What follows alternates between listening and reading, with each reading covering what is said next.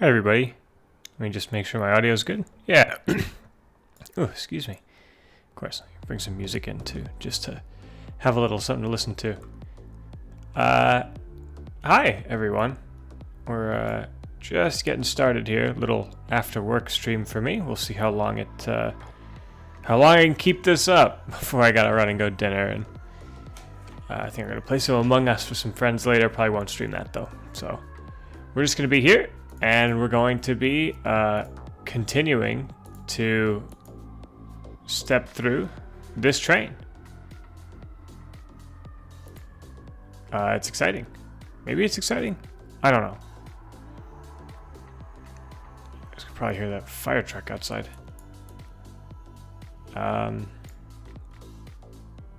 Cool. Countdown still has about 40 seconds left. I'm going to leave... God, excuse me. Leave the countdown up and just finish off getting ready. There's a couple more small things I want to get done. So, got to open up my reference files. I've got to get that all prepped.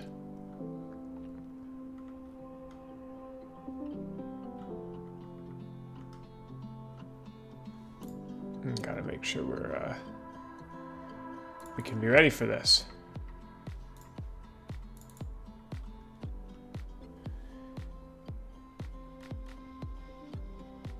Hi Adrian, how are you?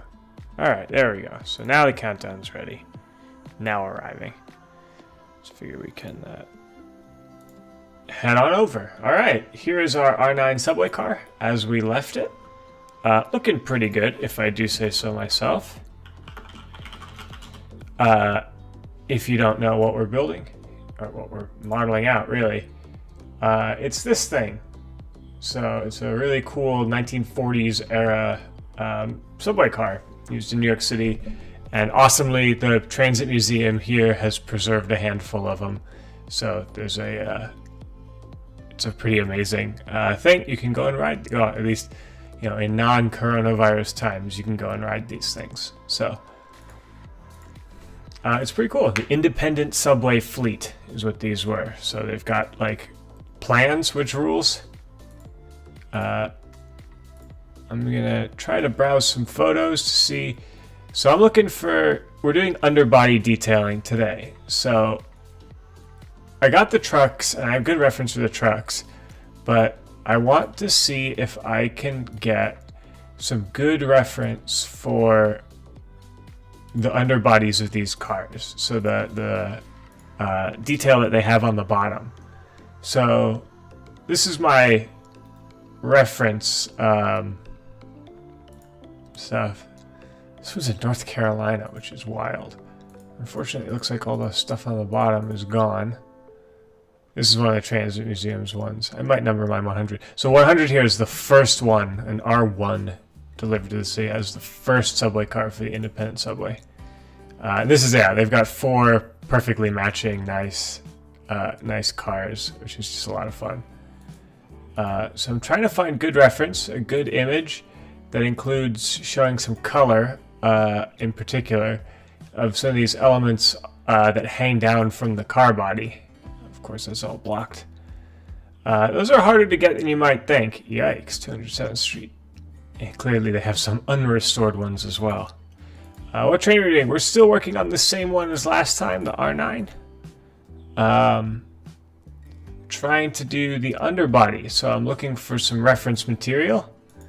Unfortunately, not happening here. So,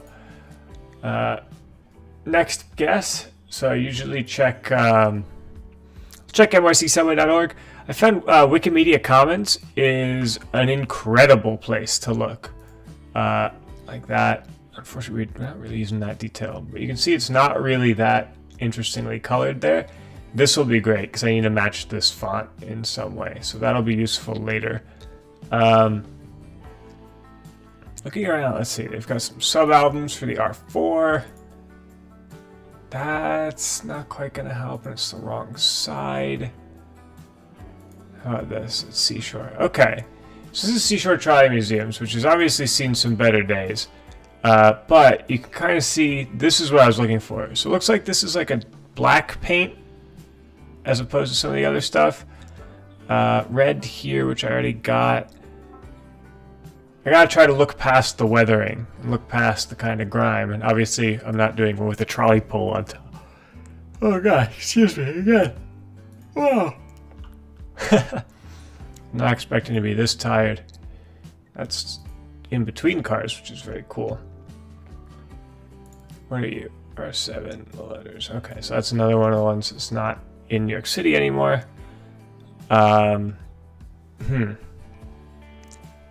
So I'm trying very hard. I'm just looking at these tiny little previews, trying to see if there's anything that might give me good reference for the underside of the car.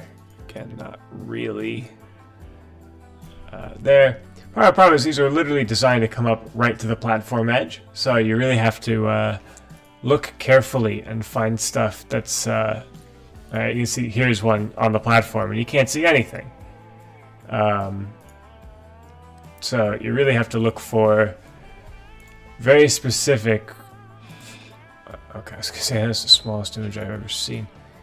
Very specific images of them, like, out and on the move, which of course are hard to find. So these guys aren't doing it for me, unfortunately.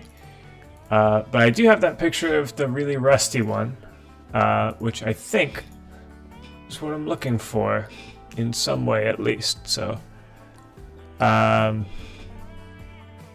it'll do. Just gonna quickly look and see if I can find anything. Anything to use. What is this? It's Minecraft. That's impressive for Minecraft, but try really hard to use original original imagery and not like... I don't want to base things off of other people's models or stuff that's not quite accurate. Oh, that's tiny.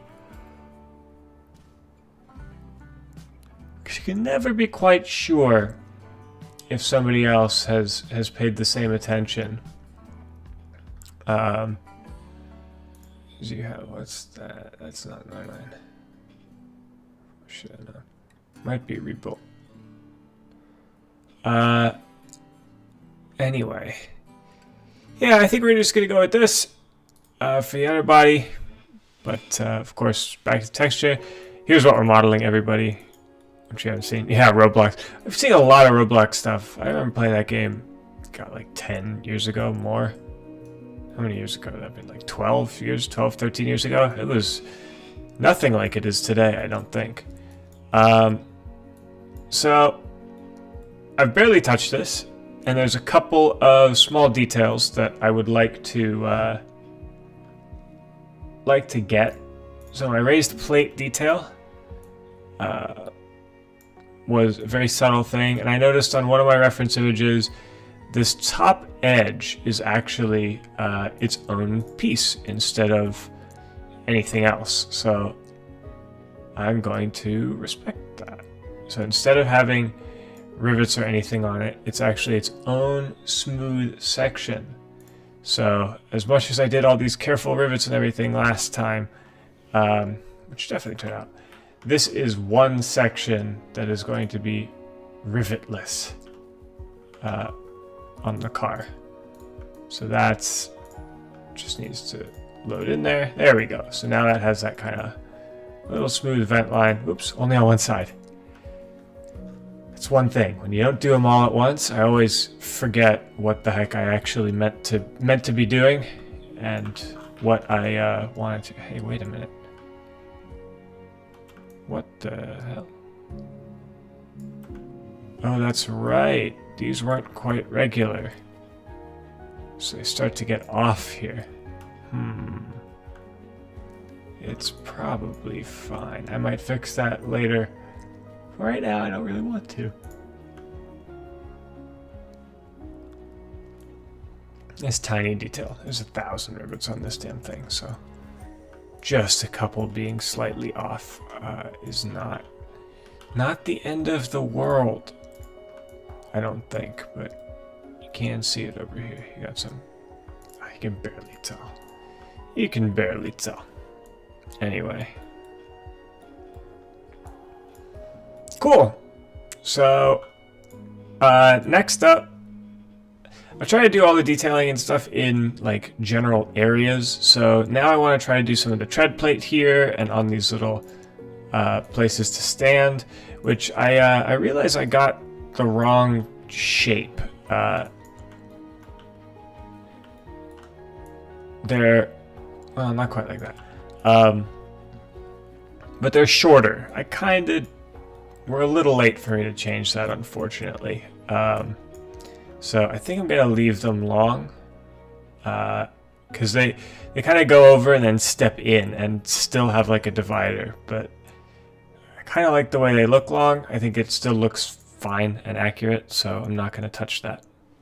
Anyway, cool. So detailing on the front. We do not have a lot of pixels to work with. That is definitely something. So what we're going to try to do is utilize some of our detail areas and things. If we look here, this one will probably do it for us. So in particular, we don't care about all the old transit people. I don't really need the emergency brake. That's fine. Scroll down. You can sort of see we've got a door handle for the sliding door. We've got kind of a rubber, like a chain, but the chain's got this like rubbery coating in the middle, which we'll have to texture on. Then all these verticals are actually coiled springs. And you can see down here, it's painted green, but we have sort of a texture here and a texture here. Oh, never mind. I was actually more accurate with the shape than I thought. I'm glad I'm not changing it. Anyway, so we've got some grippy texture here, and then we need to do this rubber stuff. Thankfully, these handles and things are all hit with the same green paint, so we should be good.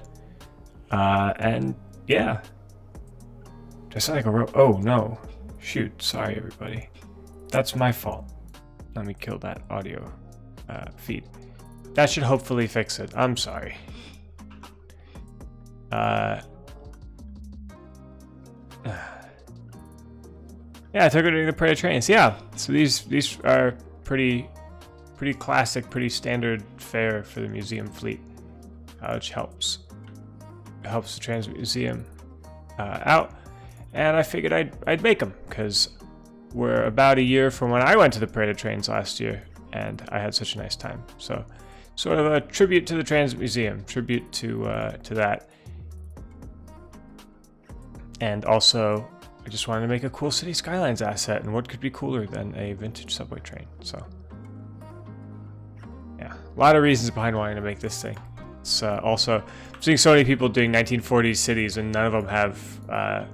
in particular, elevated trains, and I know we have the Do Not Eat's great gate cars from back in the day. That'll work for those chains, by and large. Now, sunken detail, I want to kind of paint in some sunken detail here, there, to try to accentuate the rubber a little bit. Perfect. You really don't have that, I really don't have that many pixels to work with here. So it's all about trying to make the best out of what I have. I can do a little bit of like chain patterning here, and that might help with something. Might help it look nice. So I'm just gonna try that out. I don't know if it'll work or not, but save it and see how it works. Yeah, that actually looks really good, I think.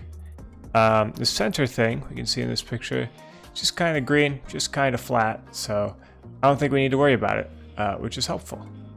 So next up, we need to try to do this diamond plate stuff. So that goes on here. And I actually have a really nice technique for diamond plate. So I'm going to use my raised plate detail, which is not particularly bright, I guess, would be my best description for it. I've got some layer effects on there that sets up the like approximate height of these. So I'm just gonna kind of make, I don't really want to do that pattern. Let's do that pattern. I think that is close to the sort of detail I want. So we'll do that. And I think, yeah, we just step it down every 2. And this gives me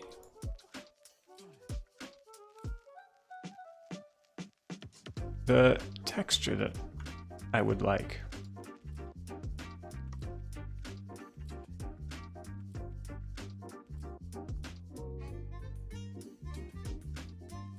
Which is perfect. So I'm just going to keep going up here.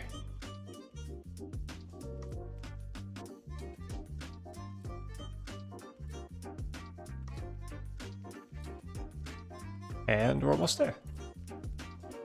So that, it's a super subtle detail. It's so subtle. I can almost guarantee nobody will ever notice that this exists. But I will. I'll know it exists. And I think it just really helps. Like, I know a lot of people spend a lot of time on making sure everything is crisp and the paint jobs are all perfect. And I kind of care a little less about that stuff. But if I can get like the materials all looking really nice, I'm much happier. So you can see there we go. Look at that. We get the little pattern right on these things. I think that's great. I actually really like that. So I'm good with that pattern. Cool.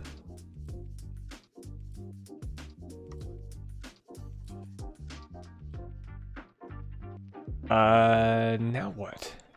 That's right, now the diamond plate. So diamond plate's a little bit of a different texture. And this is the pattern I use for diamond plate. So it's this kind of crosshatch sort of thing.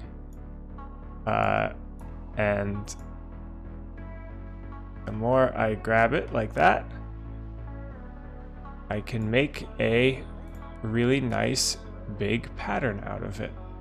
And for this car, really only covers this central area. So I can do that, and then I'll just do that. And you can see this, it tessellates perfectly and almost instantly. I have this nice textured pattern here. And I can just grab this and pull it over by 1. It's not actually this wide on the real thing. So of course, I'm not gonna be keeping it this wide. I just want it a little wider because now I can turn on my UV, figure out where I do want it, just about here, and delete it on both sides symmetrically. So these two, and then it actually stops like a pixel before the edge. So I'm just gonna trace very carefully. I'm just gonna trace my UV, and there we go. So now I'll just move down here and delete. So now, when we go back, we get our little grip diamond plate right here. Perfect. Which is awesome. So that looks exactly right. Now let's do the door handle. So the door handle becomes a little interesting because it's different material. The door is right here. And of course I have it modeled. It's nothing right now. And that's not the best. Hard to see what the door is right there. Hard to see what the door is right there. Surely there's a better picture somewhere. Like this one.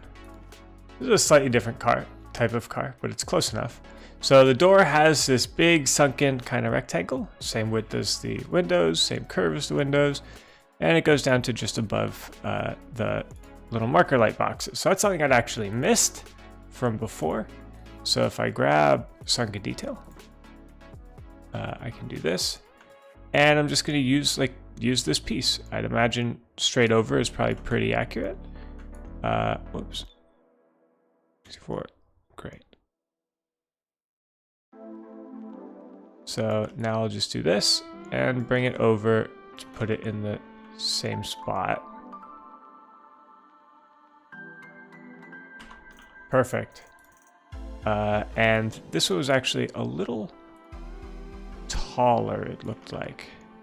Almost more square. But not that much. So if I save that out now, there you go. We can see that kind of thing. Looks like the bottom needs to come down very slightly. I think the whole thing could probably come down a little bit. Do I ever get tired of what I do? Yes and no. Yes, every once in a while I'll be like, oh, I don't want to have to do this today. And then, you know, it's a hobby, so I won't do it today. But yeah, it really depends. Base. So you're going to be able to see, and again, not to be like, oh man, this is so great. But like, this is where you're going to see some of the magic of the blending mode workflow that I'm using a lot lately. And by lately, I mean like the past several years. Because what I can do is I can do that for my door handle. We want it to be just above. Actually, looks like it needs to be a little taller.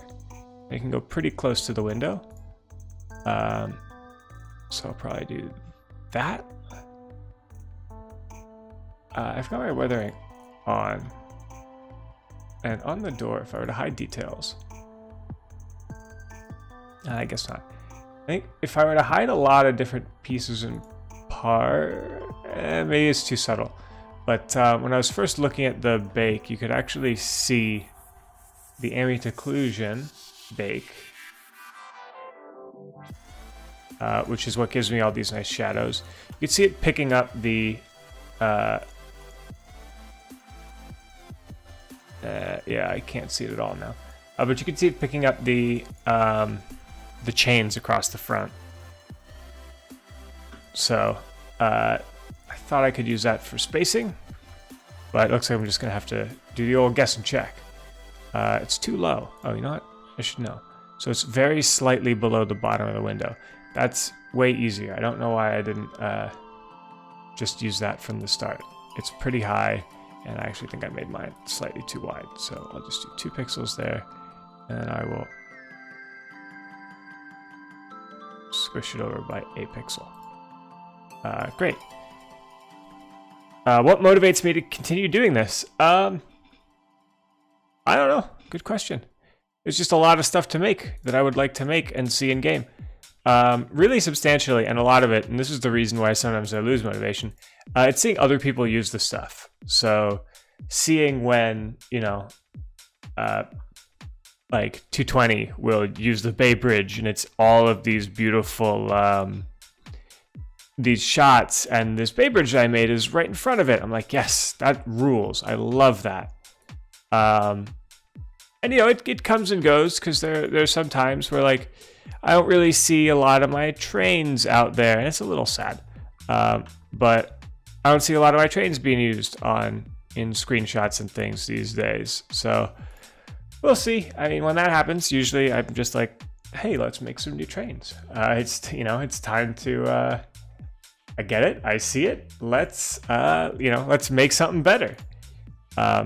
So I tried to push for improvement there and use that more as a motivator to want to keep going and make new stuff.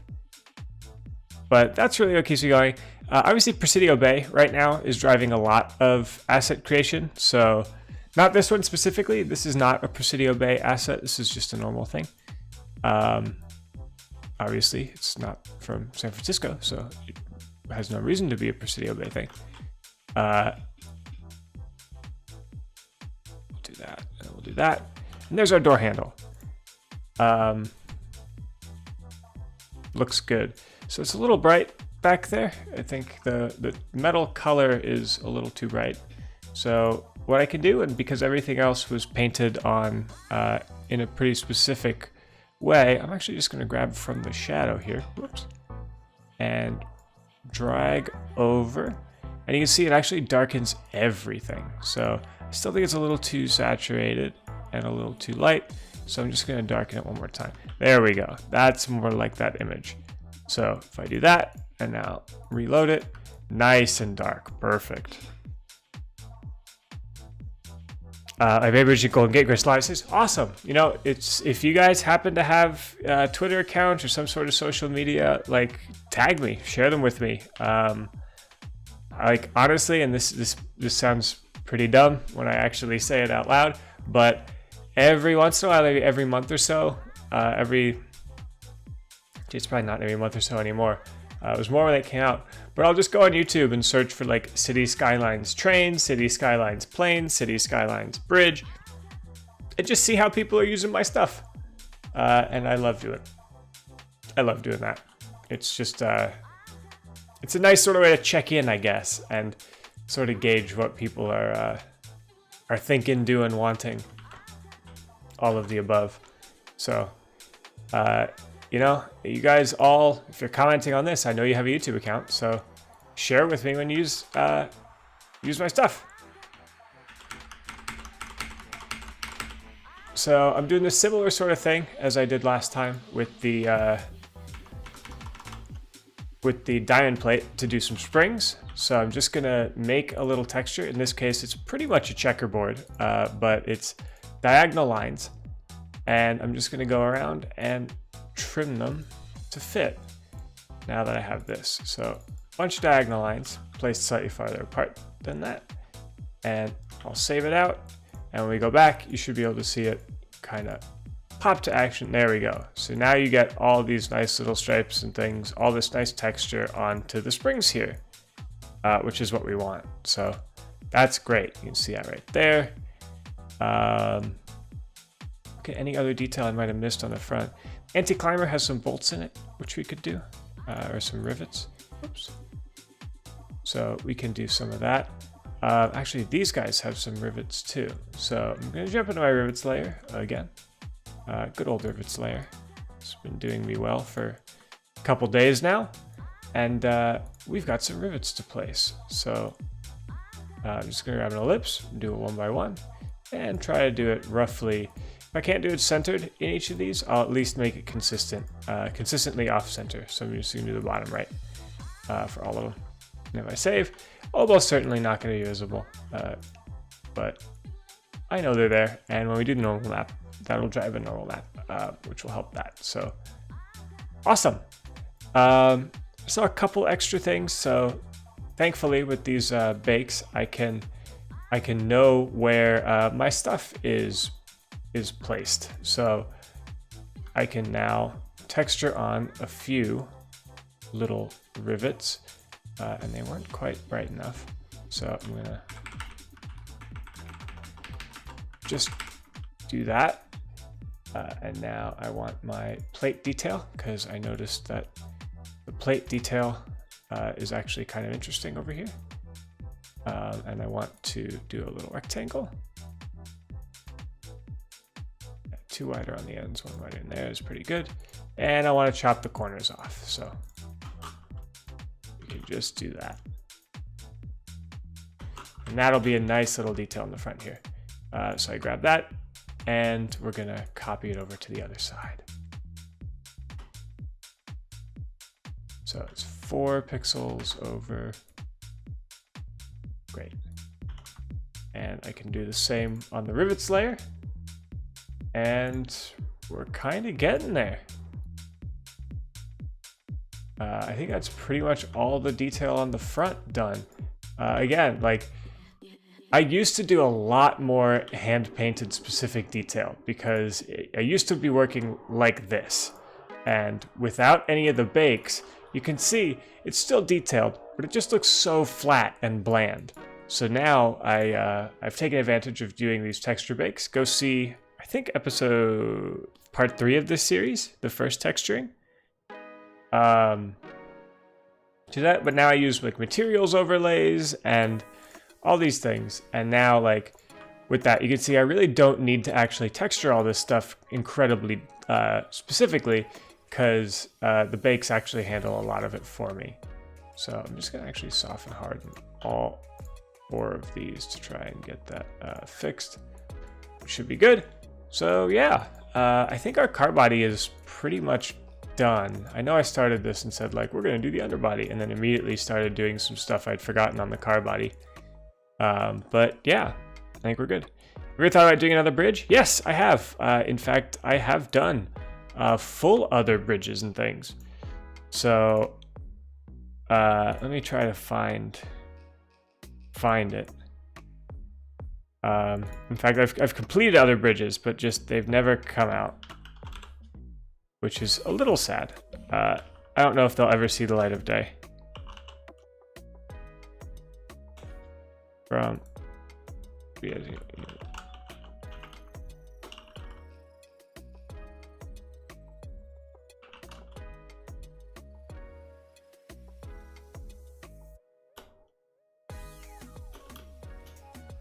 add image from.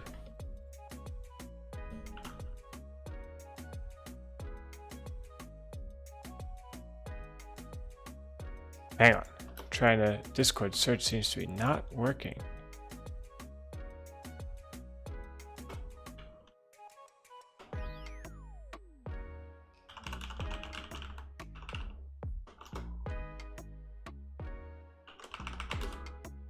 Sure, this is riveting for you guys to watch. Yeah,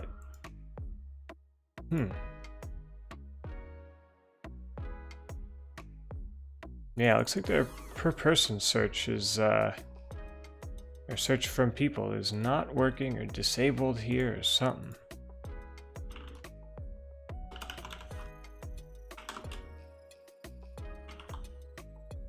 Weird.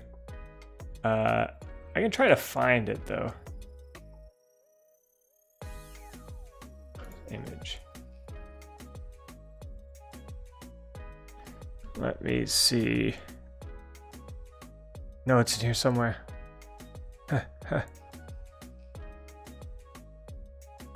No, that's too old. Shoot. Hang on. I'm gonna find it.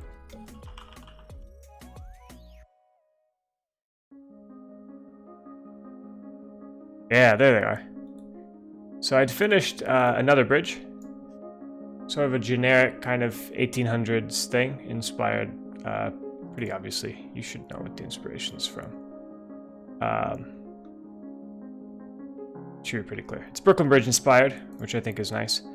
And of course, I really loved how it looks at night. So unfortunately, those probably aren't going to come out just because the road set that they were going to come out with isn't coming out. So, you know, we'll see. I might try to swap out the road deck for a generic road or something in the future.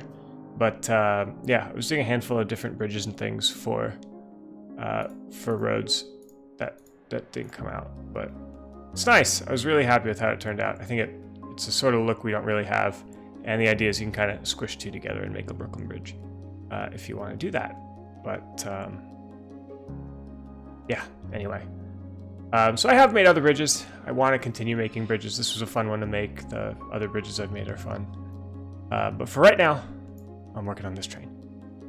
Kind of sticking to what I know I'm good at. Cool.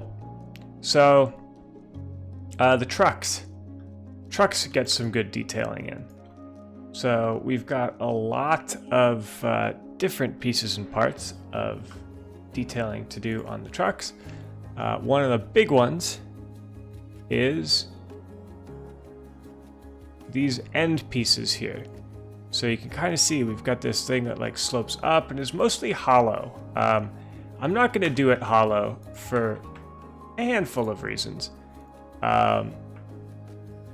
Most notably because I don't want to have to bother with alpha map stuff down there.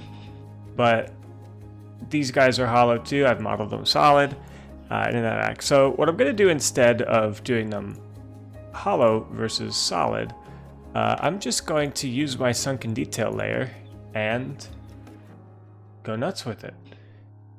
So we saw that it's got these like nice rounded corners. So my usual strategy for that, for anything with like rounded corners, first we're gonna do the, first we can do the center piece. Just generic Brooklyn Bridge inspired bridge. Replace that old massive Brooklyn Bridge. It's so out of date, bro. Yeah, it's unfortunately old. Unfortunately, it's an old model. It's beautiful, but it's very old. 17. All right. Whoops. So I gotta make it one wider.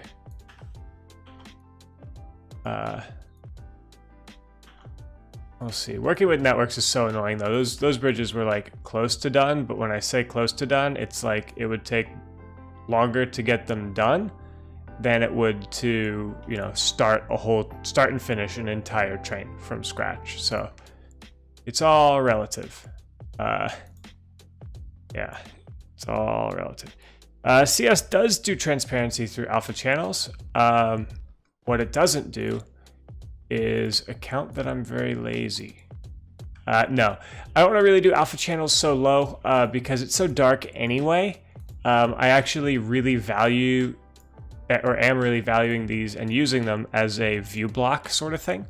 So I don't want people to be able to look inside the trucks, even if you can in real life.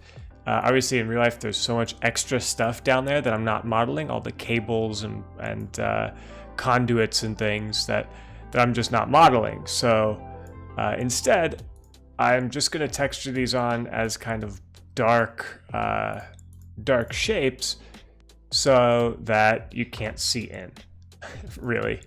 That's a big sort of thing. And I'm going to move it a little closer. So I don't want you to be able to see into these. So yeah, I'm basically using them as a way to block the view. So I'm going to do that. I don't really have great reference to the bottom, so I'm just going to kind of do the same thing down there. I think that seems nice looking. And yeah, there we go. So you can kind of see there's still stuff down there, and I don't really want you to be able to look in and see the traction motors and see these different things. And yeah, so that's what we're going to do instead. Yeah. All right, so turning on my UV for this one because it's useful. I want to go 2 away from the UVs, and I think that brings us to go to here, and we're going to go all the way because this is basically a piece of strip metal that's bent and formed like this. So that's good there. Now I'm just going to kind of manually draw a curved corner in here. Doesn't matter, it's perfect. We're working at such a low resolution that anything that kind of vaguely is curve shaped, go away, CCleaner, counts as the curve that I need. So we're going to do that. We're going to do negative width. And we're good there. And perfect. So those are done. If you look at the actual front of the car, here you can see that we've got 2 kind of raised lines on the front and back. Obviously we've got a ton of bolts and rivets, which we'll handle later. So first things first, I'm going to find my raised detail, the main one now, and do this and grab some lines. So we're good. Every city must have a dramatic bridge. Yeah, definitely. I agree. That's why I was making them so dramatic. We just need to, unfortunately, it'll take a lot of work. Maybe if I get back to Gramercy ever, which I don't think I probably will, at least in its current incarnation. Really depends. Cities is getting to be an old game, so who knows what's going to happen next. Really, honestly, I'd be so much more interested in making bridges if we had like a bridge selector mod, like the old SimCity 4 bridge selector. If we had that, I'd be like, yeah, of course, bridges all the time, of course. Who doesn't want to make bridges or a bridge selector mod? But we don't have that, so it's like to do a bridge, you have to do all parts of the network. If I could just say like, here's a bridge, it is 2 units wide, anybody can use it on any 2-unit wide structure or any 2-unit wide network that they'd like. Go for it. All right, so these wide ribs kind of continue around the side, go up, they continue around this part, and then they end. So that part is a little bit unique because I kind of chop it up a little bit. So I'm going to do this. I'm going to go up, I'm going to go across, and we're going to stop them about there. We do that, we do this, and we do this and we bring it into here on that side. And I don't think they're quite symmetrical, so we're going to do the same thing over here. And the same thing here. Where it goes just across to here. And vertical at the back. Perfect!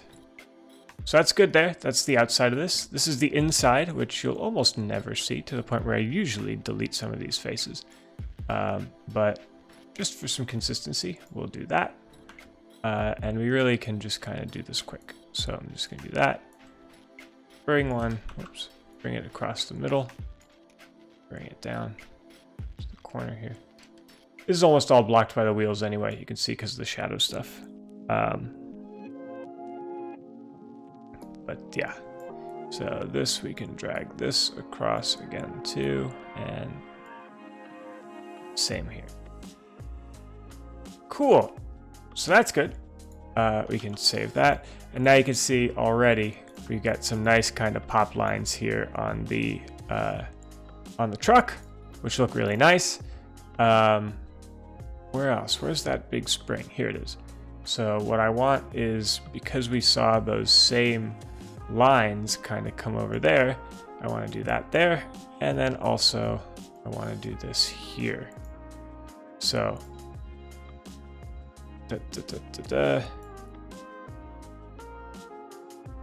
perfect.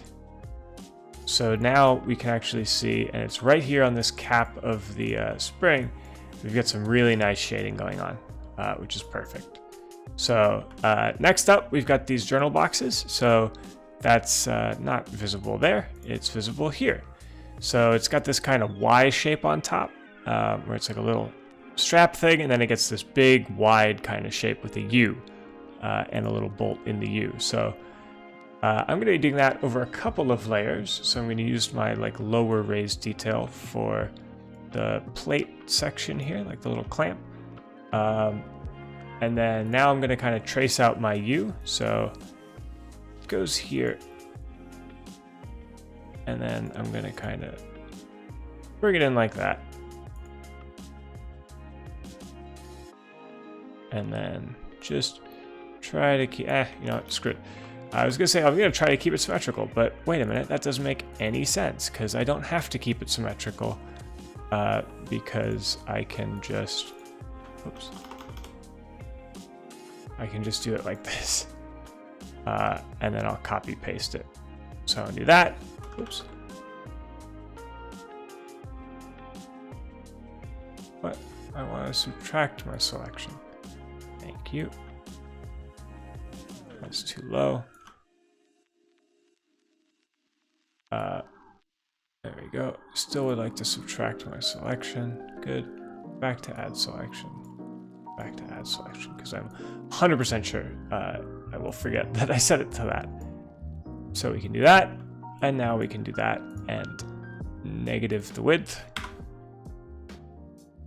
And there we go. We get our Y, and with just a little bit of extra doing, we can get the internal little ball, little bearing as well. So just want to do it like that, and we can save it up, and I did it upside down. Whoops, the cap is all upside down. I UV'd it upside down. Whoops. Oh well. No big deal. Just makes me look stupid on stream. So I can fix that pretty easily. Damn, I was so ready for like, and here it is. So we'll just do that. It's off center now too, which is not the best. So I'm just gonna center it back up. At least bring it to something that looks closer to center to me.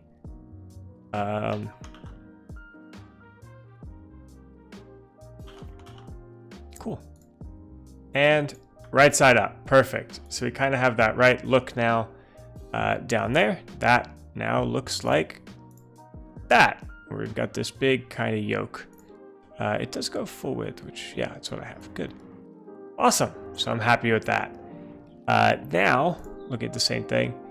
This thing has some big bolts, which will handle rivets and some stuff. Actually, these ones look like bolts. And then it's got some like plates and things on it. So I want to try to incorporate that that look and feel. So I want to do some raised plate detail, where we can just do some nice rounded rectangle, pretty minor radius. We'll do it like an L shape. And then up on normal raised detail, it seems like there's like a point out to the later thing. So we'll do that. Now onto rivets, back to circles, because we got some big old rivets to do. These ones are pretty large, so we can brighten them up to help make them stand out a little extra. So we do that, and then we can do that right here on the end. Perfect. So if we save it out, you can now see we've got our rivet detail right on here. So that's exactly what we want, which is awesome. Looking back at our reference, you can also see we've got a lot of rivets up at the top here. None really on the side. We got a couple on the inside here, so let's just take care of that while we're looking at the side of the truck here. So we'll do some nice big ones. I think that's kind of gives the feel that I'm looking for. And we'll do the same on this side. We'll do 3 on that side, because it looks like they're actually asymmetrical. So if we do that, there we go, perfect, get some bolts. This is all tiny, super subtle detail, which, hey, it's always nice to include. Awesome. So towards the end, if we look very carefully, we can't see anything because this picture is very dark. Man, I wish I could have just gone to the museum. Okay, good. So it's smooth over here. The very ends have a bunch of rivets. Not rivets. These are bolts, not rivets. No, sorry. These are rivets now again, not bolts. My God. Jeez. So it's time to get that detail done. So these ones likely have a big grid of 6 or a grid of 8 even. Awesome. Now we'll bring that down 6. We'll bring it down again 7 and down again 6. So we can get that. And now we'll just do some more. Try to avoid freelancing detail like this as much as possible anymore, but sometimes it is just the best option to get when you're getting bolts and things. I'm 100% sure like the actual reference I'd be using would differ based on the age of the car and, you know, what rebuild, and this is sort of a generic R1 all the way through R9 anyway, so it's not necessarily a specific model. They're all extremely similar but have some differences, and I'm sure like pattern of bolts is one of those differences, so I'm not particularly stressed, I guess, about trying to maintain accurate bolt patterns on this thing. But I do want to make sure that they are patterns and that they are at least plausible. I think this is a good looking chunk. I'd like to kind of add 4 more down here. And then, oh, none down there, of course. That makes a lot of sense because you actually think it's just a piece of metal bent that way. So there's only ones where there's where it overlaps with other pieces of metal because they need to be riveted together. That's one of the few things. That's actually a decent tip if you're watching this as an awful tutorial. But it's always worth checking to see how stuff, like if you have to make up detail, make sure it's detail that makes sense. Make sure you're not bolting stuff. You'll always see this in like, oh, GTA, how like GTA's biggest fails, and granted, it's a hell of a complex game. But every once in a while, you know, some artist will be like, this house needs a little detail on the outside, and they'll add a window without realizing that, like, it doesn't line up with anything on the inside, or it doesn't make sense to have a window there, or you have, you know, two windows that render different interior sections directly around a corner from each other. And that's just like, that's obvious mistakes that you should try to avoid. There you go, look at that. That is some intensely fine detail. Just harden up those edges so we get some nice angling there. Cool. I think the truck is getting really close to done. I want to give a little bit of attention to these things, which I believe are UV'd down here? No. Up here? No.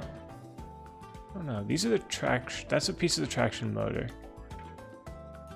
That's the leaf spring. Where is that piece UV'd? It's this. This is what that is. Cool. So, in keeping with these things get some mighty bolts, we'll do some big old bolts here. What these are for, who knows. So slightly freelance detail again, 20, so 10, and we'll just make sure it's done on both sides. So now when we save it up, we should get some bolts. There we go. That did a ton actually. Wow. I don't know about you guys. I think that did a ton. Looking at the third rail shoe. Cool. So it's a pretty smooth box on the side. We got some small little things on the top. We got a big bolt over on the side. Rivet, whatever the hell they are. So that we can manage. So I actually want to go full white for this, which is as kind of tall as I can make something on the normal map later. Because again, as I paint these here, I'm really, the real secret is that I'm painting directly onto the normal map. So I will literally convert this layer of diffuse texture straight to the normal, which saves me some time later on in the process. So we're going to do sunken detail again here. Rounded rectangle. You can really kind of see this shape in real life here on the side. So I'm going to just make sure to include it. Now we can save that out and whoops. Man, I'm getting everything wrong today.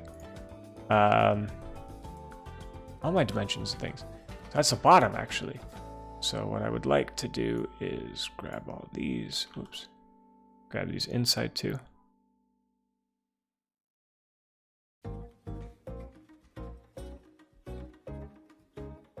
I'm just gonna do that.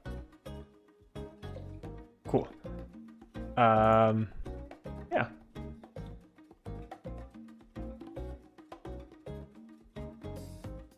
Great. We'll put these guys up here and put these guys up here. And I actually got these ones wrong by a full 90 degrees. So let me delete them and we're going to take it again. And to try to get the curved shape that these things actually have a little better, we're going to do it like that. So that, and we can delete it. What would I like to see in a City Skylines 2, theoretically? I don't know. I've talked about this a handful of times, and every time I'm talking about it, I realized that what I'd like to see would make it a really unfun game. I think I talked a long time about it, but I'd love to see more, less of a focus on building and more of a focus on management. I think infinite growth is kind of a weird thing to try to build your game around. A real city is never finished. That's just preposterous, right? There's no such thing as a finished city. Nobody's like, done. Time to move to the next one. That's just not an urban thing. But like, you can run out of room here in City Skylines. That's fine. Like, you know, that's a normal part of the process, which is just a little strange given how kind of foreign that sort of whole concept would be to a real city kind of fully running out of room. I'd like to see more neighbor interactions. I think, unfortunately, City Skylines doesn't really do a great job with with neighbors and kind of giving your city existence in a larger world, right? You see random planes go off to Renberg and Brockway and like Springwood and all these different places, but you can't really do anything else with them. I'd love even the SimCity 3000 or SimCity 4-way where you could like buy and sell electricity or you know, figure out ways to deal with the city and figure out ways to kind of deal with stuff regionally. A lot of the stuff we're doing in Presidio Bay is really neat to me because it's really regionally focused in a way that I haven't really seen much else done in City Skylines that kind of discusses regionality, because it's a big thing. No city really only exists in a vacuum, and like, you know, when San Francisco has some new policy, like new tax policy or new planning policy or something like that, or even just like becomes popular, like Oakland will feel it, nearby towns and cities will feel it, and I'd love to have, you know, more stuff out of your control, directly out of your control, affect the way you have to play the game. Village overhaul update doesn't change basically, add more features. Yeah, it depends. I mean, I kind of hope City Skylines, like major updates and things, are tailing off a little bit. We haven't had one in a little while, but wait, what the heck did I just actually text you? Oh, that's right, the little tanks and things. Yeah, they're looking good. Cool. But like, we're not getting. I feel like all the stuff they're doing to update the current game is cool and good, and I'm glad like we got so much, but it never really affected the core game. Like, you can still boot up a game with all the DLC installed and just play vanilla. It's all like weird optional stuff. Oh, it is the texture. I kept clicking. I'm like, what is this gray screen? It's weird optional stuff that you don't really have to think about or deal with or do, which is not the best. Yeah, it's just not the best. I don't know any other good good way to describe it, because there's just so much left on the table, really, in terms of like stuff that you can do. See, a lot of people transport fever to a detective. Somebody's gonna need to teach me at some point how to have fun with Transport Fever. I just have not thought any of the Fever games were very fun. The simulation is super shallow and bad, even when compared to like Transport Tycoon. Like, people had this figured out 30 years ago, or nearly 30 years ago, and yet somehow Urban Games continues to screw it up, screw up Transport Simulation. I don't know. Maybe I'm just too salty, too sour for my own good.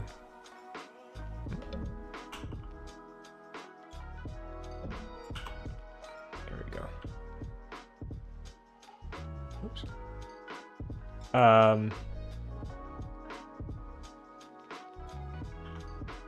There we go. Got a nice little coupler pocket thingy. And with that being raised, I can now go to my sunken detail thing and do the same thing right next to it. A little 10 by 10 rectangle. And then I'll do the same kind of cross pattern. Oops. Transfer to a visual overhaul. It's not even a visual overhaul. They're using the exact same art assets still. I don't get it. I don't get it.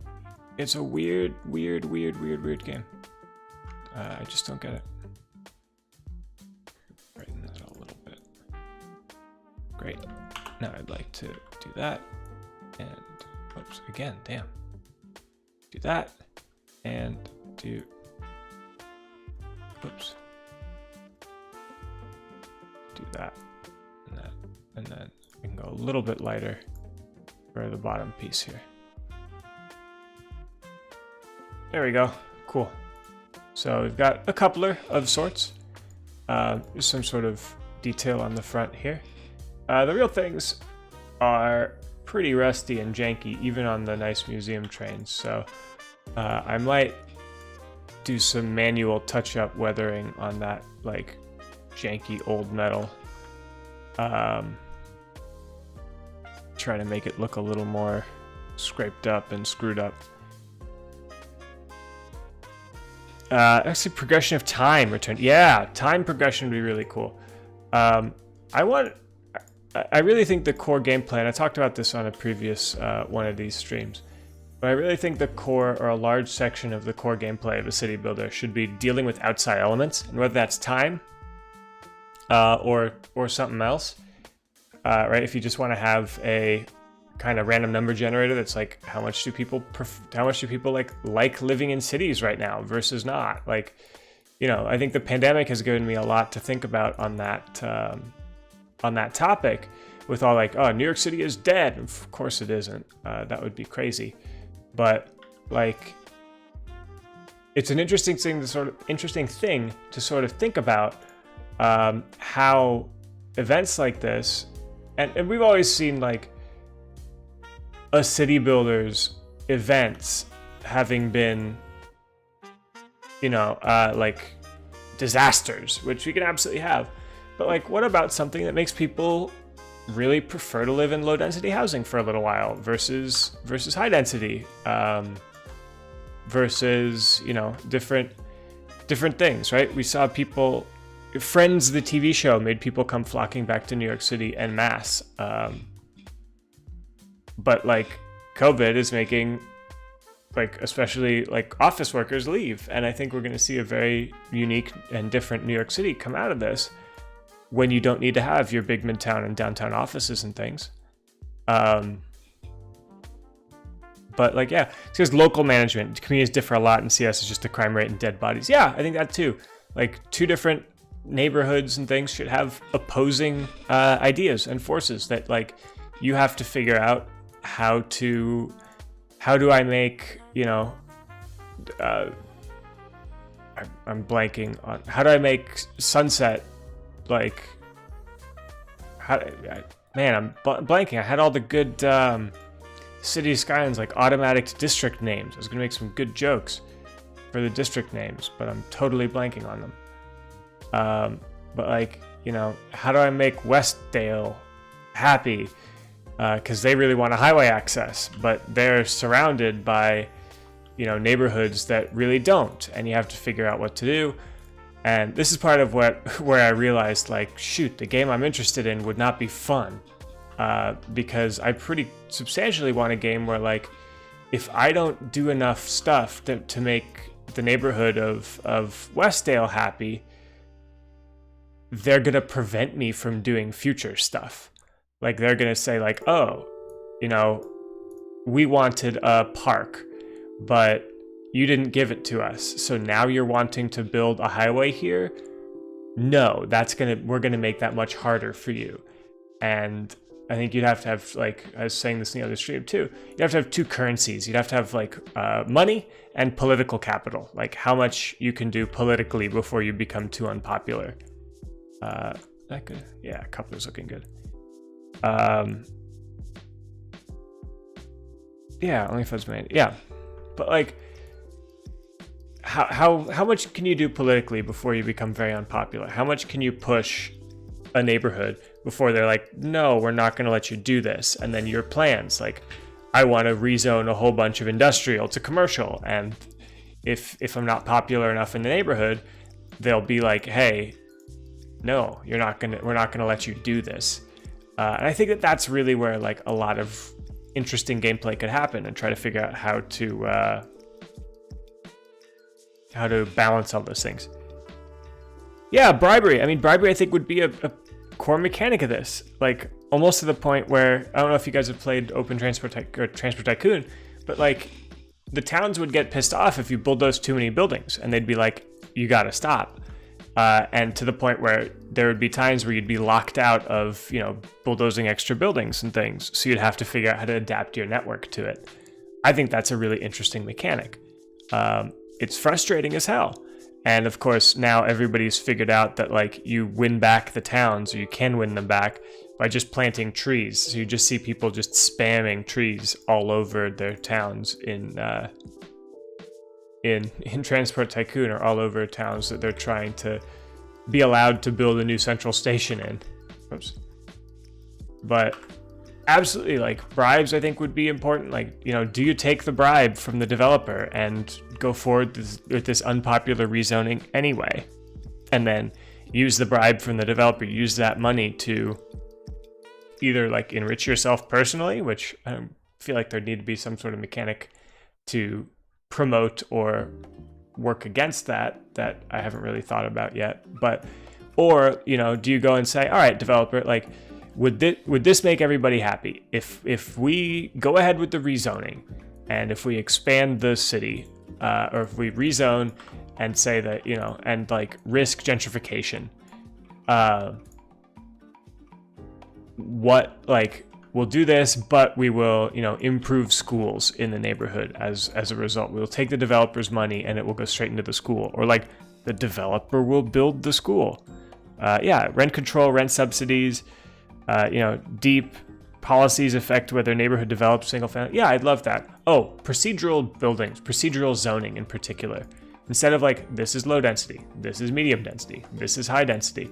I'd love to see something where you have to, like, you get presets, but you can set actual stuff, parking minimum, setbacks, bedrooms, like, you know, you should be able to make a zone, and like, instead of it just being like, this is low density, it's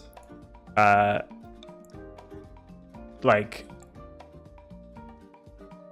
this is low density, but I can grab the low density preset, and that just basically says you need to have, you know, 2 parking spots per bedroom. You need to have, you know, this floor area ratio, which you could just show with like a little visual kind of creator.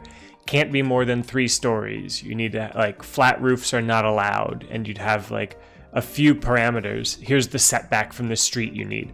And that would go and create the type of building. Like, that plus the wealth level would create the type of building. And if I wanted to say, I'd like to, you know, low density, like a single family suburban house, also you'd just go and say, this is single family only, like that zoning. In the parameters, one of them would be, you know, no commercial uses would be a parameter. Like, what do you want to allow in this zone? And if you were to check off, you know, commercial and industrial, you'd make like warehouse lofts, or, you know, like modern kind of light commercial, light industrial commercial buildings. But, you know, some people would refuse to live in buildings that are not residential only, or some people might refuse to live, or like, you know, dirty industry, big industry would refuse to, and just because it can't really realistically exist in an environment with, you know, commercial nearby. You're never going to see a big factory with big polluting smokestacks immediately, like with a little shop inside it. That's not really going to happen. Yeah. Anyway, yeah, random citizen groups, procedural citizen events. I'm all for that stuff. But like, that's the sort of thing. I feel like City Skylines, you can finish a neighborhood and it just kind of sits there in stasis forever. And that's not realistic. That's not realistic at all. So that's what I'd like to see in a future game. I'm not 100% sure if Colossal Order would even be my developer of choice for that, because I think, like, not to dunk on the game too hard, but they've missed some urban planning basics, and I think, like, you'd really need to kind of have less of an interest in city builders to make this game as I would want to see it, but more of an interest in urban theory and like how do cities, just kind of how do cities period even, how do they work, how do they do this, as opposed to, you know, let's make a fun city builder game. Because I think, like, at its core, the core gameplay loop of City Skylines is dealing with roads and traffic, and that works fine. I think they did a pretty damn good job. The traffic system, I know a lot of people hate it, but it's pretty good. I've seen professional simulation software that has the same, like everybody stacks up in one lane bugs.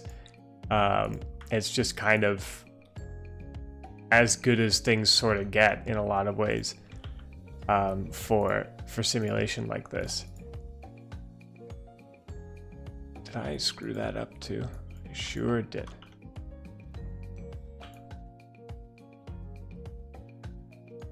Did the wrong. I did the inside is shrunken. There we go. Now the outside's nice and crisp and is now this little door. Back to dreaming about a game that despises you. Yeah, I was talking about this back on Sunday. It's like the ideal city builder that I would like is not fun. It hates you. It hates to be played. You cannot make everybody happy. You cannot win this game. And that's why it'll never be made, because I very specifically want it to be just awful to have to play.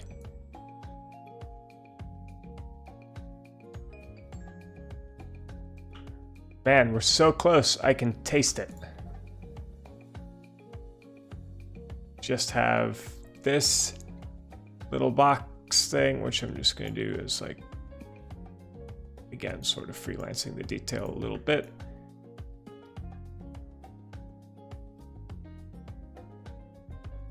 Oops, I did that on the rivets layer, which I don't want. I want that on the raised detail layer.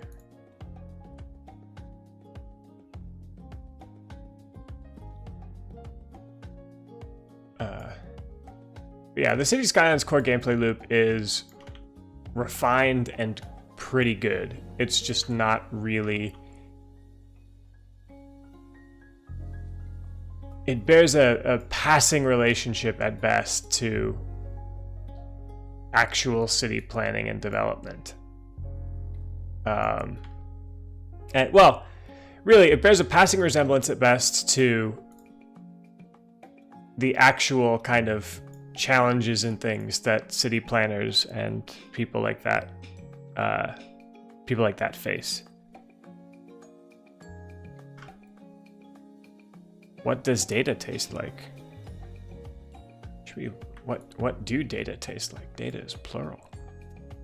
Sorry, that's the one thing that I enjoy deeply being a big asshole about.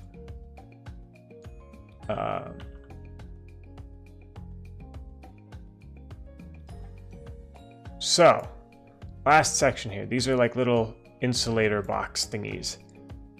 So we'll do those two as sunken detail. Raised plate detail. We'll do these pretty bright. Ooh, man, that's subtle. Now raised detail. We've got kind of barbelly looking things.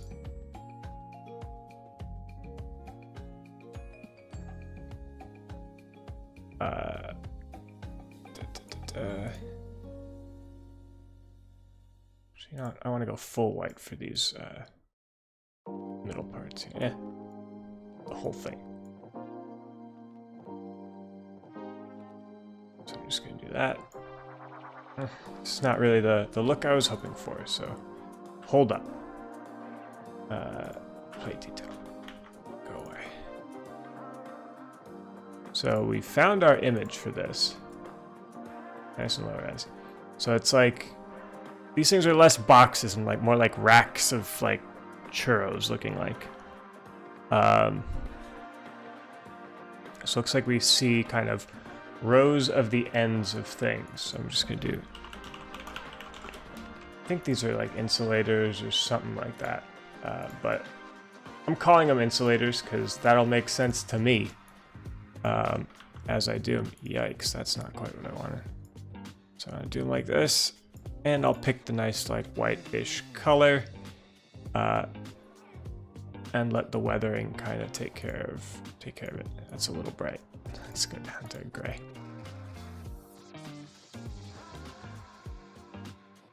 So I did, these are each repeated by a couple, or repeated a couple times. I'm just gonna scoot them down. But I did them so we could have a couple variations. So I want to do that. And this one, I don't think that's really missing, but I'm just not going to have those two. And then I do want to have a couple darker ones.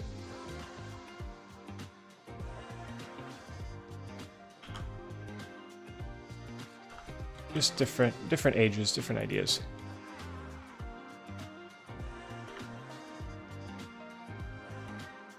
Cool.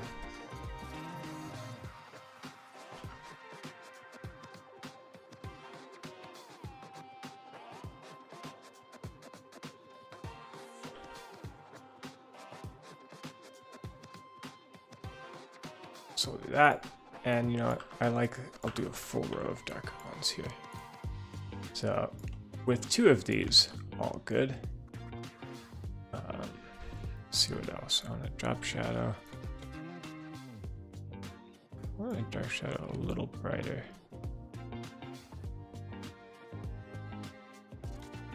See if I can't push that to all the way black. An inner glow. You can barely tell that the glow is doing anything.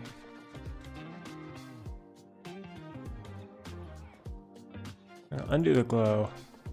I usually avoid bevel and emboss because I don't think it works very well. 100 size 1.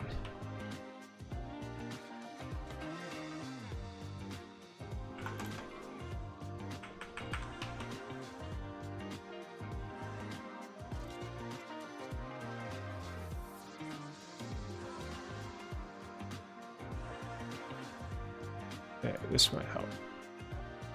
That's okay. 1.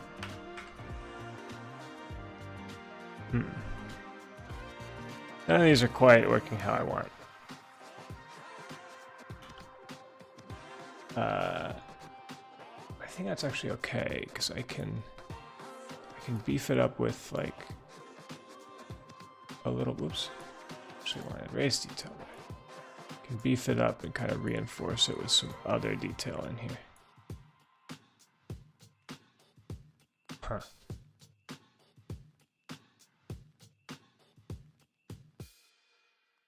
There we go.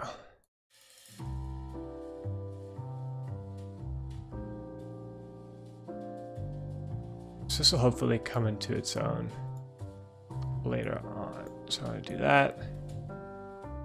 And then one of these, I think I'm just going to like slash these out here. Knock them out.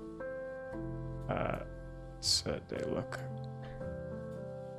There we go. So they're slightly unique. Now I want to reload. Too regular. I knew it. So let's delete the raised detail. Oops. Let's delete the raised detail here, and let's go for this insulator. We'll bring it over to here. This little cap. There we go. Still not quite how I want it, but I think it'll work. Unless I do this. Hold on. This I would like to do. I don't know why the heck it did it like that. Just want to rotate it. Just 90 degrees. Yeah, there we go. That should have been the easiest thing in the world, but for some reason. Anyway, alright. Let's get my little stripes out here. Save it out. There we go. That's looking good. I think that's looking very good.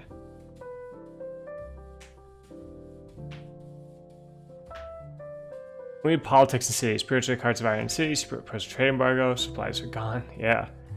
But some sort of politics. Like, embargoes at war. Like, you don't really do embargoes and things. But, like, you know, as much as I kind of hate the political hellscape of the United States, like, it's a big deal for cities to be proposed things like Amazon HQ2. And at the end of the day, like, you do kind of compete. Who do you give incentives to? Who do you distribute stuff like that to? Like, how do you deal with all this? And I think that that's an interesting kind of random event that we never see in City Skylines. There's never like a, hi, we'd like to come do this. Like, very directly, you are always involved in everything that goes on. Yeah, for better or for worse. I mean, it's more interesting. It's much more interesting to get to play, but not as realistic.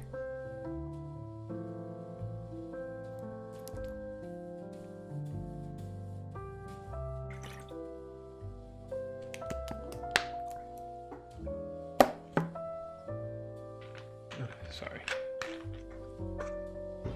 I'm sure that's gross to have just heard, so I'm very sorry for giving you guys that oral experience. Okay, so next up, this Rusty one is kind of giving us all she can.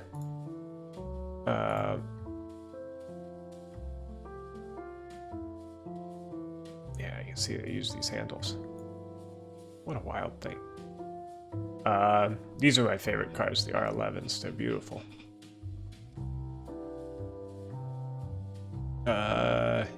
Triplex on the left, standards. Where are there 5 tracks like that? So you can picture. That'll work, I guess. Okay, so it's on black. So we gotta do the numbers. On the texture, you gotta do the numbers. Like multiplayer on a whole new level, so much granularity, impossible to manage by a single person. Tropico has that idea. Yeah, I think that I've never actually played the Tropico series. I probably should.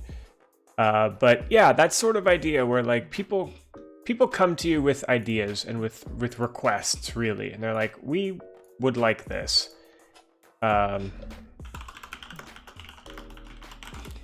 And you've got to figure out like who do you piss off? Who do you give to? Who do you make happy?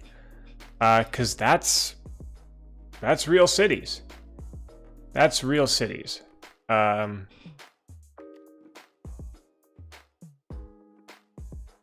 That's just kind of how it is.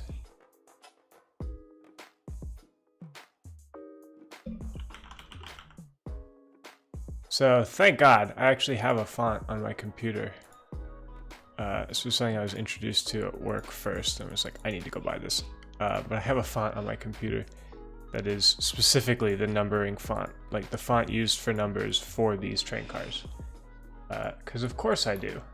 If you know my, if you have any idea who I am, why wouldn't I not have this font? Right? This is the font my like wedding invitations will be in if you knew me.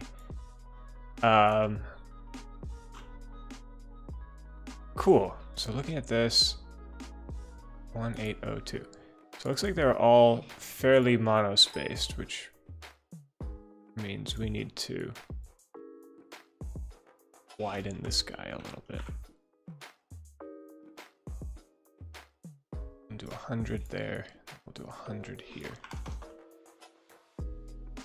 There we go. 1014. Cool. When will these be posted on the workshop? When they're done. These are not like a Presidio Bay anything. So they'll go right away on the workshop when they're done. Hopefully this week. Hopefully this week. I think that's a pretty reasonable time frame. So what I'm doing now is obviously the number, but I'm texturing it way the hell off in the middle of nowhere, right? Numbers go here and here on the car. So why am I doing this? Well, it's interesting. I'm just going to center it up. and I'm going to center it up vertically. So because it's repeated a lot, I can save texture space. So this number is pretty, I want to say pretty high res because it's pretty low res, but it's much higher res than if I were to actually scale the number down and put it in the right spot on its own. That looks like garbage. So instead, I'm putting it out here where it can be larger. Now, for the subway car, I'm going to add a cube. I'm going to assign it our material. I'm going to edit the UVs to create planar from X. And I'm going to, yikes, okay, hold on. So not used to working with this scale, with this sort of non-square texture that we have going on here. So I want it to be like that. Great. Now, literally what I'm going to do here, delete all of those. You can be flipped to make these accurate. So I can do that, preserve UVs, and preserve, fine. Preserve UVs to be able to scale it perfectly wide to get my perfect exact width. And now we have nice high-res number plates to use. So I'm just going to make them float slightly outside of the car's body, and 1014 right here.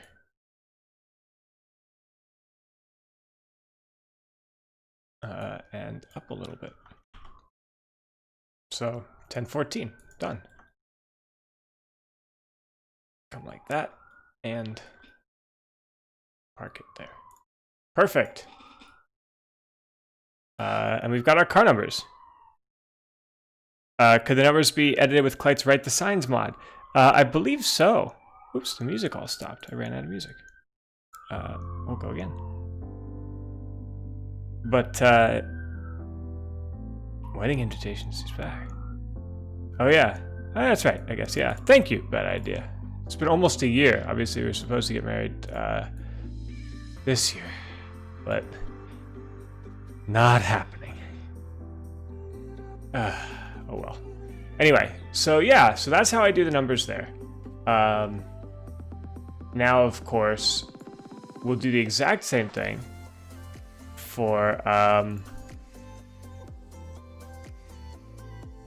oops. For the thing that says City of New York, but obviously it's not going to say that.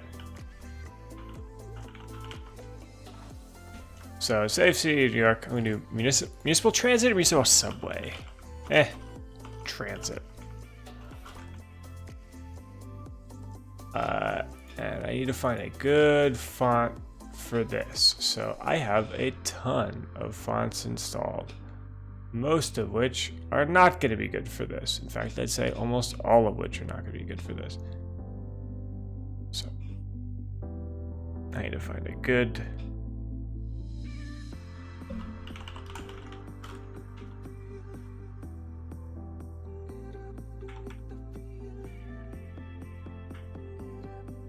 I think Railroad Roman, my pretty standard go-to now, will do it for me.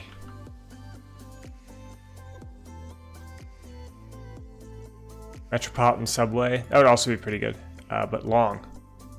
So I think Municipal Transit will do it for me for now. And now, of course, I need to do that beautiful gold color that they use. Color. It's a little too rich.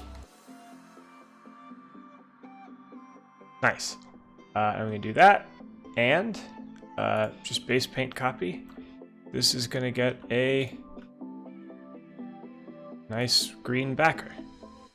I'll later alpha this, so it will be no seam at all.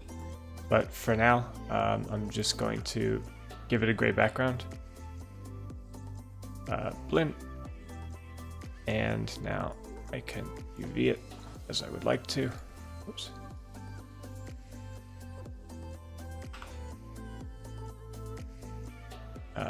We're going to do a planar projection. X, that's good. You're wrong, so I just need to flip you.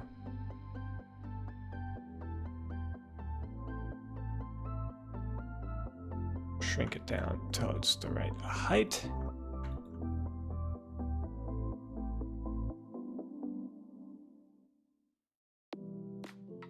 So an alpha will take care of this for me for later. Whoops. Do you need to scale? There we go. Now it's the right height and the right dimension. And now it's not quite the right dimension in that regard, because we need to go pretty far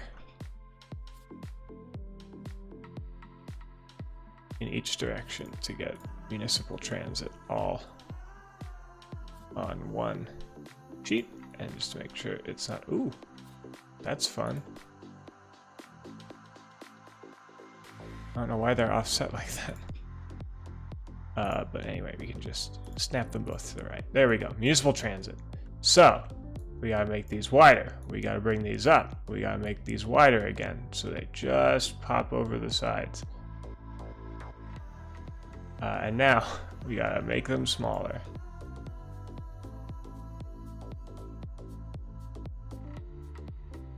I think that's nice. Municipal transit. Stretch the letters a bit upward. Yeah, I think you're right. I think this font is a little too wide for this. So I'm gonna, oh good, it's already aligned centered. Excellent.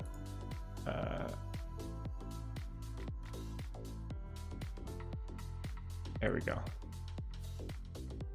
See, I don't quite know if that's any better. Yeah, that is better.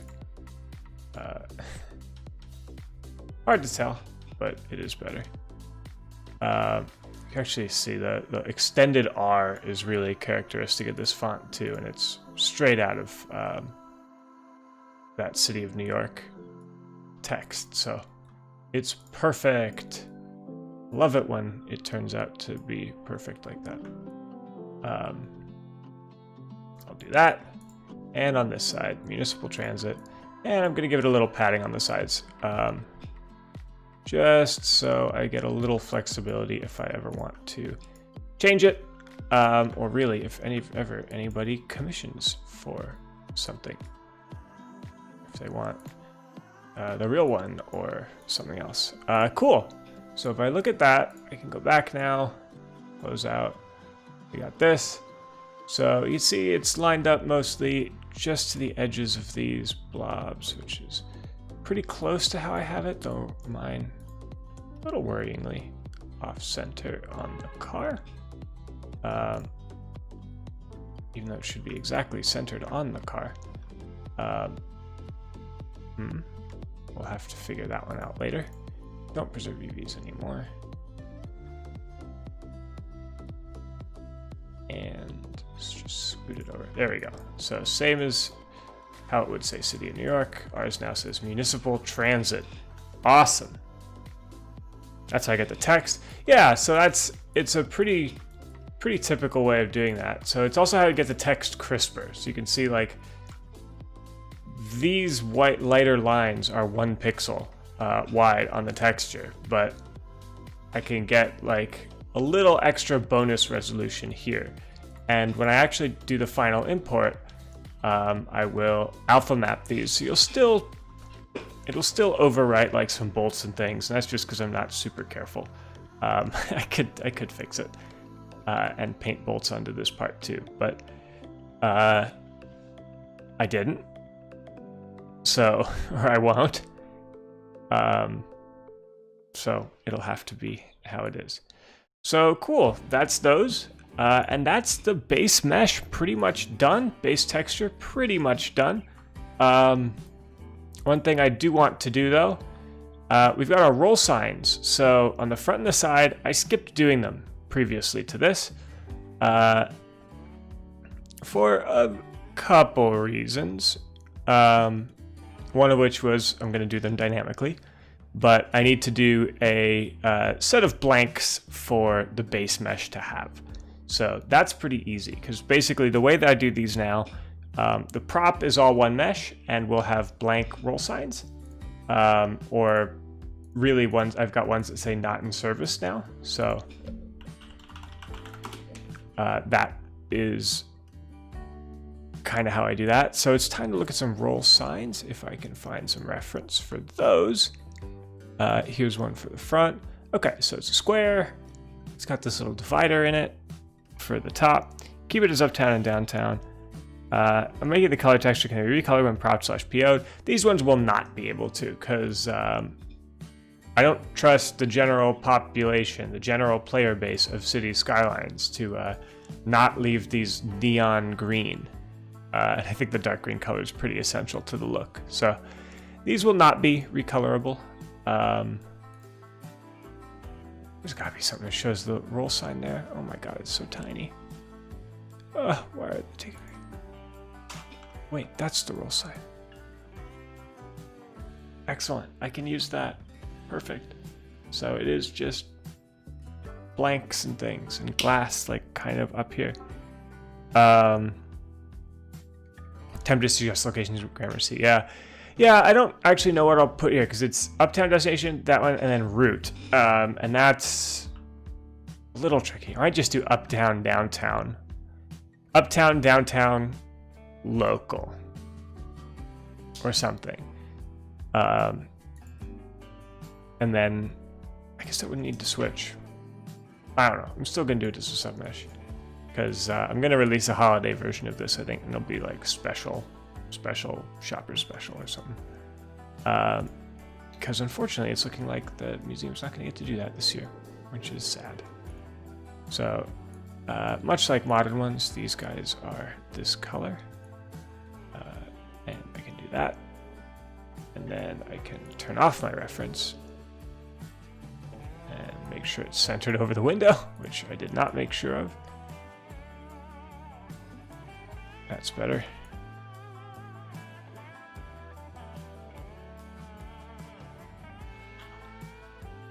And we'll do a little dividing line between the two of these, like that. Whoops. There we go. That looks like it's halfway now. 9 and 9. Perfect. So those are the roll signs. That's all the base texturing we're actually going to do, but they get a tiny little bit of an outer glow. They get an inner shadow, nice and small. And that's it, really. Actually, I think I want them a little darker. They're looking a little bright. So let me darken them up. Oops. Darken up these roll signs a little. That's more like it. And they're going to be blank when this thing's as a prop or in the yard. Main route, branch line, skip stop, local express. Yeah, I don't know. I don't want to do that many options. My others, it's a little hard because obviously my others are modern and are designed in like pairs. So right now I have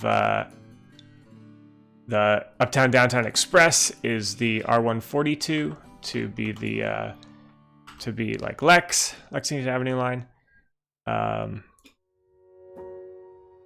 That's right, so we just need to do a little bit of raised plate detail and some rivets on this to get it right. There's probably two pixels around plus this vertical plus 2 pixels around plus 2 pixels around and 2 pixels around. Great.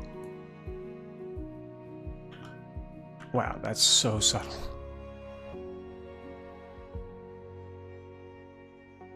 There we go. That's a little better. Oh, it's because we're already using raised plate detail there. Aha! So we'll do regular raised detail. Wow, that's way too bright. We'll do regular raised detail. There we go. Perfect. And now rivets. We got some rivets to do. Our favorites. I don't really want to do too in-depth root sign stuff. I don't think most people like having stuff like that. And this one is, of course, a little awkward due to how it's paired, and how it won't, well, the fact that it won't have a pairing kind of partner in this.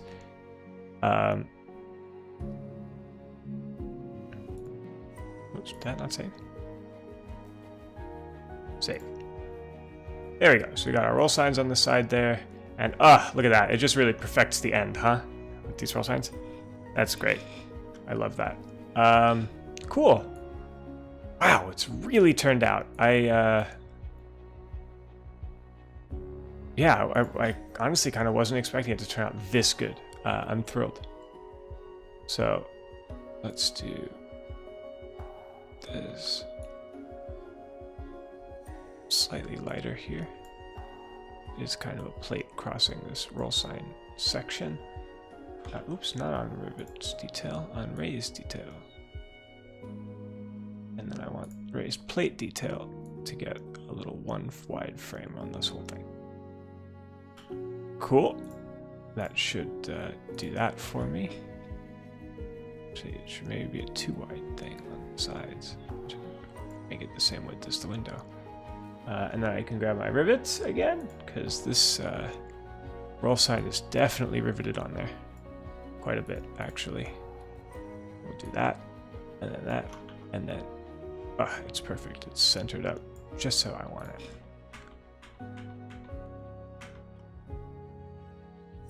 Perfect. Got our rivets on the roll sign there. Cool. So when it comes time to do the submeshes, I will overlay those. But yeah, the route will be a little tricky because I try to avoid using New York City route names. The colored bullet is what I've been doing for the other ones. But this is obviously so distinctive to have the IND letters signs. Left your photo in DJ Hammer's Discord photo channel if I need photo reference. I'll take it anyway. Let me head on over there. Thank you for the ping. Excellent. Oh, they're rounded. Aha. See, this is the problem with trying to do anything R1 through R9 is they're all different. And it's biting me in the ass this time. Let's grab a little piece of that. Because the rounded version I actually like better. So I'm going to do that instead. So let me delete these two. Now I want to do something. I remember it was 9 high. So I'm just going to do it 9 high again. That's more like it. Thank you so much for that picture. That's exactly what I needed. Because what I had was not good or right, apparently. There we go. I love the rounded look there. Perfect. Might be a little too round. I don't know. I'll fix it. I'm nothing if not trying to make this accurate.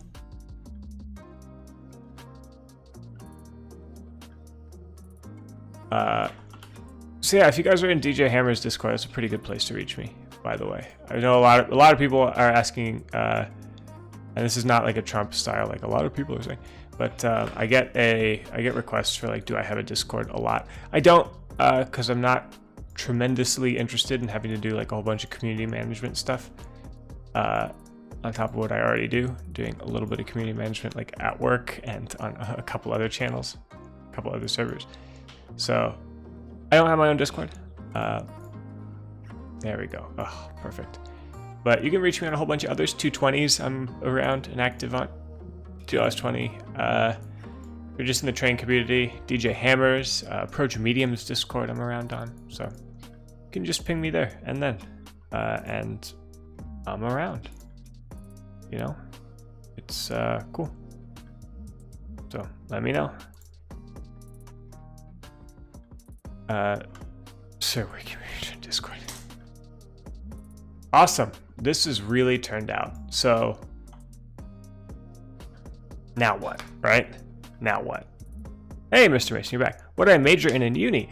I have a major in film and TV production, specializing in 3D animation, which I do not really use for work. And I have a minor in computer science, which I absolutely do not use for work. So take that as however you'd like. Cool. So that's the main texture for this. Done. Wow. Done. And man, did it turn out. This thing's hot. I love it. I absolutely love it.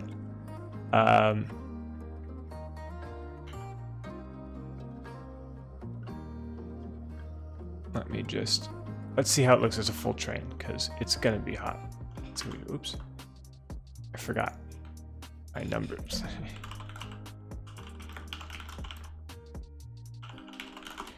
Lettering. Number board B.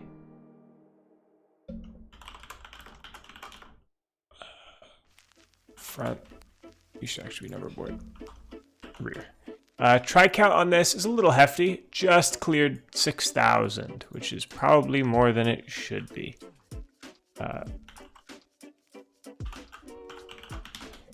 I'll probably, we'll see. I don't know. I gotta figure out how much I care, because there's like some very, very invisible back faces that I could call. Car body itself has a little bit of stuff. This stuff's all flat, but I don't really want to get rid of it, because then I'll have some confusing topology up here. It's a little difficult to maintain. So 6,000 is not too bad. 11 line, yeah. Oh, anyways, it feels weird. Like, it's got enough nice model detail on the ends that I think it's worth it. And unless you're doing a 1940s city, in which case you're already so heavily modded that you're probably not going to have very good performance regardless. You're probably not going to have a ton of these, right? Maybe as a holiday train, or like a transit museum. So you should be okay. My big concern with like high poly counts is like, I don't want to have a freight yard where every freight car is 6,000 triangles, because you're going to use those hundreds of times. So that's it. Oh my God, look at this. The train, 6 cars, R9s. R54 is 6 R9s. No, R54, I'm sure is something else. But that looks awesome. I'm so happy. It's beautiful. It's beautiful. So, traditionally, back in the day, this is where I'd be done. I'd say, okay, we're going to save all the textures. We're going to export this stuff. We're going to make an LOD. We're going to get it into the game. But not anymore. Not anymore. Now we have to do extra work, like checking my UVs on these number boards, which are off now. Great. Align to the right, and I'm gonna make sure that that seems centered up. Great, fixed. Phew, that would have been annoying to only find in game. Just because I never looked at this side of the train.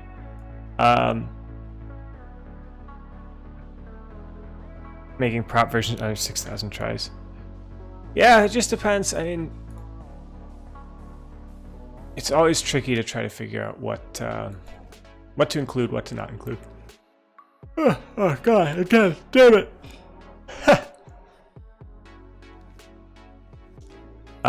So now I'm going to grab all my lights and duplicate them and group them, and lights, group 1, pull it all the way out, because these are light submeshes that I want to do. So headlight, tail light. Oh crap, hang on, I'm not done. I just realized we're missing the local express indicators on the ends of these. These red, and I think the other one's green. Rectangles. How'd I miss those? Wow. Yeah, we got a red one on one side, we got a green one on the other side. Express local. Wow, I totally missed those. Indicators. Red express on the left. So let's find a nice red color. Rectangle tool. Where did these actually sit on the car? Okay, so they're outside of the, whoops. They're outside, whoops. Jesus.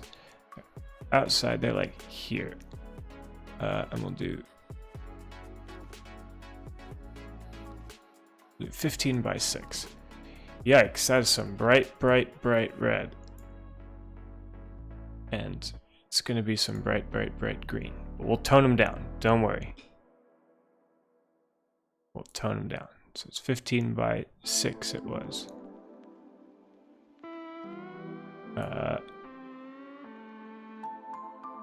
No, it's got to go on this side. Whoops. I don't need to alt. So it's 4. Got before there. Cool. So that's these indicators. So these now get an inner shadow. There we go. And that helps tone them down. And I want to get my raised plate detail. And we're going to do that. And I don't like this red, actually, it turns out. I want to do a little less saturated, because I think these are both going to be off. I don't think they're actually going to be on here. The green, same boat. I want to go a little less saturated. Still should show as like a light green. Much better, much better. That was totally wrong. I don't know how I could have done it. There we go. Ah, all the details. I knew it was missing something still. Anyway, headlight, taillight, taillight 2, headlight 2, marker 2, and marker. So each of these lights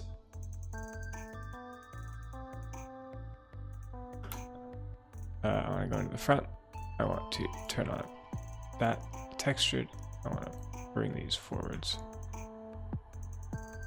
And I want to shrink each of these down to just cover the actual light section. These are going to be our sub-meshes. We're starting on sub-meshes.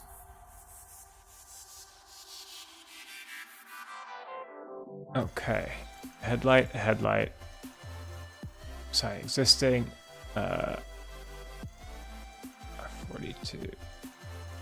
number 2, I need to check my hypershade, yeah, here we go,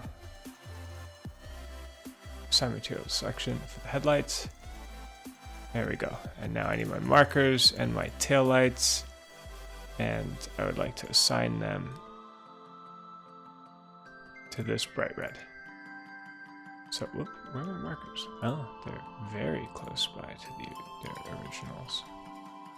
So with these guys just very carefully sitting in front of their sources, we can see these are going to be using the emissive shader, and you can really get a lot out of it. So that will help this really kind of, again, it kind of helps it spring to life almost. So those are my headlight and taillight emissive shader things. You can group these. Headlights. And markers are all going to come on at the same time. So marker lights. Awesome. Taillights. So these will all be good. Look at that. These bright, bright lights. Cool. So that's that. That's a good start. Now we have to do something pretty similar to the billboards, but a little bit different, because we're going to be doing roll sign stuff, which is basically just billboards on a separate mesh, which lets me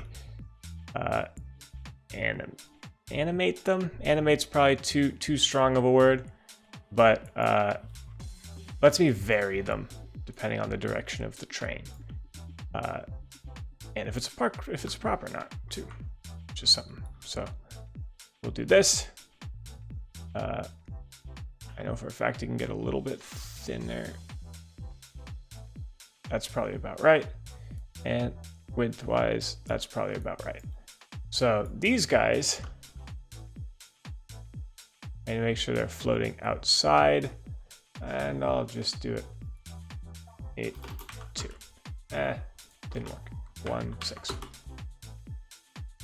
There. So these now are going to plate over, basically, and cover the entire roll sign end. And that's kind of what I want. So I want those there, and I'm going to want ones on the windows of the car here. So I'm going to do that. And this is probably the stupid way to do it, but I feel like it works fine. So I'm just going to keep doing it this way. But we'll see.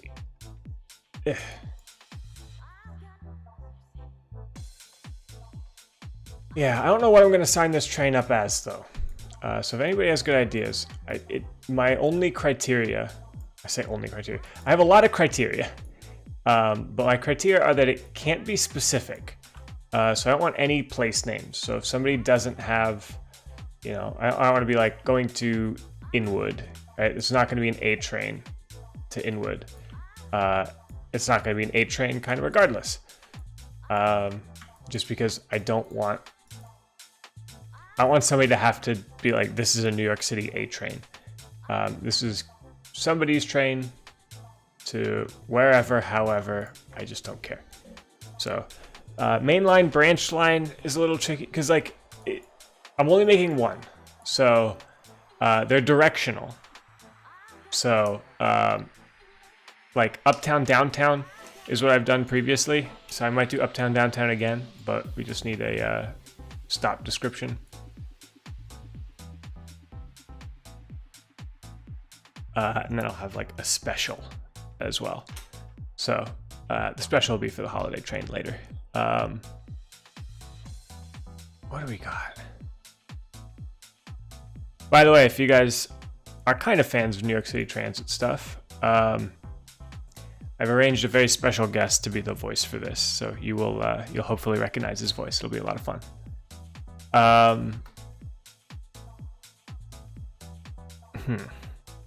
Front row signs up and down on the left have to be just town on the right.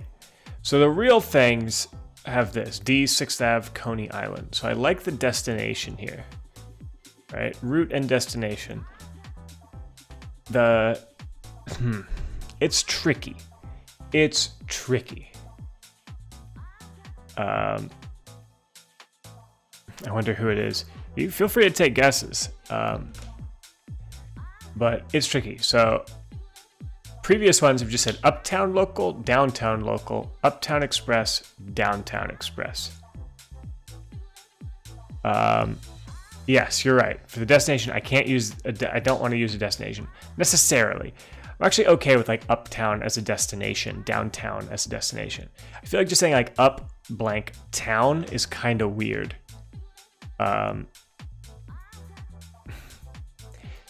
I might do the like R32 style thing with the colored circle, just so that there's some sort of line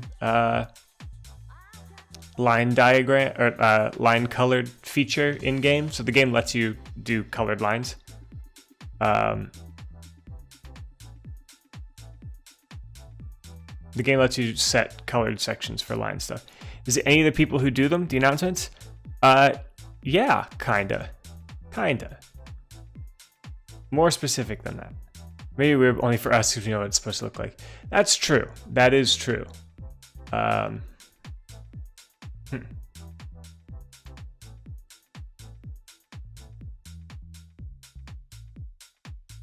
it says, want to play rolling line? I do.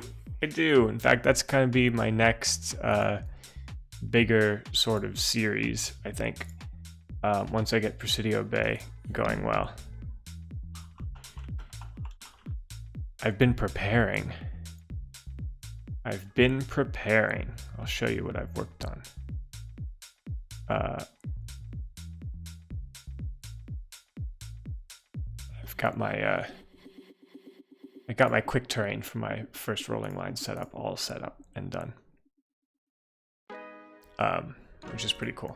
So it's just a 4x8 little layout. It's the layout I had as a kid. So I'm recreating it, I guess, in rolling line, which I'm excited about. So it's an old model railroader layout. So going off a quick terrain base, I figured I've got the Maya skills, so I can try to make one. Obviously pretty much dead flat, but I'm excited. No, you guys are kind of thinking a little too generically, I guess, for who's going to be the voices. It's a pretty specific, like, New York City Transit rail fanning figure. Pick a random letter and I maybe named after someone. Maybe, I don't know, I hate naming lines. Like, your S, your, like, city special or something was great. I want to do an S. Maybe I'll just do S special. But I want to do that for the holiday train.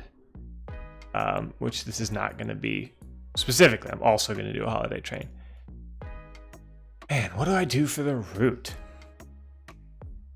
Maybe I'll do U uptown, D downtown. How's that sound to you guys? Is that stupid? Or is that a good idea? U uptown, D downtown.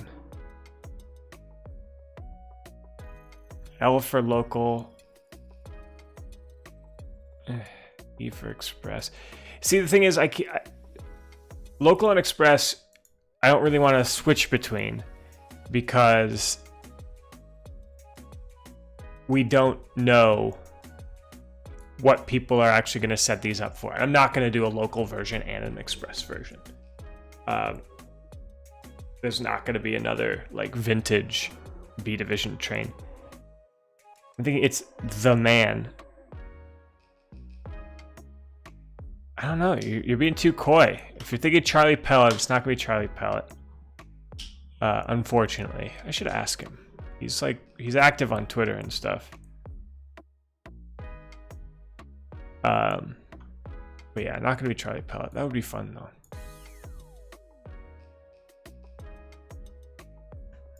though. Alright, so I gotta UV these. Because it's rough. It's rough out here. To UV them. Planar in Z, should be good. I want to look at this, UV101, which means you are backwards, which means you need to be flipped.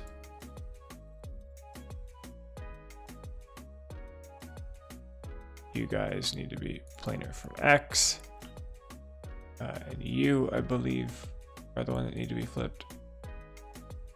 Here.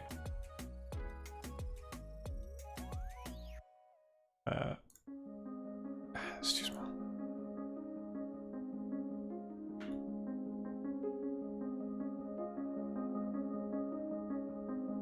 No, not Charlie.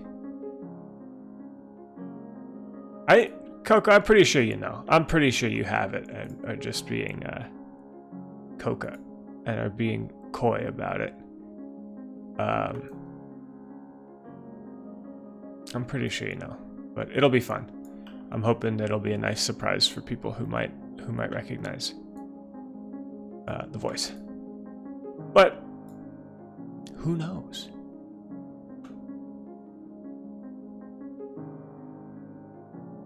For sure is Ghost Station.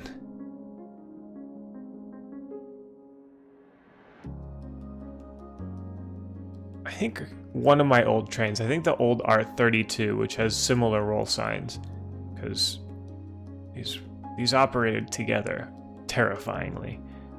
In fact, we can check. My old R32, I think I actually gave it destinations, which, gross. I don't want to do that anymore. Yeah, this was like, it had information on the roll signs, which I don't like. Is that gonna be legible there? I don't know. It's so hard to tell. Yeah, there we go. East Midtown, 1st Avenue, West Midtown, 10th Avenue, Crosstown Local Service. Yuck. do not want to do that. Crosstown, Midtown on R32 as well. That sounds stupid.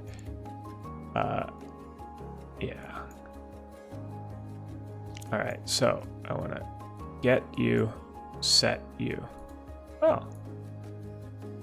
Nice. So I can do this without that much wasted space. There's some, but not that much. Cool. So I'm going to UV snapshot these. So basically I can save out my my UV here. Don't need to lock that because it's a square. I'm going to do like 256 by 256. I was waiting to change the destination and size of mods. Yes, there is now, which is awesome. So if you're so inclined, you can do that now.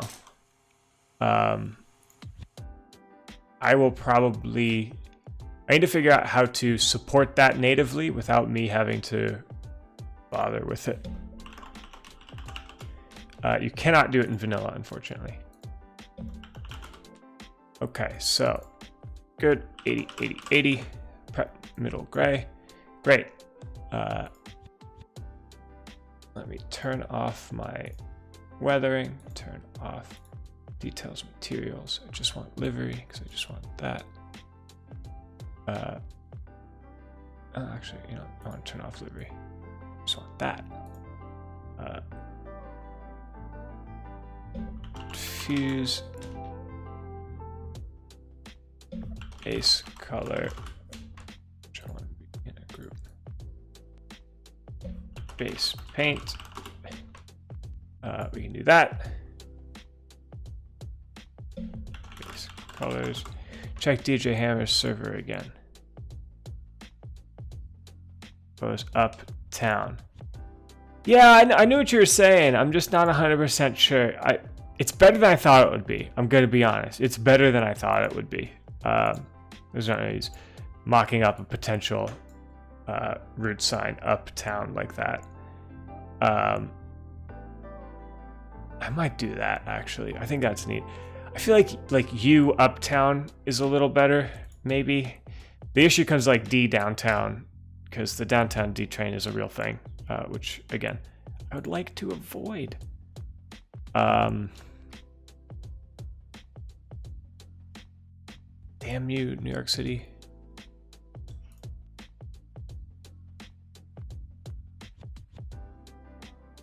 So by the way, if you ever want to see this in silver, so all the work I did is done, like, can be done on silver too. So I can recolor these anytime I would like, and all the detail still works. So I can do any paint job that these appeared in, including this like bare metal. Cool.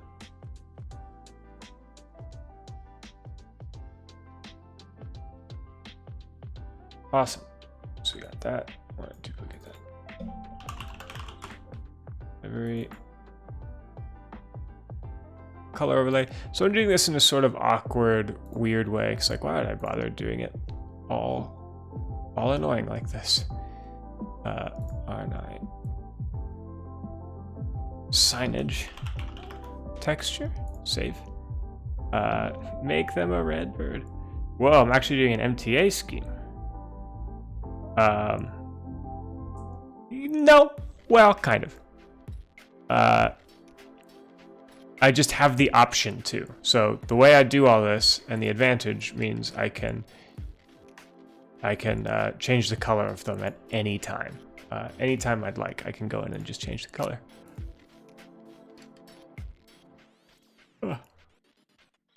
Make them a redbird. Yeah, like I can totally make them a redbird. I could make them a redbird now.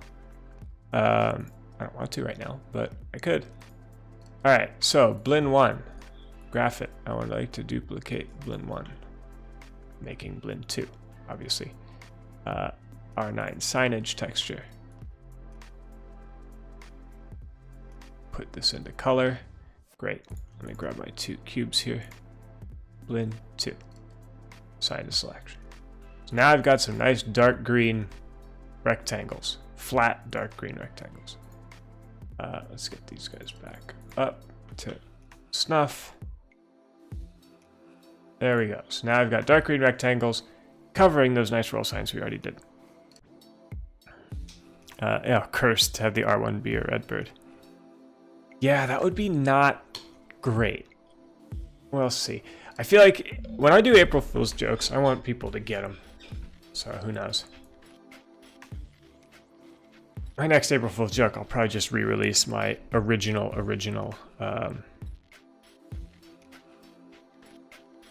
excuse me, my original train.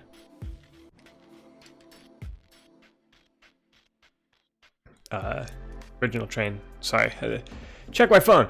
The original train that I was doing, of course, being that the F40PH with gallery cars, and of course it's got nowhere near the right texture quality or anything anymore. Oh god, again. Sorry. Cool. So, you can see we've now patched it over, because basically these two things won't exist in the prop version. So it's gonna sit there and be blank. And then when it's operating, well, here.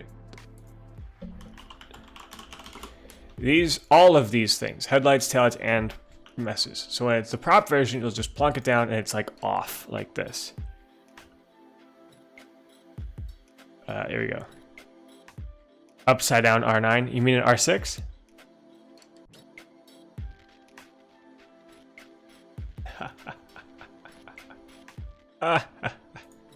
Oh, I cracked myself up. Anyway, cool. Material overlay. I can actually just duplicate this whole group over to the R9 signage texture for a materials overlay, which goes on top of the livery.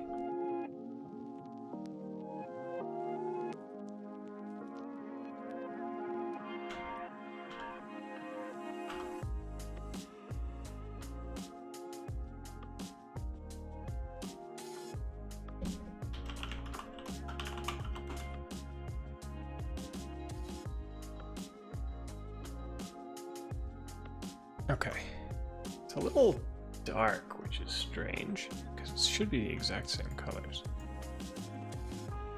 I'm probably gonna leave it here. It looks the right color.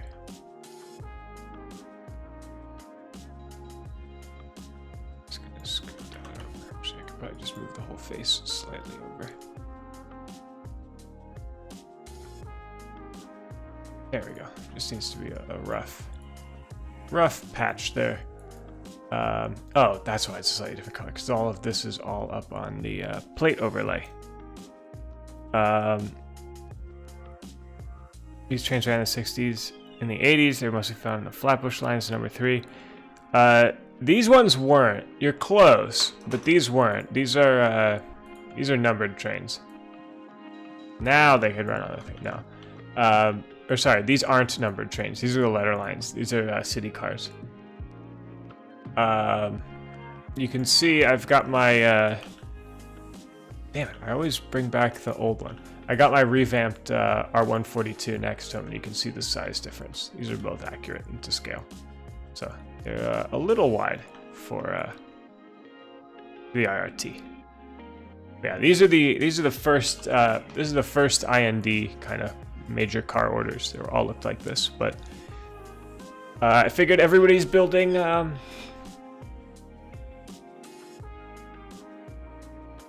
everybody's building 1940s cities, so I figured I'd do the most 1940s subway car, which is this guy, which of course is one of my favorites too. Is always the real secret reason, I suppose. So now that we're doing that, I need to find my raised plate detail. And I'm going to temporarily turn this off and turn it to normal. Why, you ask? Because I need to grab the color that I used for my raised detail here, which is this. Because up at the top, this whole piece is on raised plate detail. Oops.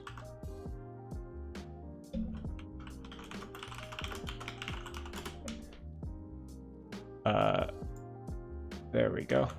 We'll try to center that divider in the bottom here. Great. Now if we overlay it, there we go. That explains our color difference. And on the side signs are also up on raised plate detail, but it's this color of raised plate detail. So just give me a second and we will get that set up. Is it the same color? It may well be. I would admire my own consistency if that was the case. There we go. Look at that. Seamless now. You can barely tell. And on the side too. Cool. So as we work through this, uptown, that's that one, that's this one. So it is just one kind of plate. In fact, it's raised on its own. So it's going to get its own little raised plate detail. Actually, we shouldn't, probably could avoid calling that.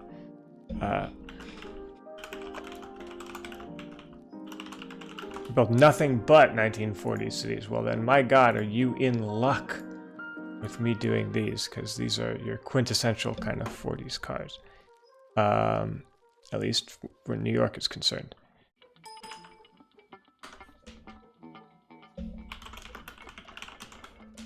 Oh God, I'm tired again. I don't know how professional streamers do it. I just don't know. I used to work with professional streamers. Not that any of them would ever know my name or anything, because I was way in the background on these broadcasts, but whatever. I used to work with professional streamers.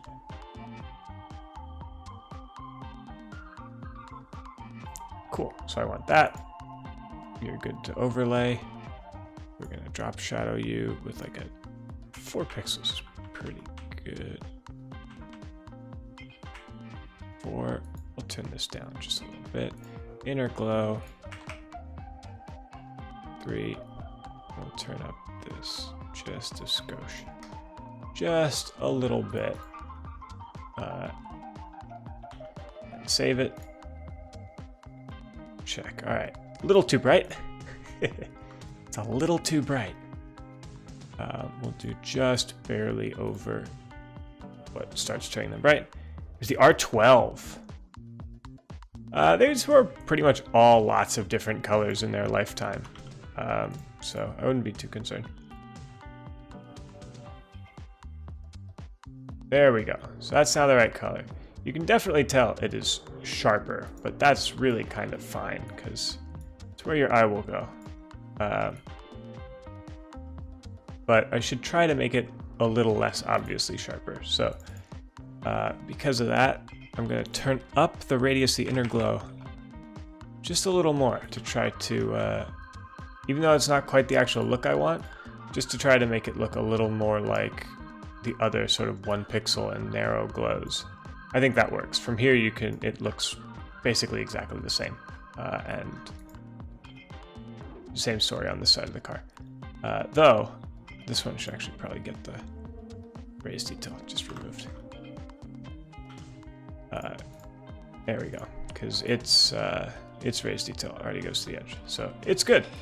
All right, now the actual roll sign backing. Will there be a line color variant too? No, I don't think so. Unfortunately, no. I don't really know where the line color would go.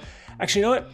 I might do a line color one in the 1950s livery. In this scheme, which I just love, the two-tone. Oh man, somebody's like toasting bread or something outside. It smells so good. I can't find a good picture of the two-tone gray. I think that it's the R10.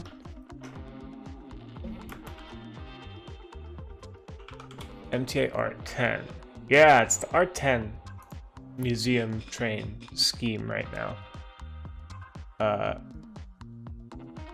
I love this job, this paint scheme. And I might do this one as line colors on the R9. So not perfectly accurate, but on the R10. Metronic cab car for a push-pull Amtrak set. Yes, at some point. Yes. But I love this scheme, and this with the small little pinstripes would be great for a line color variant. So I might do that on this R9. It would not be the first time that I have anachronistically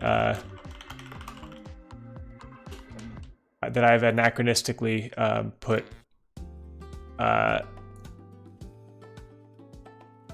this livery on an R9 car, which I've done in the past on this video. Which I don't think it ever actually existed on an R9, but it's cool. Man, I'm still thrilled with how this video turned out, but we'll see. What are the little red and green plates on the sides of the roof? They are express and local indicators, so they would light up whether it's an express or a local train. I still got the Rainbow Era Amtrak train. I have a full Rainbow Era Amtrak train. How about prop version of this? This will have a prop for sure. All my newer stuff has props, and like everything else, it'll be included in the download, so you won't even have to worry about that. It's just that good. Overlay, great, cool. So, oops, we've got our roll sign backing. So we're gonna go for like a 10 pixel margin here, something pretty big.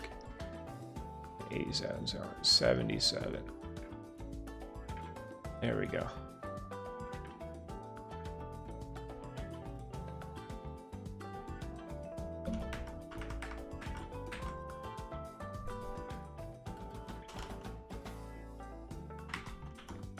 I think that's the right proportion, and maybe not. We'll go 2 in each direction, left and right, and then 2 in each direction, up and down.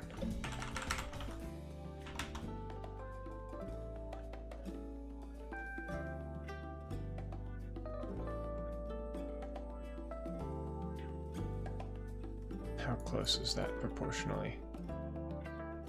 It's a little narrow on the sides, especially the left side of this, which should probably stay a square. Instead of doing what I thought I could shortcut. Come on. Come on.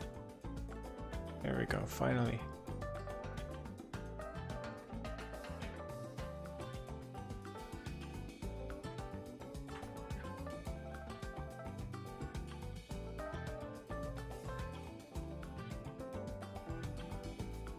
Seems good. Though I would like to. What's my UV look like? Not great. 8 pixels up, 5, 8 pixels over. That'll work, I think. And then I will just trim this back by 2 pixels. Cool. So that's the back of these roll signs.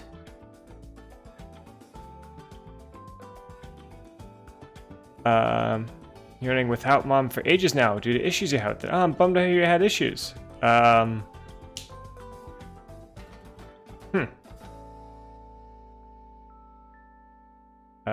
You still got the Rainbow Extra train? I do. I still haven't released it. I kind of don't know why at this point. It's done. It's been done, and it looks awesome. I love it.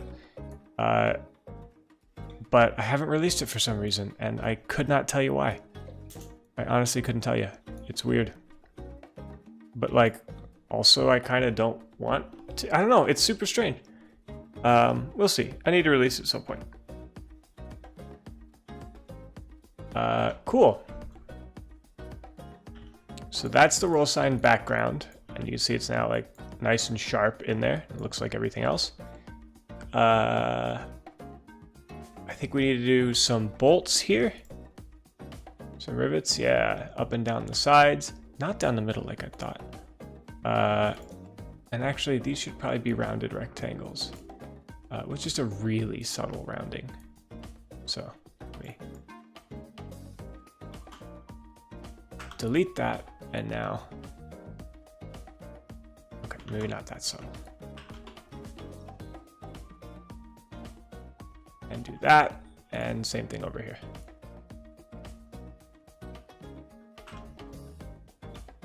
Just to get that slight rounding involved. Great. Now rivets again. Should get overlaid like everything else. And these will pick up a drop shadow and an inner glow. And these pick up this, and we do a handful of nice. Finally, we have the resolution to do like proper rivets. All right.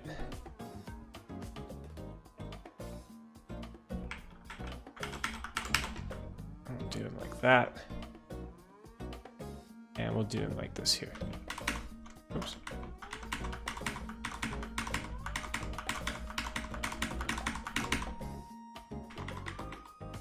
Okay, so I gotta do 4. So we'll do 1, 2, 1, 1,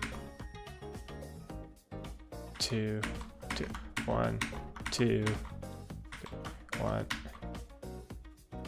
2, 4, 2.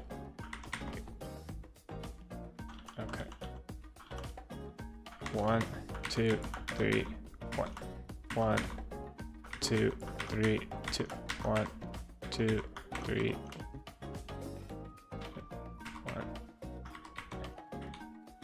That'll work.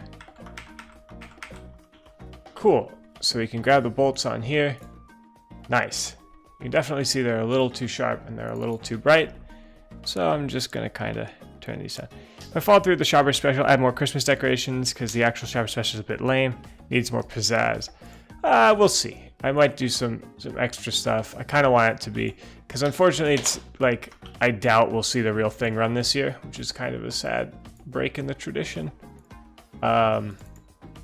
So I think I want to keep it authentic, but also, you know, there's so much I can do with fun light effects and things, and the emissive maps, and you know, there's so much cool stuff that I can do, and I don't want to just like leave anything on the table.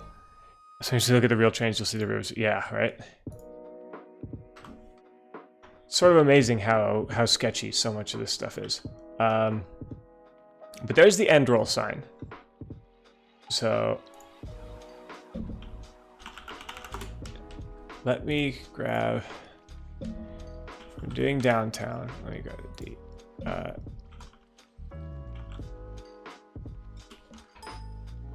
So before anybody comes shouting at me, especially now that I know that I have like DJ Hammer's fans and people in the chat, I know this is the tile.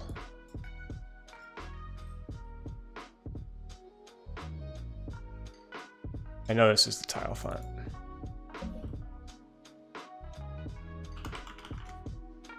I can probably do better than this for this side, but the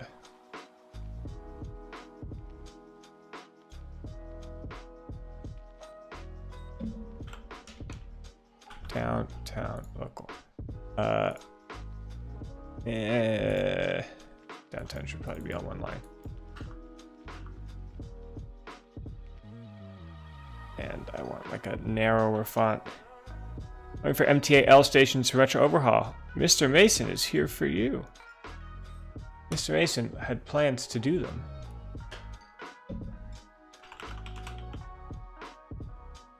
Yeah, independent looks good for this.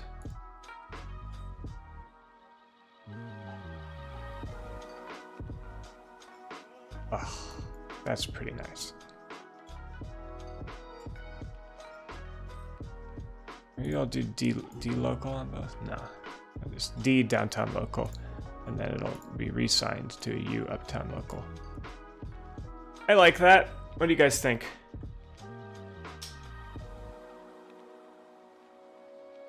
I like that a lot. D downtown local.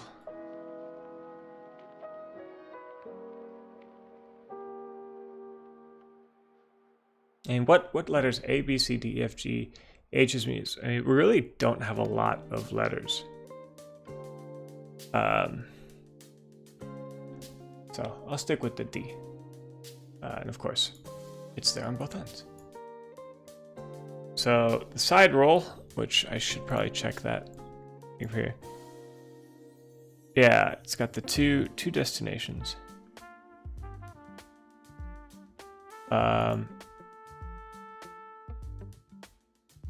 Shiny. We gotta do the side signs now, which should still be pretty simple, because we already have our components here and our colors and our everything. So we just grab the thing here. These are much bigger. It's like a 20 pixel rounded corner.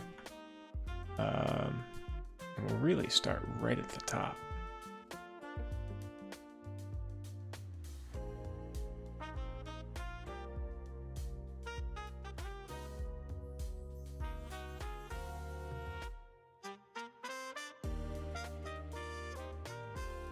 I love how smooth this song is. It's just the smoothest. Alright, and now we want to like just skip a little bit. And then we have kind of a wider gap. And then kind of a wider sign. I don't know how much wider though.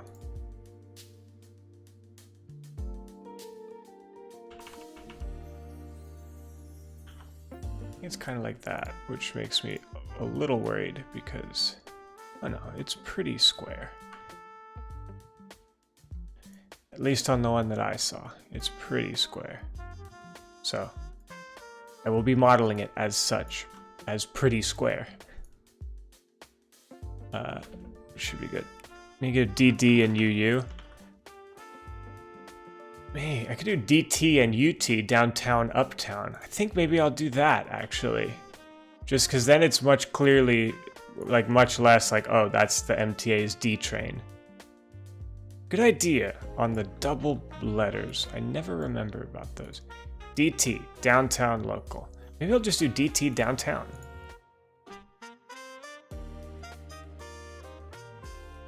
DT, downtown.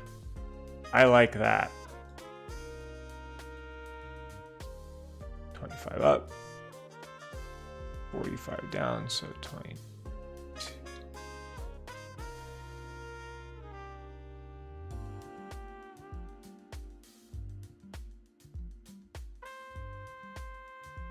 Nice, so those look good there.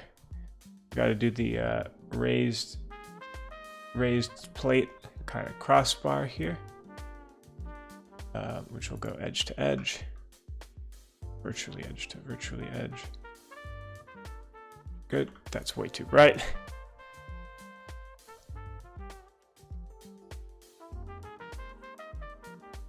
That's still way too bright, but I'm gonna work smarter now. Or I can just do that. Great, and rivets. 2 rivets along the whole thing. Let me see. No rivets along the whole thing. Rivets up and down the sides, which of course I already have. Cool. Easy. Hopefully that'll look good. Yeah, it's kind of weird, but I don't quite know what I can do.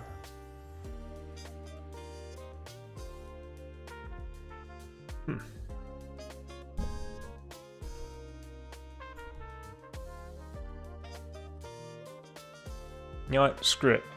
I'm gonna have a couple rivets on this thing, just to, because I've seen some of my reference seems to show that there are rivets on this section. Some of them shows that there aren't. So I'm going to just have a couple on each end, sort of a low rivet scenario, but one where it looks like it's actually attached to something like that. There we go. Looks like it's a real actual component. Great. So uptown, downtown, DT downtown.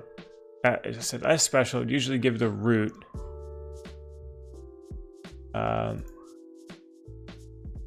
This is going to be just like a little awkward, but I think it's the best option to just have this also say DT downtown.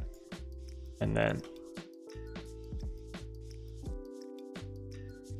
grab my original downtown.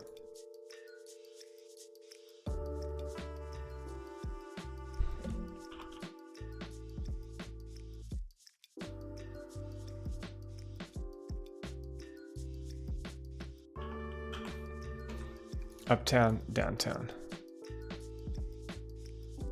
Uptown, downtown, and this is a DT downtown train. How's it look? Nice. I think that works. DT downtown, uptown, downtown, DT downtown. Great. So that's that. And now, uptown. So we're going to keep uptown, downtown where they are, because those wouldn't be rolled. We're going to hide downtown there. Uptown there. And UT.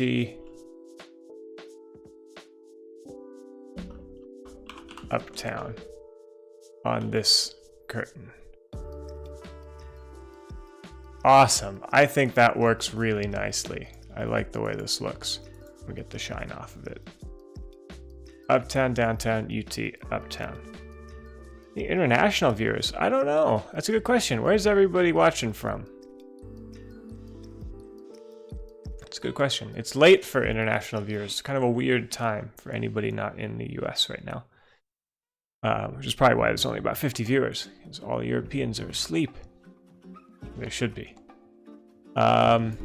Cool. So we're really kind of wrapping this up almost. One thing I want to do, so I like to open the UV for these. For the taillights in particular. Oops. Scale.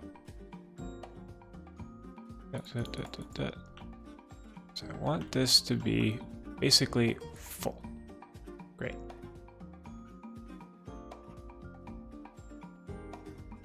And I want the same thing here. I want to do it, and then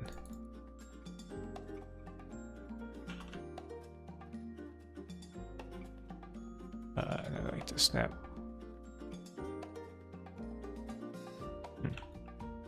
Weird. Snap it to there and shrink it down to be basically full. Great. So those are now prepped for that. Canada. Silicon Valley, Canada, Poland, oh my god, Finland, Long Island, not far, Minnesota, Hong Kong, oh my god. Texas, Canada, nice. New Zealand. The entire Western Hemisphere domestic. I don't know. I see our results. I'm not very popular in Canada. I need to do a Toronto series or something, or Ottawa, Montreal. And then maybe that'll help boost my my Canadian viewership.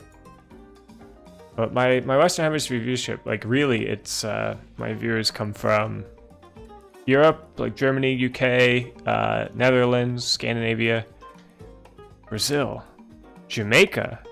Yeah, but Jamaica, like the island. I have a feeling Jamaica, New York, a neighborhood I can like see if I go up onto my roof.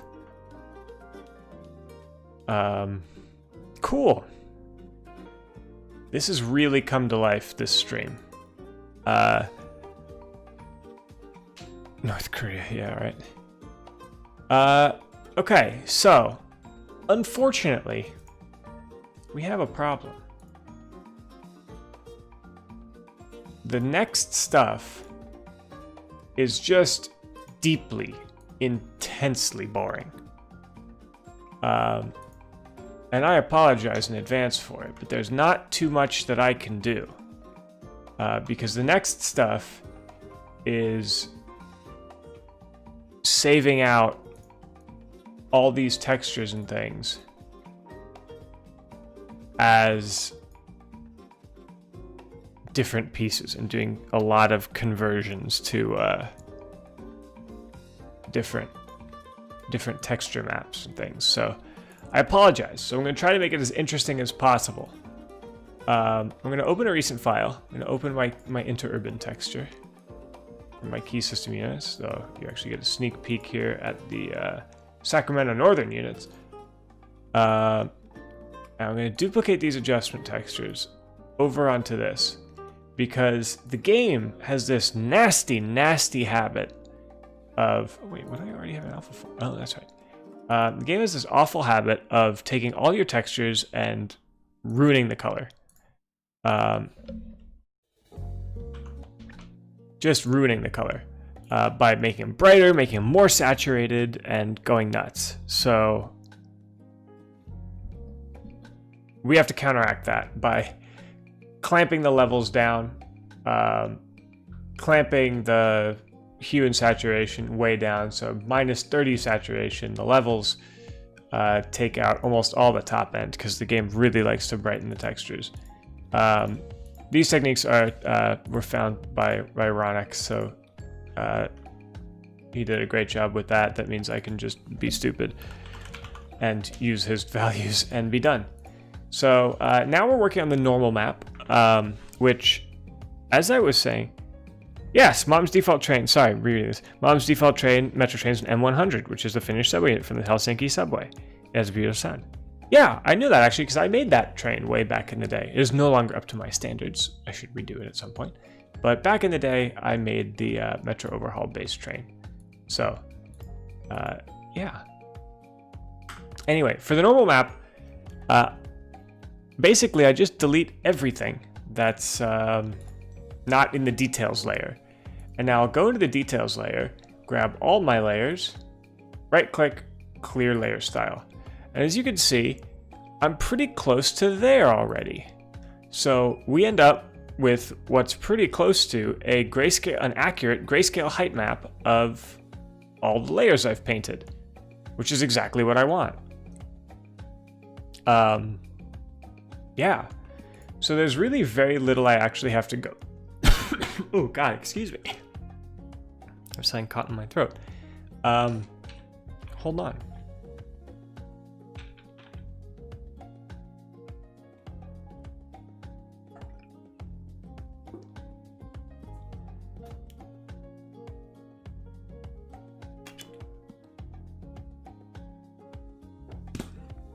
Oh God, okay, there we go.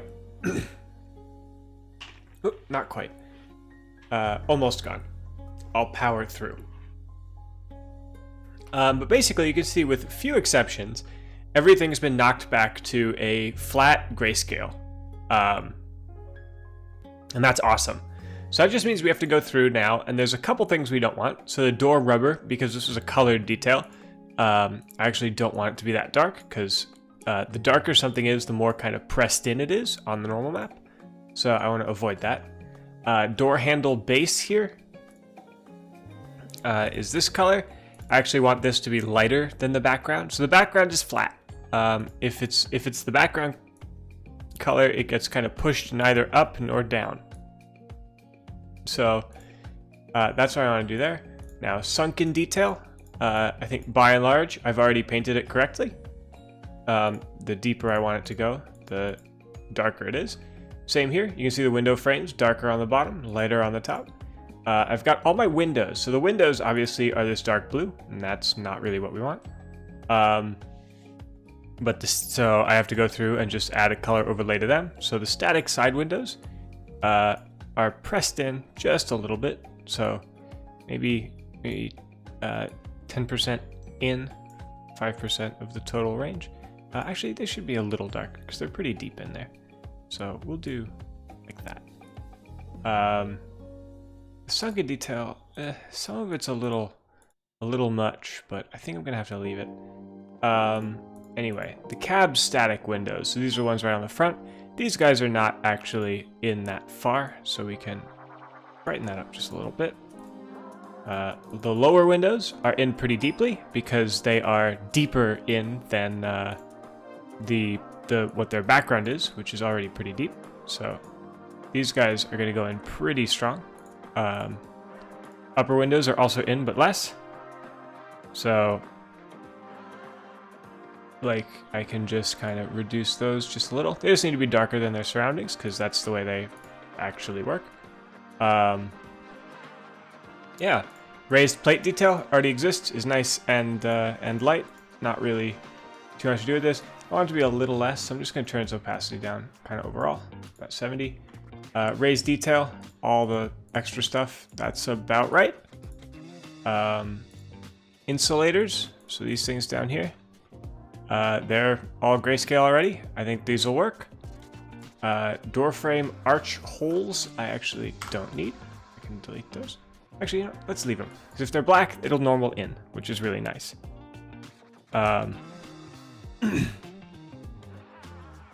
Yeah. So, excellent. Rivets. You can see all the rivets are all good. They're all mapped out. Vent inner is this. Vent inner actually needs to be darkened up a little bit. Color overlay. Dark. Oh, that's perfect. Vent outer is good. Headlight and tail light, you can see, are yellow, which is wrong. Each one of these I should probably push in slightly because they're inset to their trim piece a little bit. So headlight and taillight each get inset. You get your color overlay. Oops, I selected the same thing twice. Taillight gets its color overlay to match. Now you got roll sign. Roll sign, that's definitely a little too far in, but it's in the right neighborhood. So we want it to be pressed in just a little bit, as special things. And the indicators as well. So these guys also just very slightly less than their surroundings to help show that they're a piece of glass inside of the metal wall of the car. And that's it. That's our normal map done. But you might be saying it doesn't look like a normal map, and you're right. So this is actually a grayscale height map. So I duplicate it, I merge them, and then Photoshop actually has a built-in normal map feature. I know a lot of people like to use Crazy Bump or any of these other things, but when I already have a grayscale height map, even Photoshop can handle it. So that's good. Now we can just save as, and we have our normal map done. So R9 normal.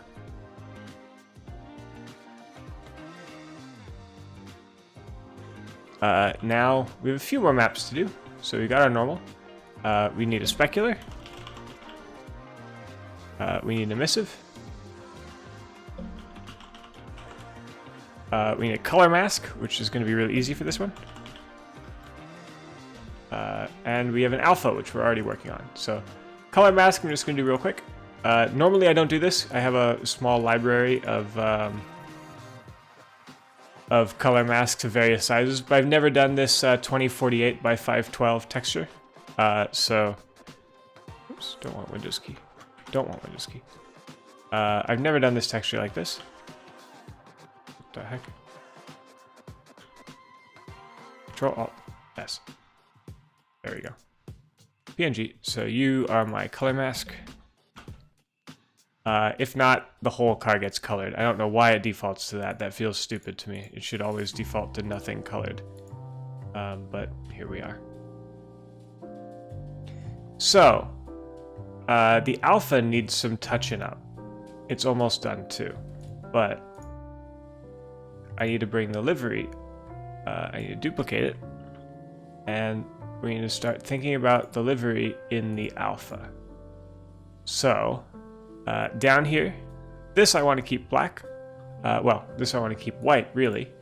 But base paint copy here is actually going to become black. So I need to delete all of that from base paint copy. Hello? Oh, you have livery copy inside you. I do not want that. There we go, gone. Because now you're going to get a color overlay here of black, which will cut away, of a dark gray, because anything less than 50% opacity will cut it away. So I delete that, and now if I make this text white, now this will be, if I save it as the alpha, we can actually see this one right away because I have it linked to my 3D material in order to get these door cutouts ready. But what that does is you can see there's some slight issues here that when I update the alpha, it fixes. So now only the letters are not cut out of this piece. So we're good. I'm actually gonna slightly brighten up the base paint here because some of our text is pretty thin. So I really want to incorporate as much of the edge of the text stuff as I can. So really, if I bring this to like 40%, it's still technically darker than 50%. Oops, that's not gonna work. But because it's still darker than 50%, it's going to still cut it away. But because it's, come on, Photoshop, we're really trying hard here. But because it now means that things are lighter, yeah, it's very subtle here. It'll hopefully be transformative in game. You just get some slightly better connections between these letters as a result. So we're good there. Municipal transit looking good. All the other stuff looking good. Cool. So next thing, we've got our alpha done, we've got our color mask done. We just don't have our emissive and our specular. So we'll do the specular now. Speculars in this game are pretty annoying, if I'm honest. They do not work particularly well. If you do it too detailed, it gets really pixely and compression-y, and it's just not nice to look at or use or anything like that. So for these, simplicity is kind of the name of the game. So base underbody stuff, not all that shiny, but since it's kind of clean, and I think it's like a gloss paint that they use, I'm just gonna make it sort of shiny, about 20% brightness on the scale. It gets shiny pretty quickly, so that'll help. And I'll actually go and make everything that's not on this get that level of shininess. Whoops. Just realized I should grab delivery here and add that back into the specular because its paint color will actually matter quite a bit. Base bare metal. Just a tiny bit of bare metal here on this car. And I'll make sure it's respected with getting to be shiny. Which is good. Electric warning paint. This is nice gloss paint as well. So I'm just going to color overlay it the same as the background to try and get all these things. Will I ever make a pre-general overhaul R32? Probably not. I'm really only making the current fleet. And then I say that making an R9 because I wanted to make a single 1940s train. We'll see. I mean, if a whole bunch of people start building like 60s New York, then maybe. So I'm gonna make this one 30% shiny.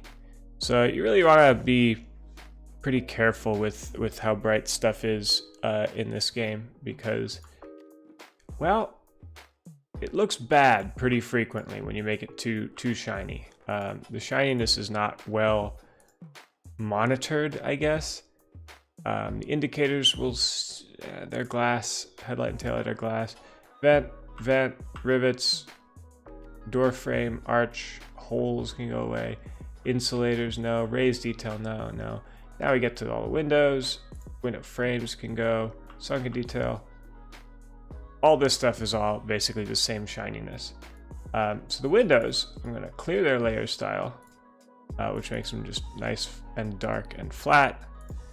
And I'm going to make a new layer style that has them actually full white. So full white in the game makes it think that it's a window, really. I can't think of a better word for it. But it's like, oh, that's a window now. I got it. And once it has that, then it knows to add like extra reflections and like the glassy reflection. And the top like 20% of the value graph, value chart, I don't know what the value range, So it's like from here, from like C all the way up is window. So the shiniest you can make something that's not a window is pretty dark. Anyway, I don't want the window effect to be on any of these parts because I think it knocks out the color a little too much for these colored sections. This is important. So this is the finished specular. It's not. The bottom is too bright right now. The underbody is too bright. Let me darken this just by a little more. The second you go off of like 0, the game really doesn't do dark colors very well. So the second you go off of 0, it gets really shiny, and I don't really want that. So there we go. I think that's good. Had to go for a bit. Why is everything gray? I'm doing alternate texture maps. So this is a map of how shiny stuff is. So white is most shiny, black is least shiny. So you can see the kind of paint color is this darker gray because it's pretty shiny. The windows, which are very shiny, are full white. And that's pretty much how that works. Emissive now. So emissiveness is also kind of confusing. Or emissivity. And City Skylines does it in a clever but annoying to learn and pretty unique way. So I'm blanking that out as my emissive base. My indicators, not going to be lit up. Roll sign, not going to be lit up. Taillight and headlight are going to be lit up, but in a different way. And I actually want them to not be lit up when I'm not doing that, so they'll be off. Vents not lit up, rivets not lit up, door frames, insulators, blah, blah, blah, all this detail. Oh, and now we're at the windows. Cool. So I'm going to basically pick out only the windows, because those are the only things that are going to be lit up here. I left a window frames. I left 2 window frames because I saw the word windows and I got panicked. Do I know about the Chicago South Shore Line? They're a newer type of train where they do interurban style running. I do. South Shore Line's pretty cool. All the way out to South Bend.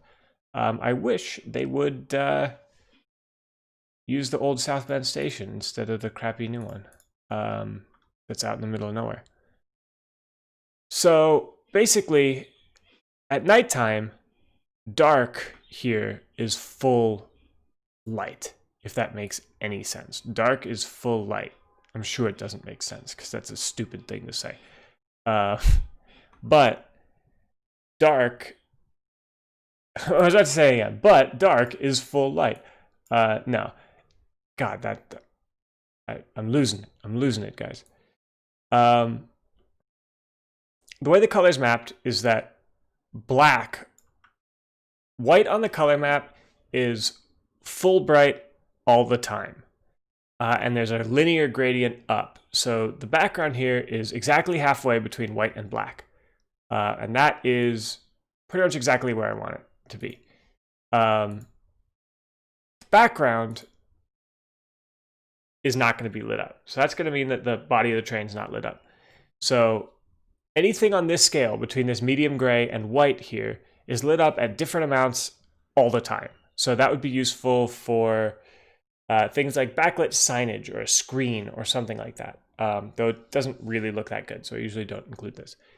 Going from 50% gray to black is this spectrum is how bright it is night only, with black on the right being full brightness nighttime only, which I know is confusing, that black is very bright. It took me a while to figure it out as well. So I generally don't want to make the train's windows too bright. But I've started to try to do this like kind of nice gradient. So if I do that, I can get some sort of taper, some sort of fall off. Not a radial gradient, that's not useful. There we go. So you can see when it's darker on the top and lighter towards the bottom, this is going to mean I get a nice, pretty fall off. hang on one second. I need to figure out which side is the cab. These only have half width cabs, so cab on the right. Okay, cool. The cabs I usually try to make be darker all the way through. So I want to just grab this and erase. Where's my eraser tool? I use the eraser so rarely. There it is. 50%. All right, so 100. Great. So that will help make that dimmer. Yeah, so that's kind of hard to explain. And I'm still struggling to explain how this works. It took me a while to figure out. It's a weird thing. Trains have their own set of I rules other than buildings. Yes, they do. And these are those I rules. Buildings, I think, have it a similar way or different way. I don't know. It's possible I'm screwing this up thinking that I'm super smart. Stranger things have happened. So you I want to have be that color. You I want to have be that color. And then the door windows I want to have to be that color. And then I want to grab this gradient because this is my cab window. And this will hopefully help make it look like the cab is a little darker than the rest of the car. Consistently. Whoops. And it's transparent, of course. Whoops. And it's part of a bigger layer, of course. There we go. So you can see I use this here. These actually look great at night. Yeah, so that's this. And now I want to actually grab all of these, clear the style, merge them all, and I would like to use them as a mask, please. How do I do that?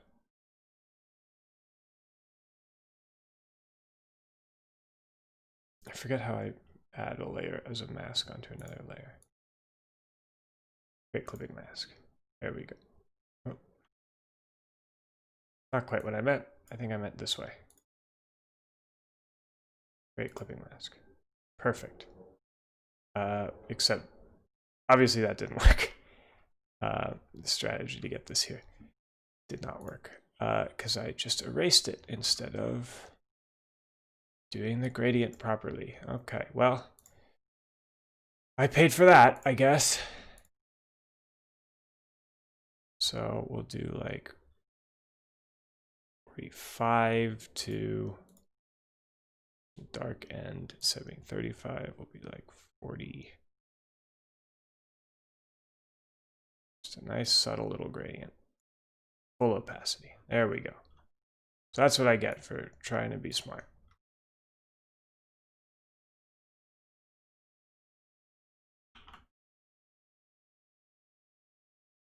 And now I can create my clipping mask. Great. And now all my windows are this. Changing a diffuse color. Yeah, the train illumination looks awful. Great. Save. Will I make more of these speedrun live streams? I don't know. This has been fun. But also it's been like 10 hours of live streaming. Which is a lot. So windows blue during the day, but yellow at night. Yeah, that's kind of the way that the train stuff works, unfortunately. There's no like nice looking, no nice looking illumination on trains. Unless you really want to get crazy with like additive shader stuff. So now that I've done that for this, I need to also do that for my submesh. And it's critical to make sure I keep all my values the same. Normal, specular, emissive, color mask. Because I don't need an alpha for this because it's all white. So it would be all white because everything's opaque. So I think we'd be good there. All right, color mask, great. Color mask is done. We did it. One texture down. R9, signage, C, save. Great. Next up, the diffuse is going to be easy because it's basically done. Duplicate, signage texture. I'm sure, bad idea, you're sitting here being like, oh my god, is there another method? Like, oh my god, I can't believe my work, like Jay's workflow is so terrible. Can't believe he keeps doing this. R9 signage D, save. So you got the diffuse done. Normal. Uptown goes away. Downtown, oh shoot. We do not have the diffuse done actually. We have the uptown diffuse done. R9 uptown signage. Signage D. Because with this, because we need it to be loaded into the game twice, we need to do it twice. Downtown signage D. Save. Save, save. Great. I'm just going to leave it downtown because I'm lazy. Material overlay can go away. Livery can go away. Base colors can go away off the normal. Close out of these. Don't need any of that. Alright, rivets. Clear my layer style. They're good. Roll sign backing. Clear my layer style. Raised plate. Clear my layer style. Background color adjustment can go away. Roll sign backing. Texturing in Maya is broken though. I'm not really texturing Maya. I could be doing this a lot smarter. And I know I could. I'm a glutton for punishment. And I like my bad workflow. I can literally go and like right click and say create a full Photoshop like PSD shading network. I can be using V-Ray for all this. I could be making and baking, but we've got a good thing going, I guess. And it always feels like it would be just such a huge chore to have to update my whole style for all of it. So we're good there. Filter, 3D, normal map. Same stuff. UVs rather look like a struggle.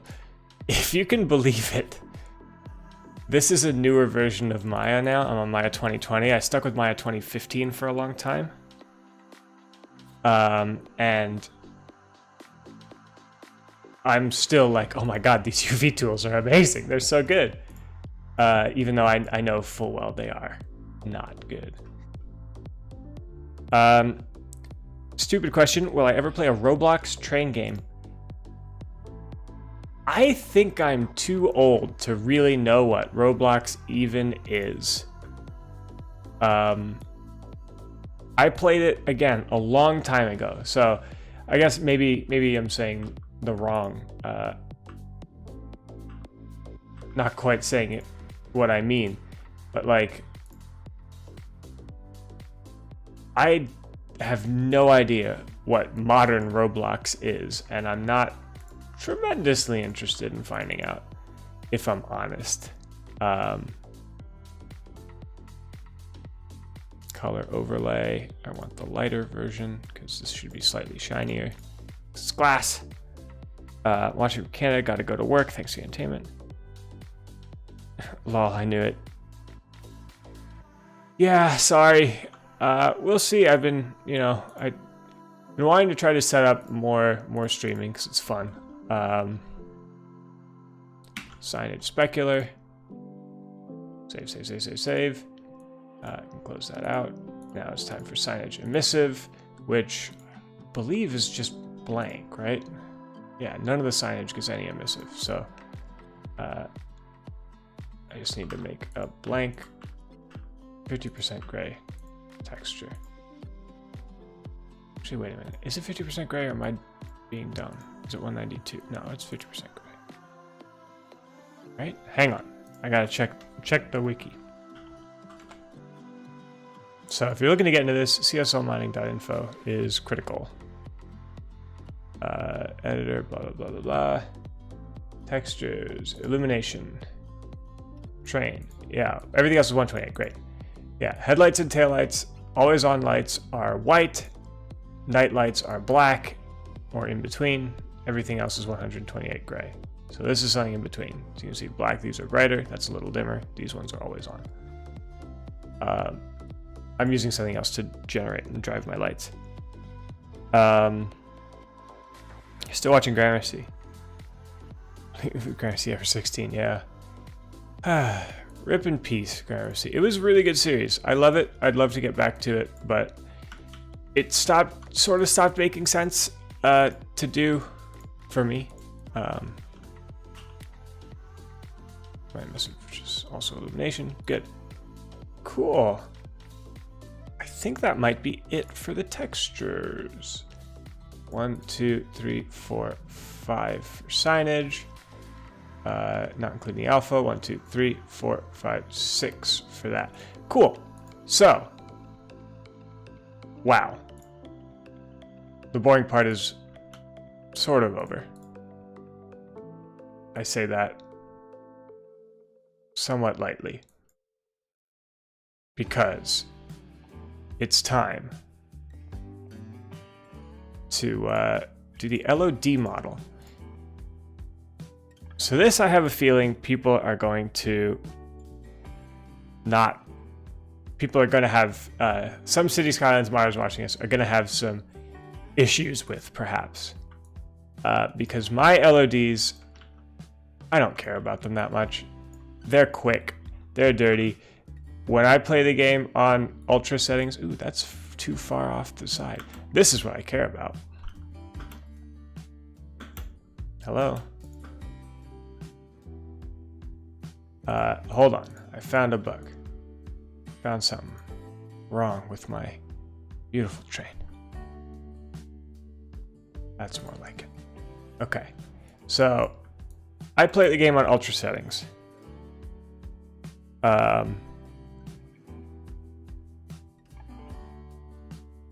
So my LOD distance is nice and far. Other people's aren't quite as far, which is fine. But I really don't understand why a lot of people spend a lot of time on the LOD. You don't need to. It's easy.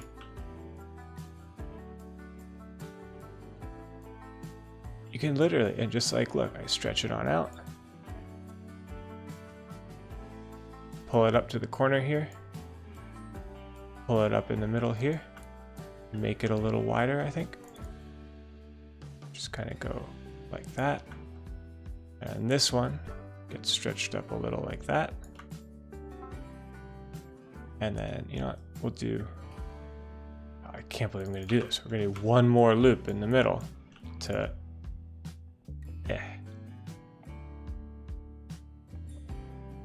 Actually, we're not going to do that one more loop in the middle. We're going to do this. Just going to cut them. Cut an edge and save a triangle or two. Because we're going to do this. And now I can lower these edges and even widen them a little bit to get that overhang back slightly. And you can really see, looks like crap. It looks like crap. I swear, it looks bad, and I'm okay with that. Because you see this so far away only. Maybe that's just me on ultra settings, but you cannot see this LOD model close up at all. So I'm literally going to do that. This is my underbody detail. Whoop, done. Just straight, just flat.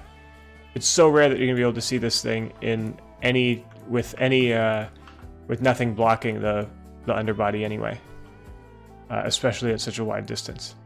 So, doing that, doing this,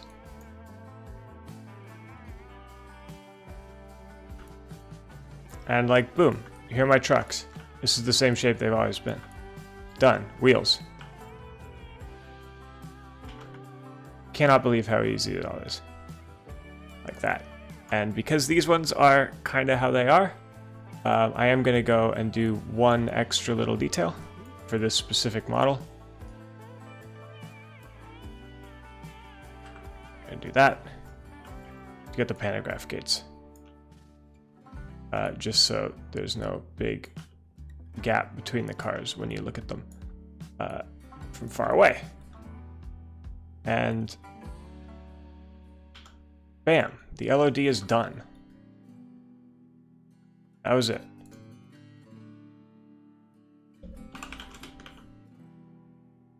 So now I'm going to combine my mesh.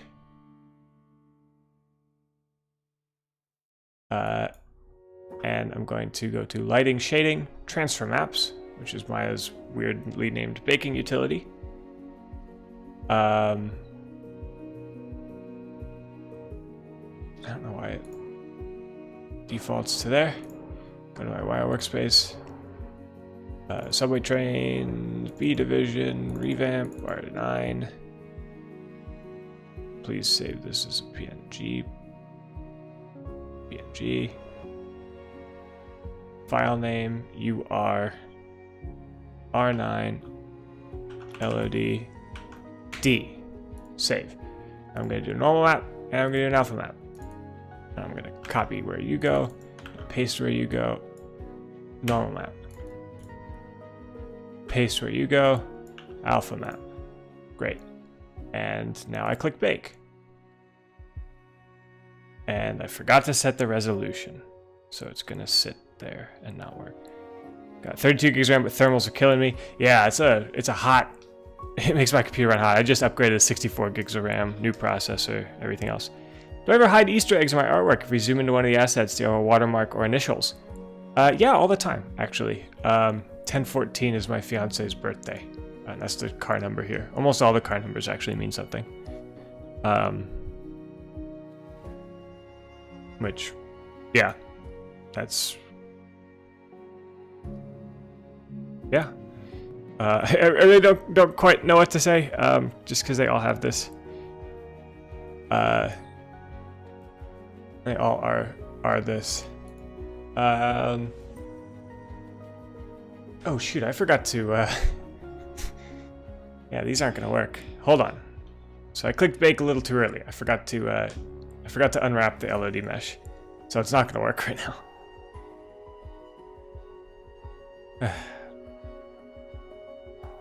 Yeah, the LODs. So at some point they did improve the LOD generation process for automatic ones, but it's still not good, and the textures especially end up super like smeary and gross all the time.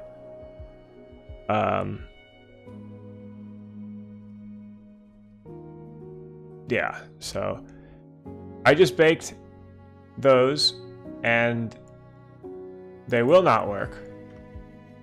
Yeah, they did not work because I forgot to I forgot some important parts. Like like UVing the train here. So for these, I can almost always just automatically just do a very quick automatic unwrap, which I would never ever do apart from this.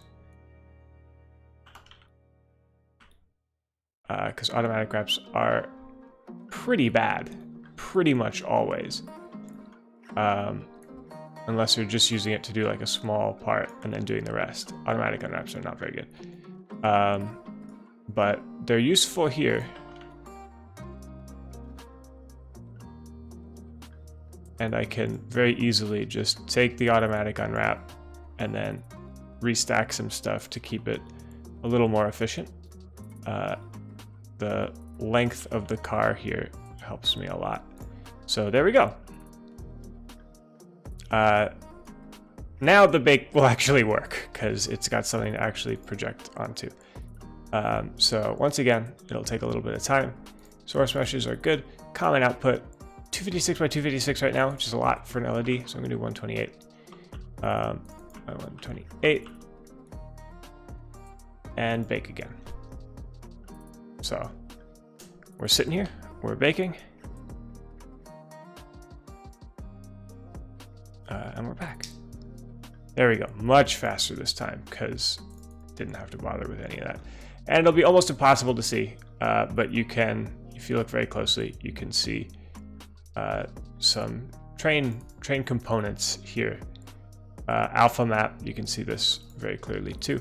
The alpha map unfortunately comes in a little unusable for the game out of the bake because it's an alpha map that uses the alpha channel, but of course the game needs it to be black and white, so that'll work. You can see I got really nice clean alpha bakes right here on the trucks, and that'll help a lot. Because you want safe, yeah. So I'm an MTA railfan, name every train, yeah. Do I use SSDs? Yes, I have. In fact, I have one downstairs in my mailbox I need to pick up today, maybe tomorrow. Because I want to go down. But I just rebuilt my computer, so I have a brand new NVMe SSD on the way. But I have a 1.5 terabyte of SSD storage in there right now, which is super useful. Highly recommend doing that. So we've done the main bake. So now we've baked the normal, we've baked the diffuse, we've baked the alpha. We have a few more textures to bake. And we can just do those the exact same way. Just click bake, and now we're baking out the specular, because I just saved this, and now the emissive, and I just go back to Maya, and we'll make sure that it's _I. I call it emissive because that's what some software calls them, but the game's technically the illumination map. There we go. So now all of my LOD textures for this are baked. Again, hard to see, but the illumination map, and this one's easier because you can see the windows, right? You can see how this is working. You can see the way the windows, you got the door windows, and it's all lined up. It's just all baked in, which is nice. Whoops. I just realized these ones baked the headlights and taillights in, which I do not want to have baked in. So I'll just bake the emissive again. Actually think I'll need to bake the specular in again too, because I don't want that to, yeah, this has the red. And, oops. Crap, I need to do it one more time. Sorry, I'm not quite used to baking with the submeshes on, but I want them on for this because they're important. So bake, I've got the submessage and everything. Click you, bake.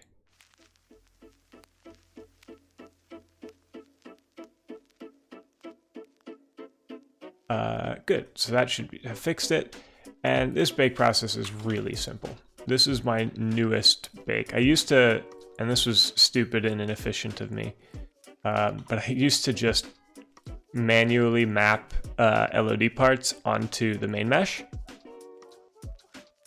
or onto the main UV layout, and just save and compress the textures down to 128 by 128. But that meant that there was a lot of missing stuff, a lot of bad stuff. This is a much easier way to get a much better result too. So that's the new strategy. Why is my specular for this blank? Aha.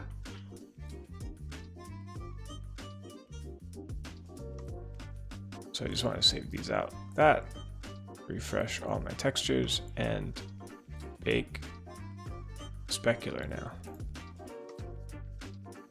Just make sure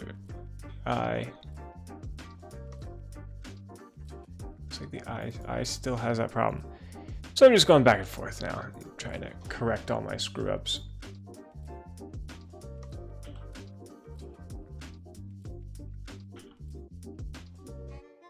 Because I really don't want any parts to come out too dark, or to come out the wrong color, really. Because especially the emissive means like random parts of the mesh will be bright. So there we go. So that's fixed it. Will be lit up bright. That's fixed it. Normal's fine. Specular is fine. We now have the roll signs, which will have a little extra shine even from far away, which is great. The illumination map looked good. So that's all my maps. And now it's time to get this thing in the game at 10 p.m. Combine. So I'm going to hide my original mesh. Hide my LED here. I grab these, edit, delete by type, history. And then I can delete these empty transform nodes that I don't need anymore. Cool. All right. So, getting these in game. It's important to figure out their dimensions. So, actually, I don't know why I'm looking on Wikipedia, because for this one, my reference had dimensions. So 44 feet, 60 feet, 2.5 inches over the anti-climbers. So that's end to end of these things, 60 feet, 2.5 inches. So I need to figure out what that is in meters. 60 feet, 2.5 inches in meters, 18.3515. So,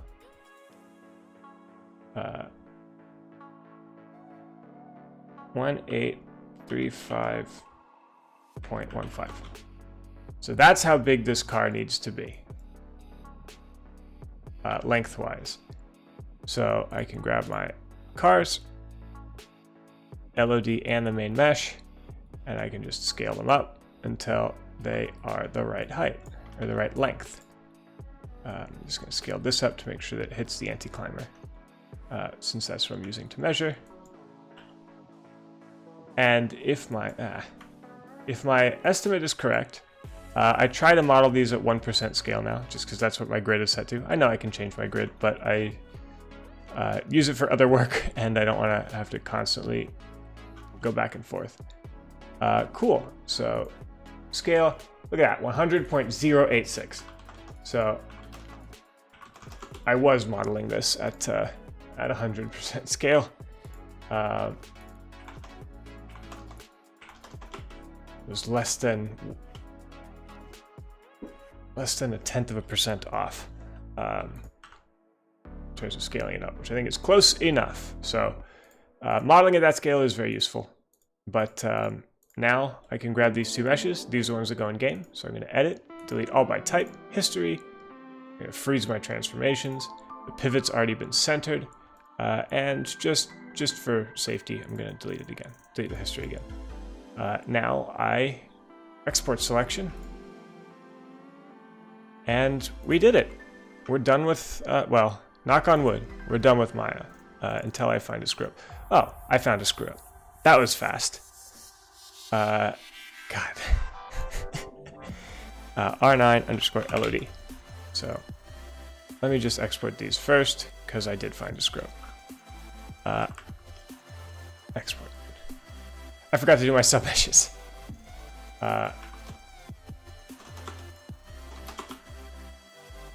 submeshes, of course, being the signage, all the good stuff that I wanted. So we can set the scale back to 1 on. Submesh is 1. Great. So signage. Mesh. Combine.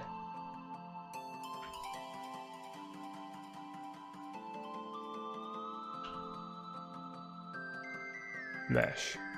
Combine there. Mesh. Combine there.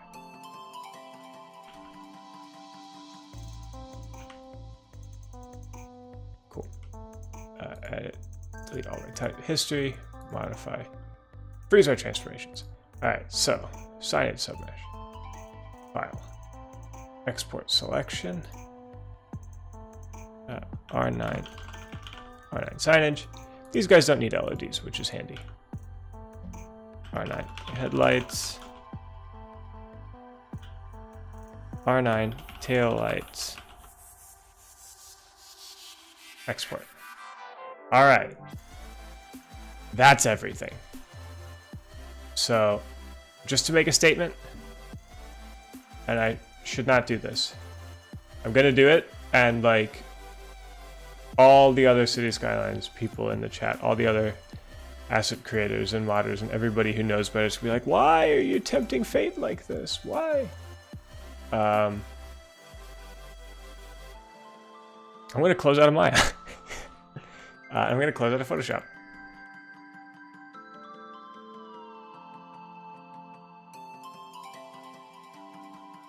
3 hours. Have I really been going for 3 hours? I guess it is 10.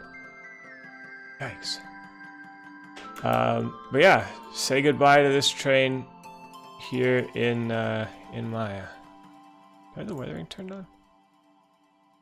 Yeah, I do. Great. Cool. So this is good. Close. Definitely tempting fate. Yeah, right? I do that. I'm saving my PSD. Good, good. Closing out of you. Don't need to save you. Close out of you. I'm closing out everything. I'm closing out everything. I don't even need to do this anymore. I have 64 gigabytes of RAM. I used to need to do this to clear out like Photoshop and Maya stuff. I don't need to do it anymore. I'm still doing it just to show off my hubris. I don't know why. All right, so I need to check what assets I have installed.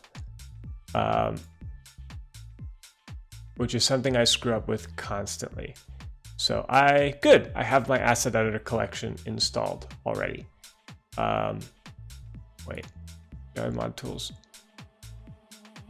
Yes, I do. Great. So now is the first to like 10,000 game launches. 10,000 game launches. You'll note I've got nothing set up for the import folders. I'm just not ready to launch the game, really, because I need to enable mod tools and then quit the game. Casual Flex, you have only 64 gigs. I use almost all of it loading up Presidio Bay already, but it keeps me out of the page file, so it keeps the game running really snappily. Oops, not options. Content Manager, mods. Oh, mod tools is already on. Okay, cool. All right, so it's time to do some file management. Oops. City Skylines, open a new window. Great. Add-ons, import. I've already imported this interurban, so I can delete all these pieces. Back to CSL modding. Subway trains. I'm just going to go to the A division real quick to grab my relevant textures, my headlight and tail light. Go back to B division, revamp, R9, paste. Oh, I already did that. What the?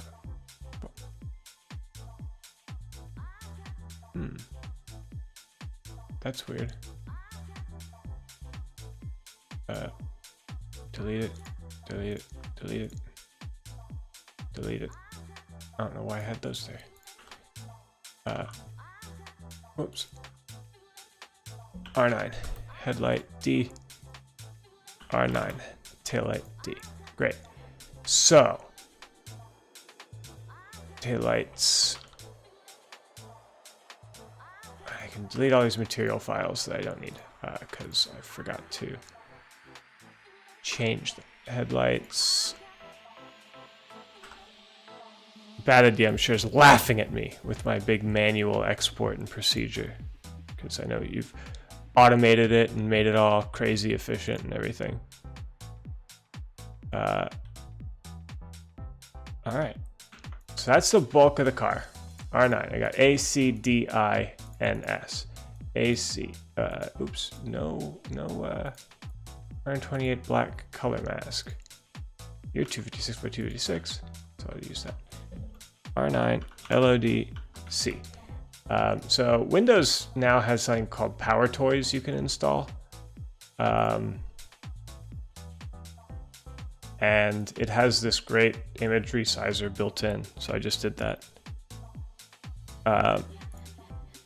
Which is really useful. So if you have Windows 10, I highly recommend looking at Power Toys. It's got lots of stuff. Like it's got the,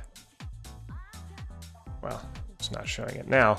But if you do, is it WinSpace? WinSpace or AltSpace? I can't remember. It's like a preview of like some of the utilities you'll see in future versions of Windows. So if it was working properly, you've got like a search, like Spotlight search on a Mac, which is useful. and a bunch of other cool stuff. So importing all my pieces. I need the headlights, I need the main mesh and its LED, I need the headlights and its taillights, then signage. So I have all these signages. I'm going to use a different renaming tool called bulk rename utility.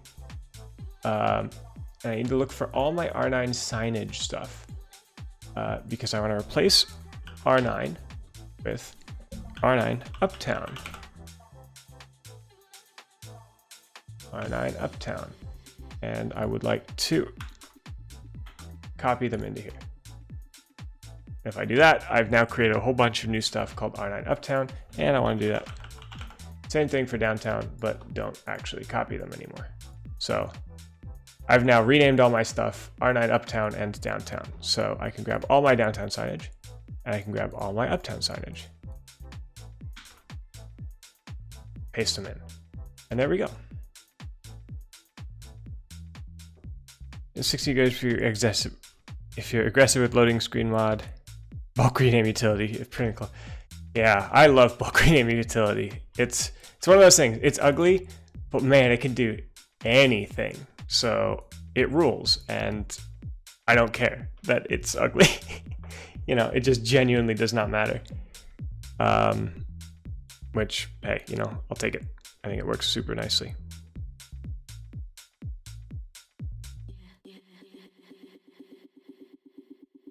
Oh my god, 32 gigs of DDR3? You gotta upgrade, my dude.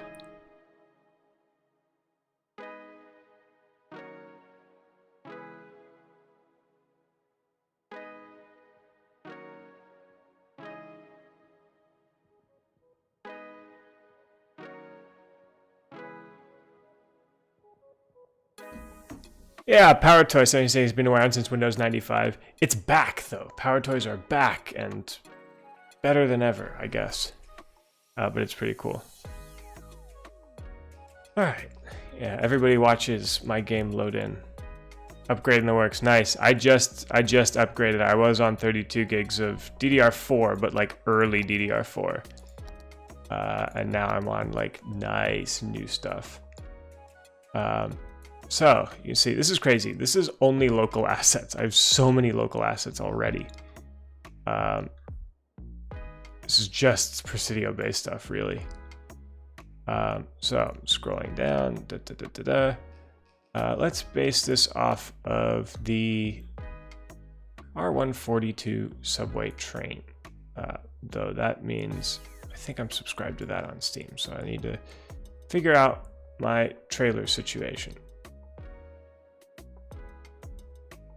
R60 Pride Train Trailer 0, Pride Train Trailer 1, City of the Art, Pride Train 2. Okay, so you are the end car of the train. And I'm going to use R9. Now, this is where it got ballsy to have quit out of everything. But I think I win. Because this looks pretty much exactly how I want it. It's maybe a little shiny, but also the editor's lighting is the worst lighting by a pretty wide margin of anything in the game. So I think I'm just gonna take it. I think I'm gonna take the victory here. I think this looks really good in game.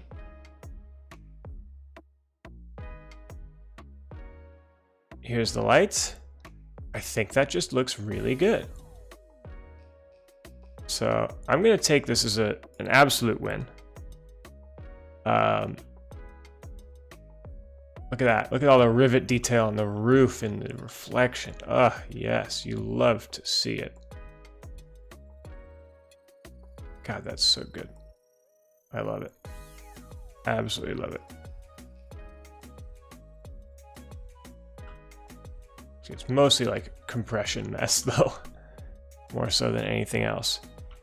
But my hubris and stupidity and quick importing and closing out of Photoshop and everything pays off. So, all right, if I use my free camera, which of course won't work because I'm tabbed into that, you can see broken submeshes inside there, which I do not want. So I'm going to quickly do my submesh stuff. So downtown signage. I don't want downtown signage. I want R9 downtown signage. When I click that, you can see it flops right into place. And it should be all good. So it's forbidden when it's reversed. It's required for uptown when it's reversed. Great. So now I can go for uptown signage. R9 uptown signage. Continue. Great.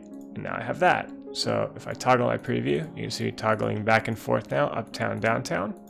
Exactly what I want. Going down, R142 tail light. So R9 tail light is actually what I want. And you can see there it is. They're glowing all nicely. I'm gonna need to change all of these later. R142 headlight, R9 headlight. So these aren't quite right for this. So I need to grab a script off of cslmodding.info, our nice go-to website. I should really bookmark these scripts directly by now. I've bookmarked like a couple scripts, but I need to be doing this. So additive shader, which is a really useful tool. Additive shader vehicle submesh. So copy it, 24-hour time of day at which light turns on, 24-hour time of day when it turns off. So I'll do this, notepad, copy this into notepad, 22-hour day time at which it turns on. So this has it turning on at 10 at night and off at 6 in the morning, which I don't really want. I want it to turn on at like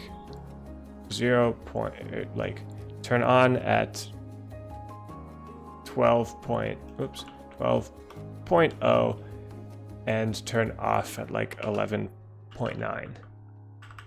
So it'll blink off briefly in the middle of the day, but it'll come back on. That's good. All the rest of the information I'll keep the same. Variable submesh ID starting from 1. So this is for headlights, so I want that to be 3. Run. And then I actually want to do that again. And with with 4. And run. So that has now made the headlights and taillights proper emissive shaders. So at night, it'll actually light up and glow like this, one at a time. You'll never see it with the headlights and the taillights both on, but it's a beauty. It's a beauty. I love the 4 marker lights at the back. That's gonna look so good. Yeah. So that's that. This is the last car of the train. So its submeshes are a little different. Passenger capacity, max speed, I leave at 40. Passenger capacity, I do the length of the car and then was -5 with there's a full width cab. So I'll probably do the same because there's 2 half width cabs here. So 55. No color variations. I don't want that. Lights and things not handled by this here. I do those in vehicle effects. So R9, we're good. It has passenger light, it's good. Just make sure again at night, yeah, passenger light doesn't glow through. It just looks super nice. So this is the rear car of the train. Now doors are the next part to have to do. 1.3 is, we'll do 1.4. And 1.2 is about right for height. So now we just need to place the doors where the doors need to go. And this just means the door stuff. This used to not really be possible. But it means that when the train pulls into the station, this is where people walk to, which is really cool. So they'll actually walk to these doors on the train, which is neat. So the doors don't open. I could make them open as a submesh, but that would be annoying, actually. That's really basically the only reason why I don't do that. Is because it would be very annoying to have to get that all set up and fix it and make sure it works for every train, and just don't want to have to bother, if I'm honest.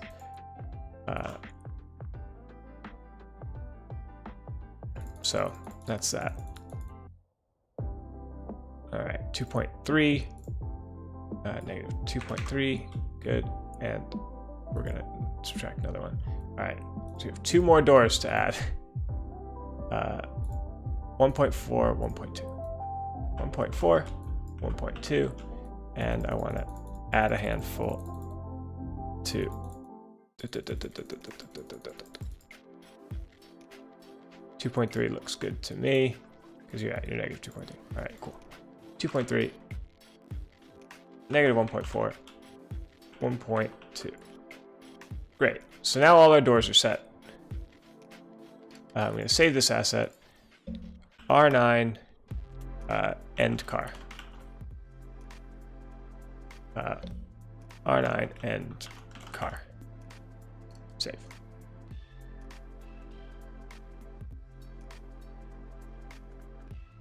We did it. I'm going to briefly grab an actual pen and paper and write down my door positionings. So X plus or minus 1.4, Y equals 1.2, Z equals plus or minus 2.3, plus or minus 6.8. So that'll help me remember these for the other cars that we're doing. This one, downtown, forbidden reverse, so it's downtown when it's forwards. Okay. I'm gonna write that down too.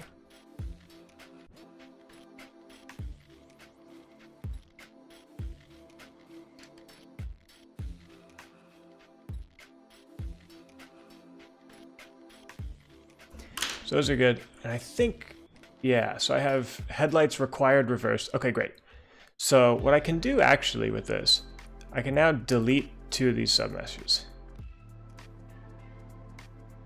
I'm just going to delete them.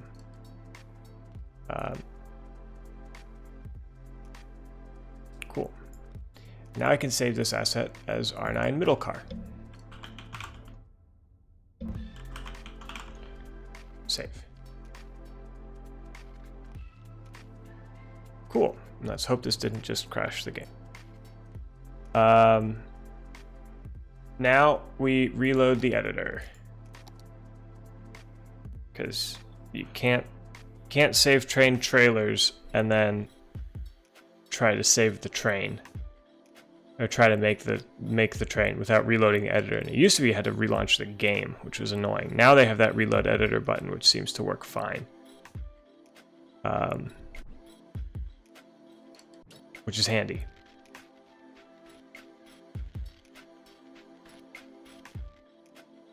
So I'm reloading the editor.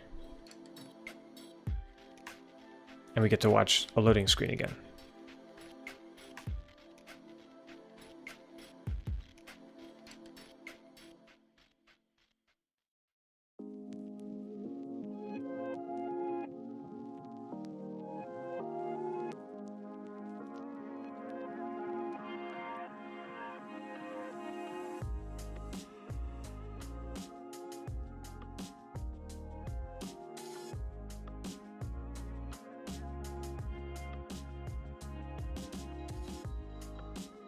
We're just watching this loading screen.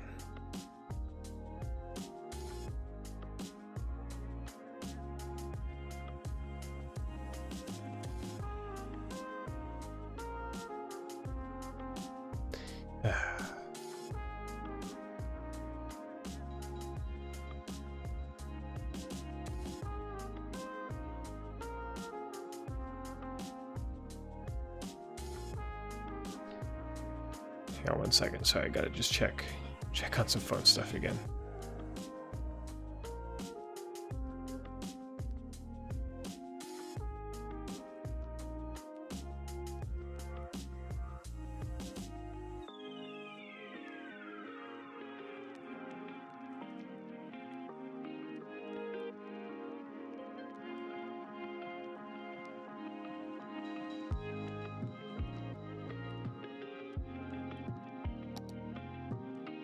All right, vehicle again. Template to start from. We're gonna do it off the full-blown R142 now, which means you have to sit here and wait until it loads slowly everything all the way down to R.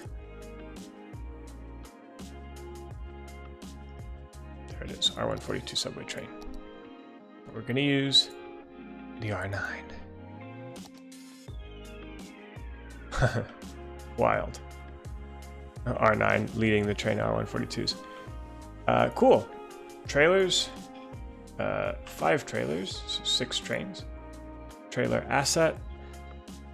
I'm never sure about this vanilla one. R9 middle car. Last trailer.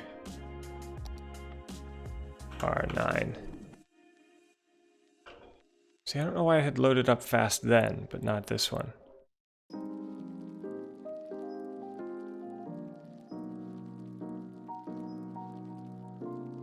Wrestling with this Finnish torture device, really. Okay. Phew. So, horrifyingly, submeshes for cars I don't think show up in the editor. I think that's normal. But my god, was it scary. Thank god I wrote down the door positionings though. So we're good here. 55 passengers. Material's good. Lights, we do have lights to deal with this time, and I will need to write them down because figuring out where the headlights cast from is really important. So time to do this. So 1.4, 1.2, and 6.8. Great. Door 1. 1.4, 1.2, 6.8. Door 2. 1.4, 1.2, negative 6.8. Door 3. Negative 6.8, 1.4, 1.4, 1.2, negative 2.3, 2.3, 4, add 2 more doors, 1.4, 1.2, 2, negative 2.3, maybe positive, yeah, positive. Door 7, 2.3, 1.2, negative 1.4. Awesome. So we got all our doors set. Now let's take a look at nighttime. Oh, so good. Headlights, not quite where they should be. Not quite. So we gotta do some adjusting. So let's make it as bright as we can with the headlights still on to help see what the hell's going on. Because, of course, no, of course not. Why would you ever be allowed to see where the headlights are while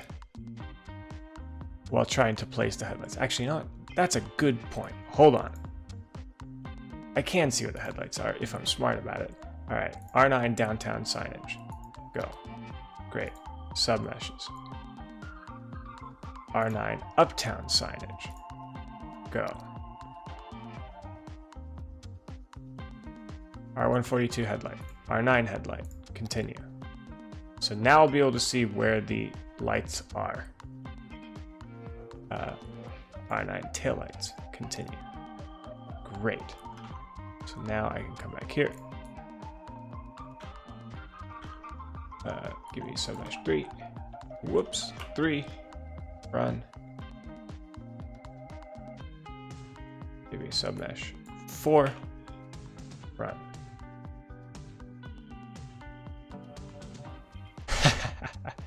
Take that, game. Oh, they're blinking. Did I forget to do something? Or is it just because I have it selected?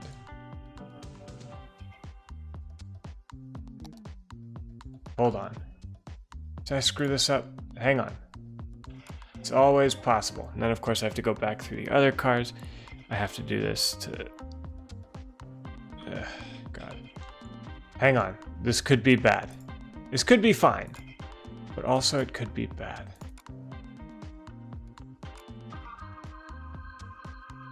Signage, signage, signage. Good, good, good. Headlight. Import. Please. Okay, this should be fine. This should be fine. The blinking, I think, is just a game thing. This should be fine. 55 for the whole train? No, 55 per car, which is low, but City Skylines calculates like passenger counts and things weirdly anyway. So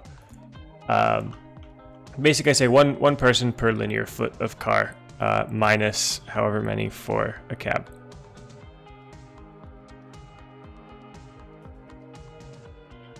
All right, let's place these lights finally. 1.2, 1.22, I think, and then up some, not quite that much, 1.7, and we'll go back that much. All right, so let's check. How accurate are we? Okay, we're slightly low, we're slightly outside. 1.71.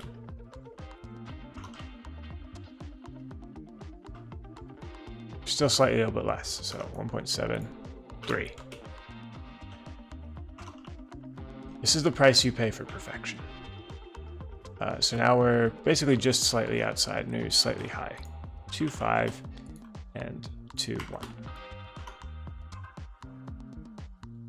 If I was smart, I could do this in Maya by just figuring out the X and the Y. But I think I just got it, so I'm happy with that. You can actually see the light cone goes pretty far into the train cab, but I prefer that, so it actually looks like it's coming from the entire beam area of the headlight instead of just like a little point coming out in the front.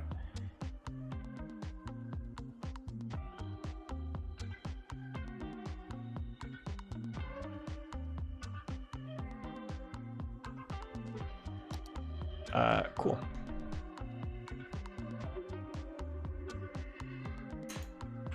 .21, 1.725, oops, 75, and 0.5. All right, I need to write those down too.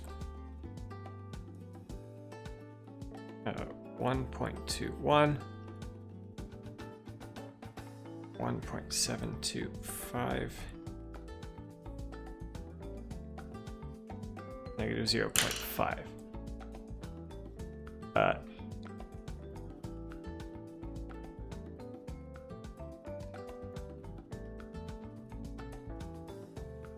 Recess is correct.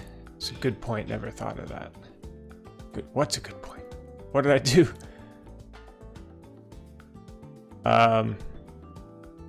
So vehicle effects uses the same light.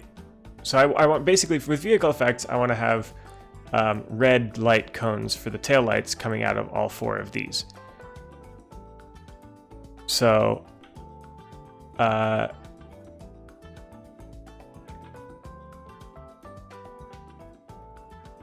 basically I'm going to now scrap my nicely placed light and great, the light, okay, cool. Scrap my nicely placed light and try to line it up against this taillight, which is actually a little easier since it's bright ass red. So, really wish there was a better camera for this. 0.7, 1.4 period, and then actually I think we can 3.5, 3.8. All right, is that going to be right? Like squinting as hard as I can. Little high up, little inside. All right. 6.9, nice. 3.9, not quite nice. Here it is. 6.9, still too. I think I actually might have meant to do 7.1. Unfortunately, I got too excited. Well, I think I actually meant to do 7.0. Actually, again, 7.0, which is weird because it didn't look right. But now, 7.05. Nobody will ever notice this except me and the editor right now, but I have to. It's a compulsion. 3.8.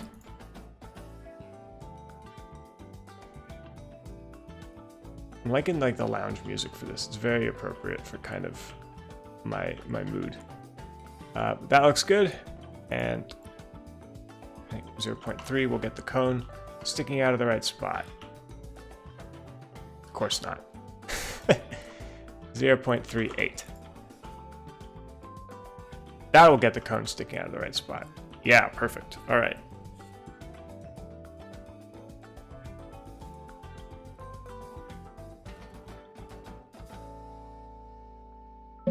Okay, so lower headlights. I just need to write these down. Well, like a SkyTrain from Vancouver, probably not unless I'm commissioned. 0.705x y and then z.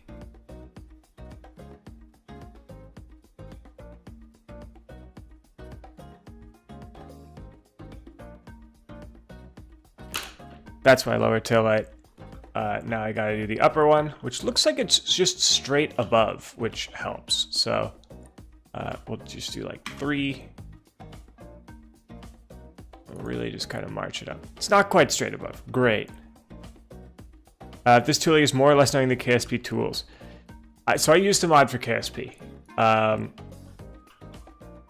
abandoned my mod like an irresponsible person. Each have their merits. You could do so much better stuff with the KSP tools because literally, I don't know, maybe this has changed now, but back when I had to do it, you like had to know Unity to get stuff set up. So it was like I was making the animations in the Unity editor to get like the specular stuff set up. So I don't know. It's hard to compare the two. Okay, so this one's now centered up good. It's just a tiny bit low. So 3.63. Perfect.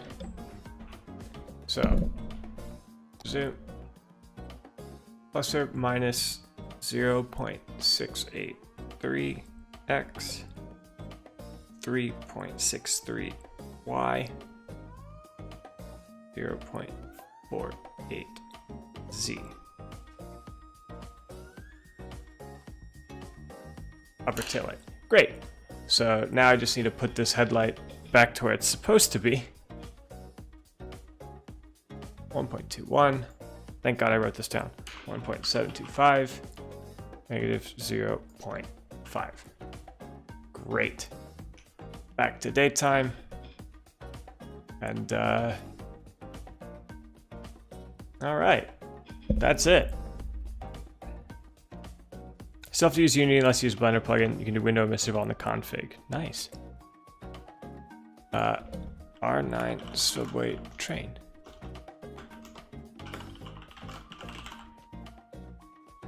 R9 subway train. Save. All right, fingers crossed that this works. David LeBron asks, what's the hardest asset I've ever made? Almost undoubtedly, the bridges. Networks are such a pain in the ass. Cool. And now I quit the game. That's it. All that. I save it once, quit the game. Quit to desktop.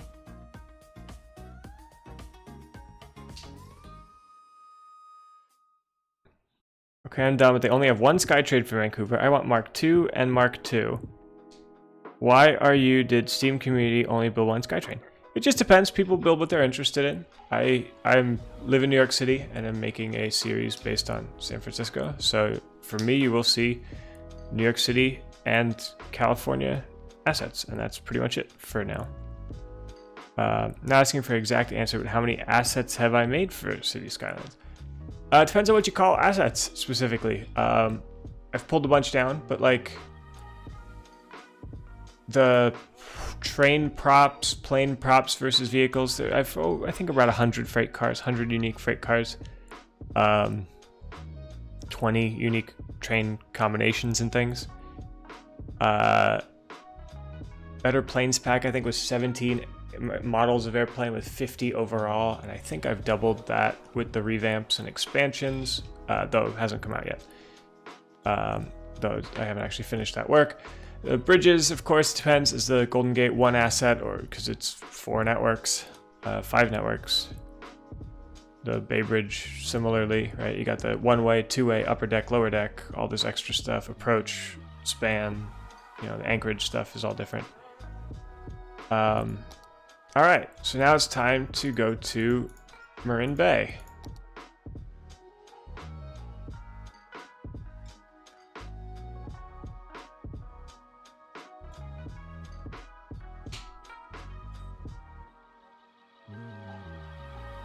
Marin Bay I use for testing all the time. I only do Euro stuff in City Skylines, so I never get to use my assets outside of Metro overall. Yeah, that'll happen, unfortunately. Could try some of the planes. But even the planes, I try really hard to... and this is something that I'm not 100% sure about anymore, but I'm still pretty confident it's the right approach. Instead of offering, you know, piecemeal components for something like Railway, I'd much prefer to make or like Railway, or like the people who have 1 million individual plane downloads.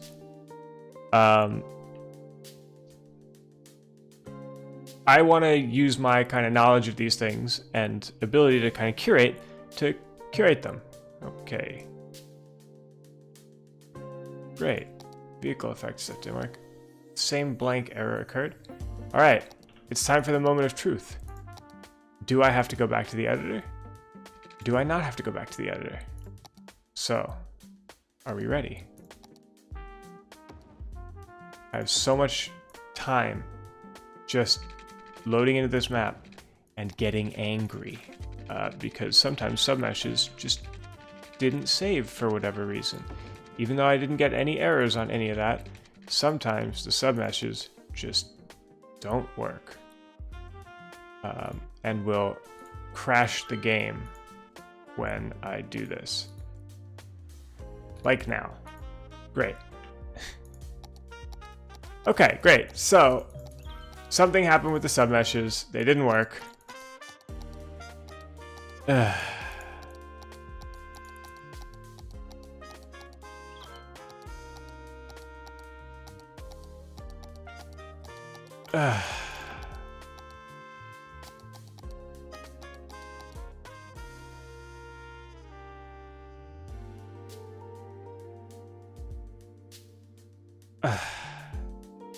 All right, it didn't work. Why? God knows. Literally nobody knows why. Do errors at least give a clue? Nope, all they say is the vehicle's broken. That's it. They don't actually say anything. Like even hovering over this, it's like object reference, not such an instance of an object, and it just something didn't work with the submeshes. It's not happy. Actually, looks like the cars might not have saved because I see 0 out of 55. Which of course we know full well that R9 subway train has 55 people per car. So there's a problem. You know what?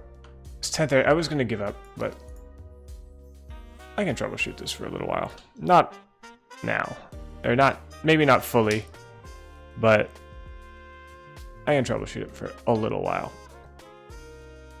Painful on updated City Skylines. It really is. There's it'll be interesting to see if modders can hack their way into it more as the game ages. Oh, God, sorry. And figure out if there's stuff we don't need. Like there's already that FPS booster mod that like rewrites some UI code. Apparently the UI is super unoptimized.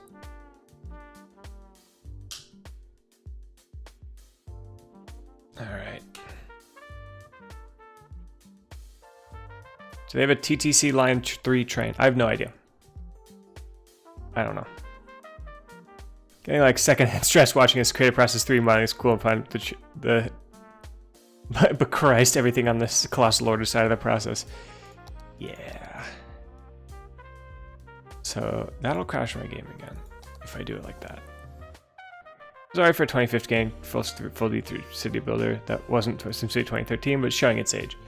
It was clunky and janky for 2015, and the fact that I had to just buy, you know, to get reasonable performance out of, to be fair, a heavily modded game, but I had to buy a 10900K in order for this to run pretty well, is rough. It's rough. We're 5 years after the game came out, and it doesn't perform too well. Even vanilla doesn't perform great.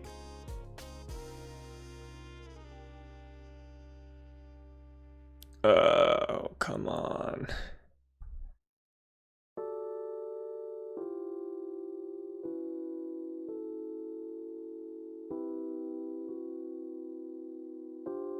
Alright. If a game that's exploded almost explicitly from modding could be shocking how the asset pipeline is. Okay, yeah, me too. Me too. Okay. So, here's my guess. R9. Of course not. If I was smarter, I would uninstall some of this Presidio Bay local assets, but I'm digging so much into it. Okay, so check it out. This is what's happened. It didn't save my trailers properly. Good to know, actually, because that... We'll do that. Let me guess. Yep. Cool. So this asset's corrupted. The cause is that it didn't save the end trailer properly, which means I have to reset all of that. This is why I write down the headlights and taillights now on paper in front of me, because it's gone now. Right? This is broken. It's just gone. It's not going to happen. That was even making a new asset based on that one as a template. So, God. Yeah, Santropic, that's really how I feel too, is I'm very worried that if they come out with something new, it's gonna, you know, completely break my few hundred assets and, you know, my amazing first few like months with the game are gonna be desperately porting over all my stuff somehow.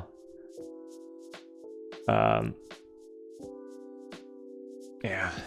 All right. Well, back to this. I can't believe it. Trailer count, just 5 trailers for this. It's gonna be a 6-car train of R9s, and I'm gonna set them with this now instead of with their new little feature, so as not to tempt fate. So, quickly, I'm just gonna do the stuff I usually forget. Uh-oh.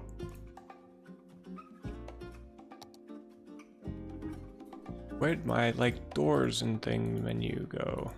It's gone. It didn't load. Reload the whole editor.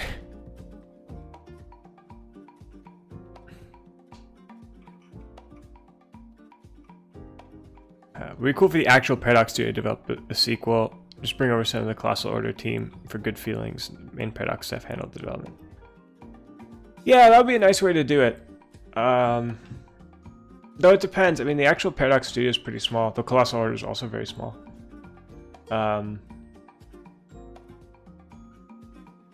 Yeah. It's tricky. It's interesting. I'm interested to see what the future holds. Cautiously optimistic, I guess. Till their assets have gotten better, the campus buildings are not bad. Yeah, they sort of are, but there's still like, and this is something that I don't think they'll fix. And fair enough for them not fixing it, because it's only people like me who care. But the actual game design and the art standards and the producing of SimCities were all fantastic. Colossal Order, I don't think has that, and I don't think has that skill, and I don't think they have that interest or ability to want to make it, like, to make a game where that's a key part of it. Like, the actual architecture on all the assets is a mess. Like, and it sounds dumb, I guess, or maybe it sounds dumb, maybe it doesn't. But like, as great as they are and as talented as their programming team is and as talented as everything, the like actual nitty-gritty for like how a city should work and look is just totally lacking. Is just totally gone. Yeah, is it cartoony futuristic? Is it grounded and realistic? Who knows? Exactly, right? It's this weird hybrid of the two. It's this bizarre sort of thing. And it's impossible to nail down how the game should look. Like the architecture that they combined is really weird, and like the University DLC is a great example because they went and combined like the trade school, which hilarious. They called this the trade school, but it's MIT and Caltech architecture combined, and they're very different styles, and they don't really look right. And it's like the liberal arts colleges like UC Berkeley and UCLA, which have they're closer, which is why it's a little more consistent. But like everything's scaled a little weirdly. The main university is, sorry, I have no idea which one I'm clicking on. The main university is Columbia here in New York City. And it's like close, but like a lot of the details are just wrong or aren't, you know, the proportions are off. And to me, it just jumps out so blatantly that I'm just like, oh, this is rough. Like, let me find, yeah, here.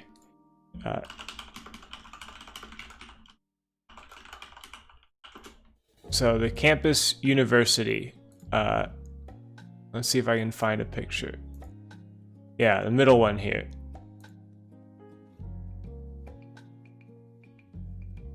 Right, this is based off of Columbia.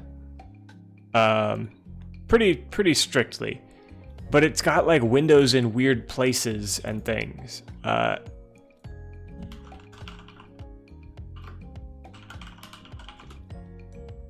And when you look at it compared to the... Whoops, that's a YouTube video. I don't want that.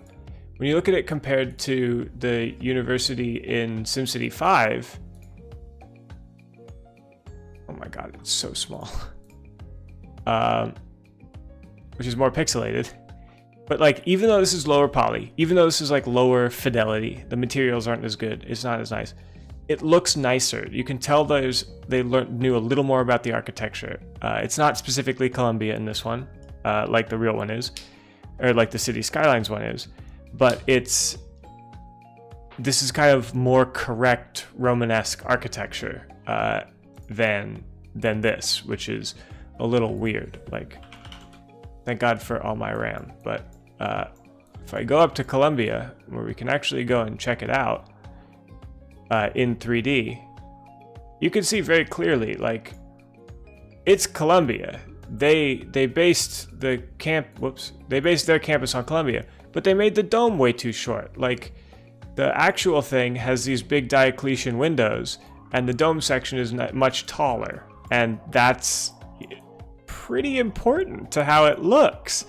That they just went and said, oh, you know what, here's what we'll do. We'll just squish the dome down and give it these like weird arrow slits on the corners. And that's the sort of thing that just like gets me, is like the production and the architectural choices and things are just whack. And it makes this, like, this is a really thoughtfully designed, nicely made kind of, right, Diocletian windows, this is Roman, big like Parthenon style roof, like, you know, big colonnade. I guess that's a little Greek, but still, like, all very wrong. This is a mess, you know, like this, the types of roofs here, and you can see like where the HVAC is and not. This is just really strange.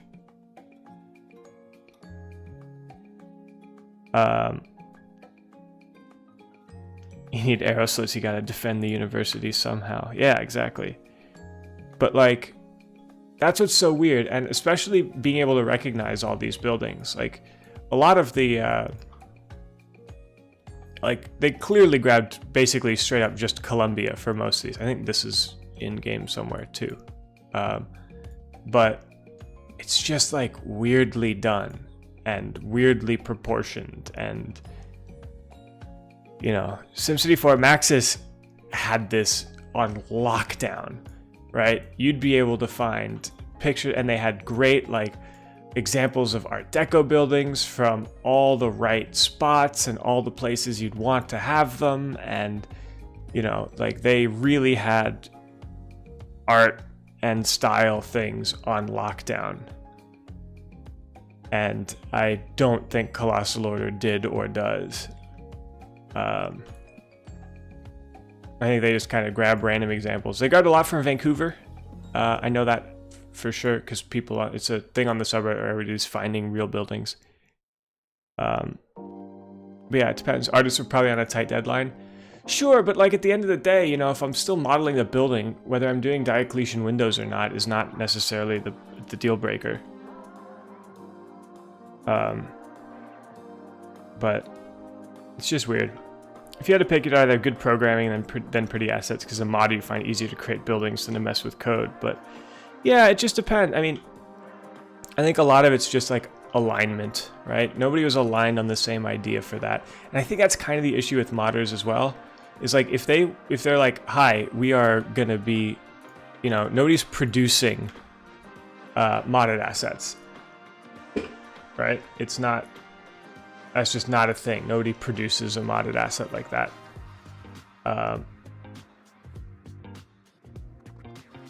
Yeah.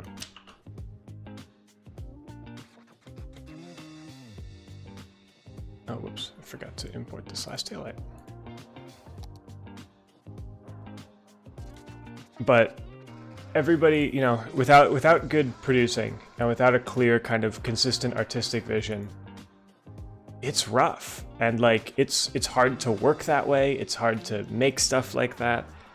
And it's like very tricky. Yeah, KSP is sort of similar. When the game launched, they had interviews, the head developer and CEO, and they both had totally different ideas for the game. The CEO is like, yeah.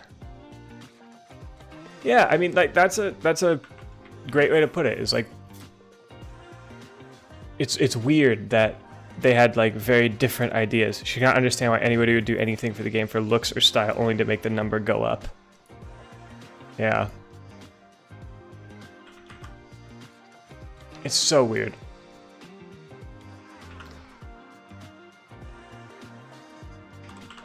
And I think that it kind of reveals a lot about like what's weird with the game too, and you know, I don't think things necessarily need to be realistic, but like, why do you unlock Metro before trains in this game? You know, it's a weird balance decision. It's counter to everything in real life, ever. You know, it's just such a strange set of decisions. 1.4, 1.2. I love having to do the doors. Negative 2.3. Whoops, I want positive 2.3. 7. Negative 1.4. 1.2. 2.3. Most people play the game without money only to make pretty cities. Designed entirely around being a simple traffic finance puzzle. Yeah, I mean, that's pretty much it. It's so weird how much you have to think about death care. Yeah, exactly. And like that, I think they really struck gold with some features, but like so strangely just totally whiffed other features. It's such a strange game. Love it though. Love it though.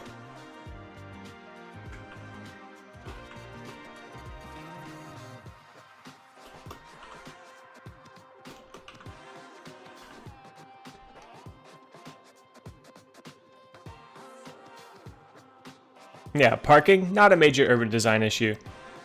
Hauling away dead bodies, key traffic issue that shapes the city. Really. Like, it's such a strange... It's strange. I mean, I have no better way to say it. other than it's strange. Uninvert. Change. So I'm taking a gamble that my trailers are actually okay, and it was just the saving process. How am I looking at the offsets? Offsets look great. Nice. Duplicate. So it's 3 cars now. It's 4 cars now. 5 cars. Now I want to grab you. Change. R9. 9. 9. 9. 9.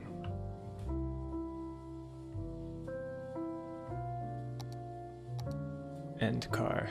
I do want you to be inverted. The back is out the back. Awesome. Fingers crossed for this one. I got my 6 cars. Got my capacity. I've got my headlights and taillights. Got my submeshes all set up. The other cars didn't load with submeshes. Rear car didn't load with submeshes.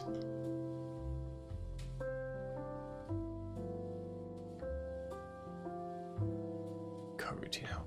I don't think that's an issue. Alright, let's try it.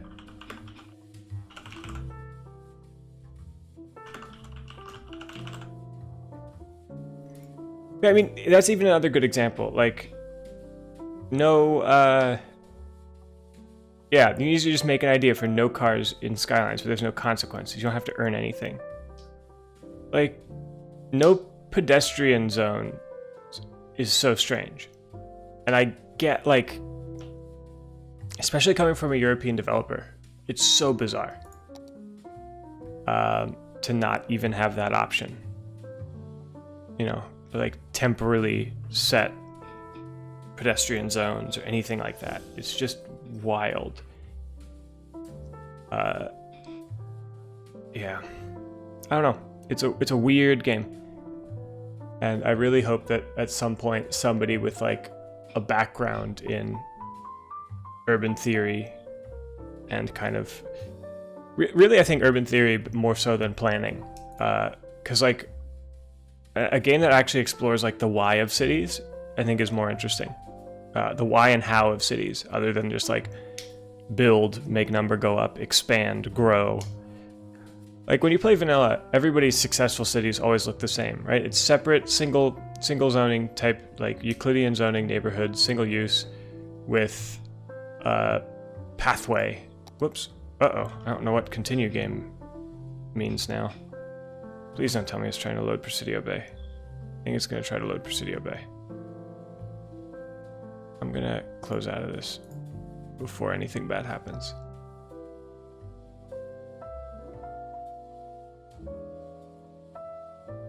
And it's trying to load Presidio Bay. Oh god, please. Cities. End task. I gotta kill it hard. Phew, that was close.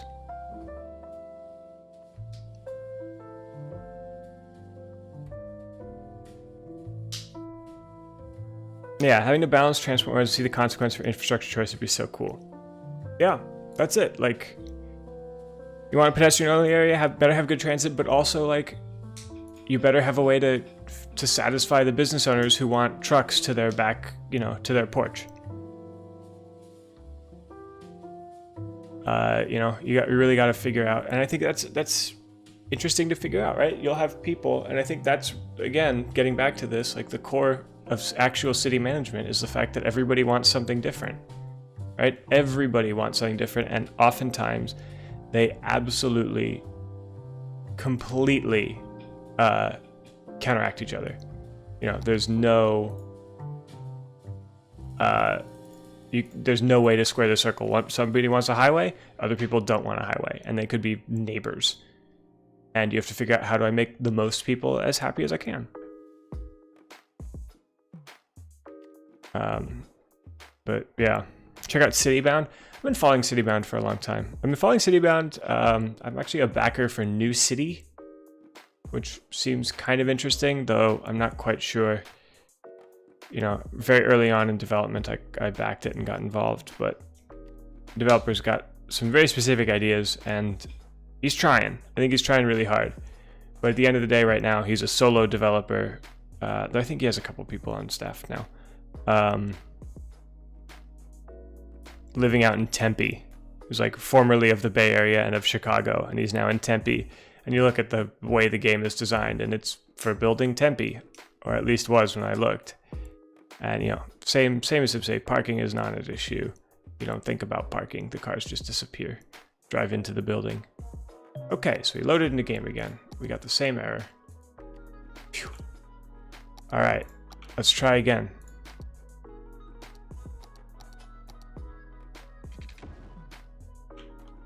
I'm gonna build my line over here now, just to be different. Just to be different this time. If it doesn't work this time, I think I'm done for the night. It's 11, so that'll be part 2, finishing texturing and troubleshooting this game.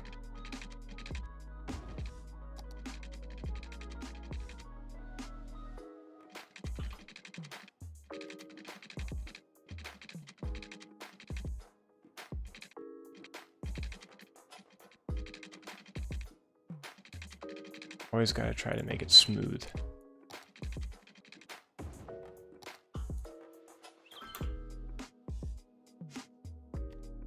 Select type, let's see. Hey, that's a good sign, everybody. I think I just can't use the vanilla selector. There it is. All right. Uptown, uptown, uptown, uptown, uptown, uptown. We've done it. We've done it, everybody. It is in game. The amazing R9. Clattering down the tracks.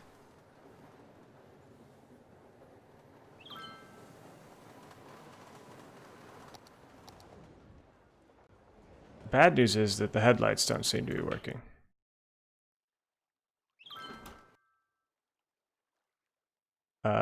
This could be me having been stupid, though. Let me check if I have the additive shader mod installed. This was a big problem with my very first. I don't have the additive shader mod installed. Aha! So that will explain why the headlights aren't working. I'm gonna quit back to the desktop. Let's get the additive shader loaded up. And while I'm actually here, close, cancel, add-ons, assets, R9 stuff, new folder, R9 subway train. I'm just gonna prep it for vehicle effects. But we're in game, and that's good. So, we've got the asset in game.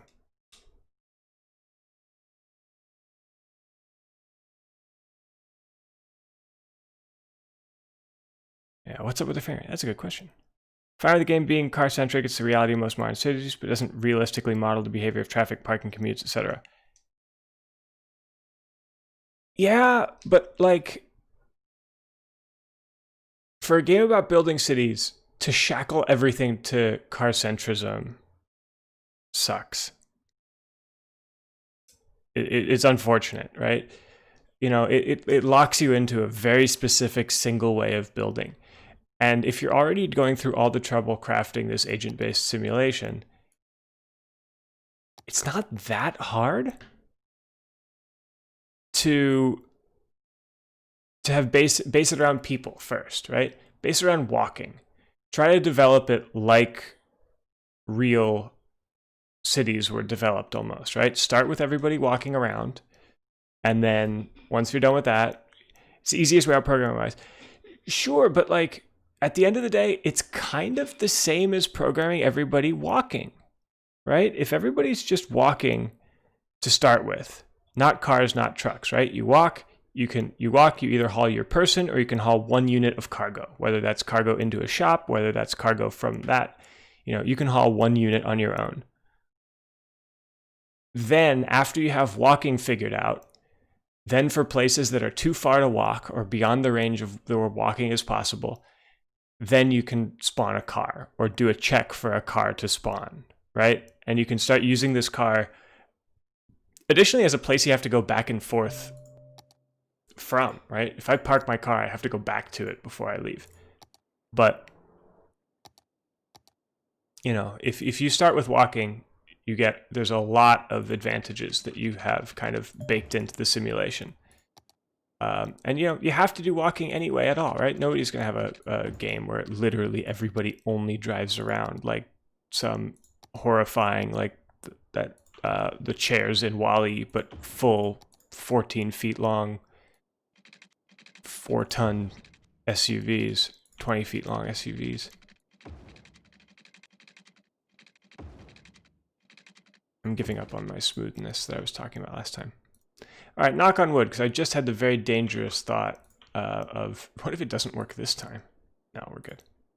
Thank God. That would have been so frustrating if somehow it didn't work this time. All right, so, okay, I can see the headlights already. Check it out. Headlights on that end. Whoops.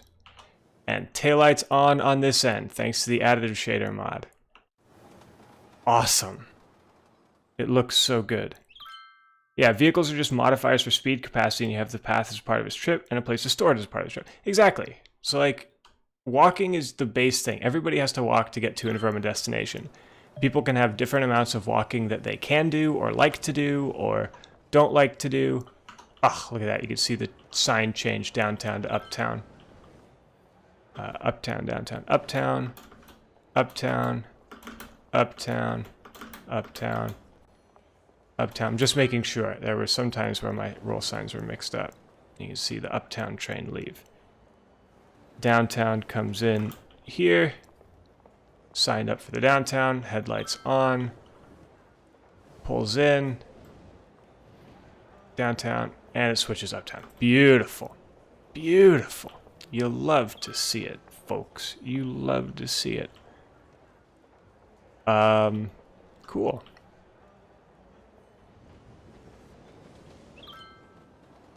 Ah, just...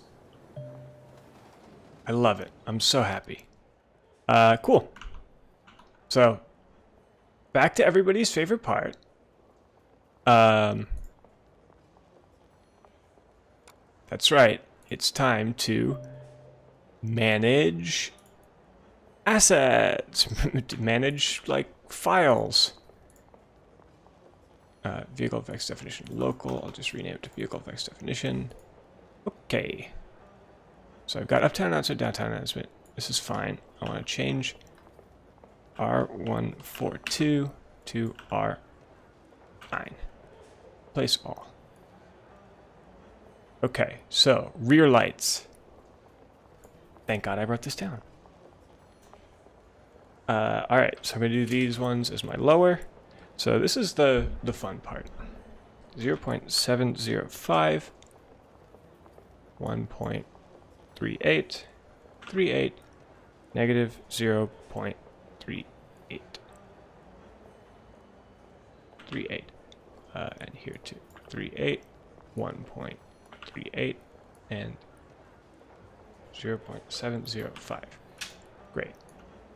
Those are these two, and now I want to copy them and paste them because we need to have 4 rear lights. This is the sort of stuff that takes much longer to do now than it used to, because you used to never have to do this. 0.683. The Y is 3.663. Z is negative 0.48. 48. 3.6. Oops, 63. And you are 683. Awesome. Now I can copy this, because guess what? It happens again, lower down. Train rear light. 1. Train rear light 2.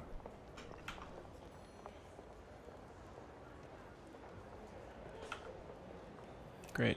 Now I'd like to copy these two.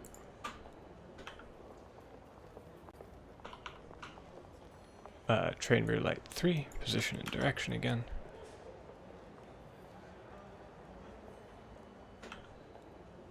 And the last train rear light. And copy and paste. So that will get me my rear lights. And now I would like to get my front lights, my headlights, for when it's reversed.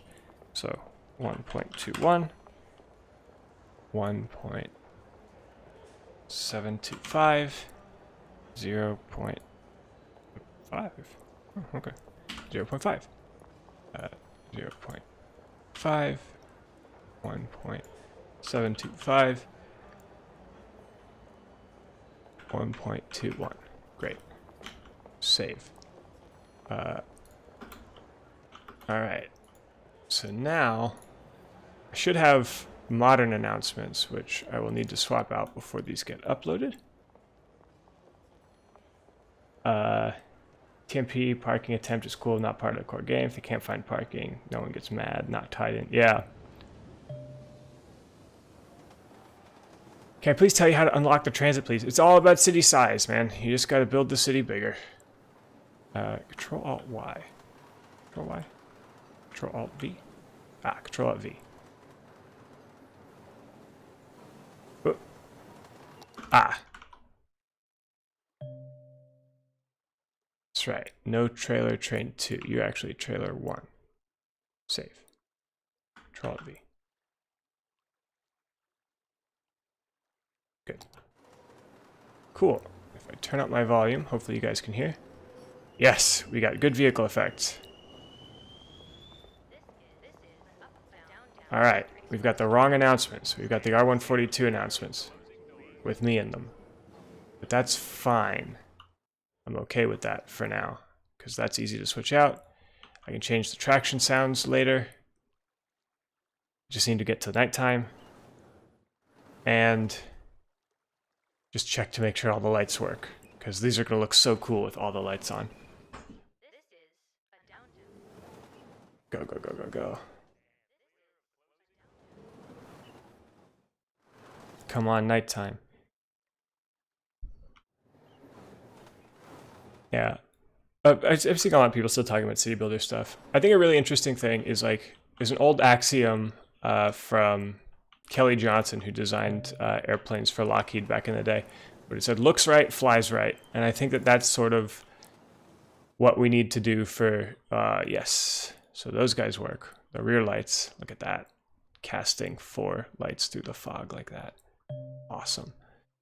But I think you need to figure out a way that if I make a city that looks like mine, it'll work like mine, right? If it looks right, it'll fly right.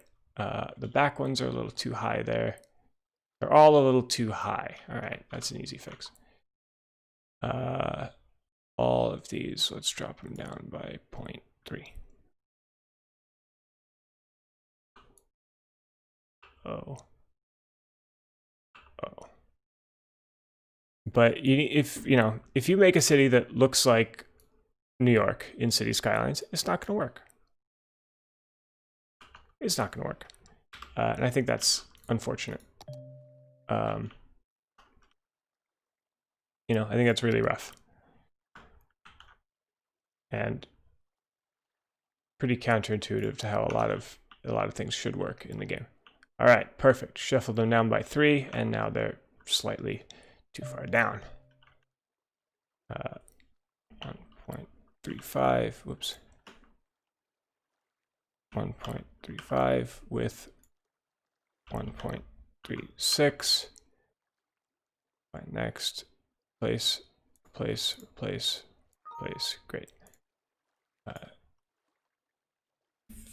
3.60 with 3.61.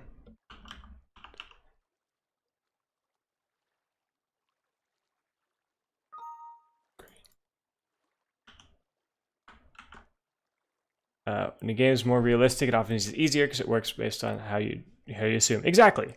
So I should be able to, you know, make a city with the same problems as New York has in a game by building my city to make it look like New York. And that's kind of it. Like, you know, if I build a city that looks like New York, it should have the same problems as it, right? It should have crowding, like crowded subways and, you know, some like budgetary issues and public schools that might not be great and whatever. Yeah, more realistic community, don't need to know as much game logic. Exactly.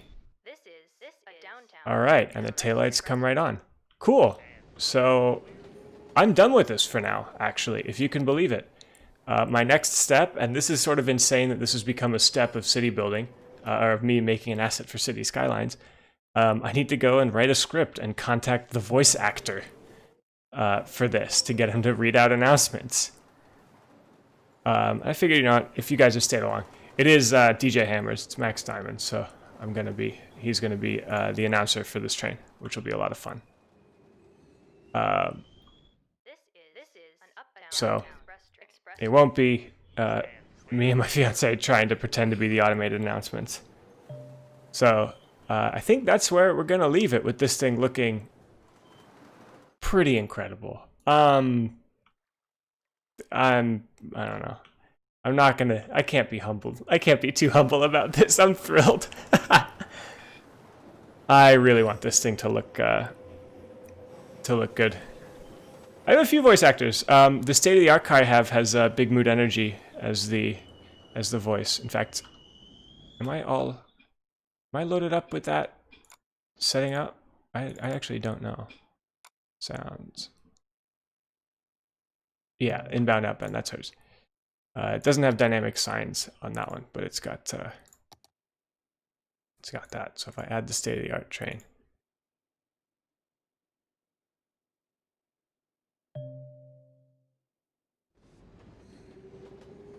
Is this a commission? No, this is not a commission. This is just because I wanted to make it. I wanted to see how fast I could make an asset. This is a downtown express. Okay.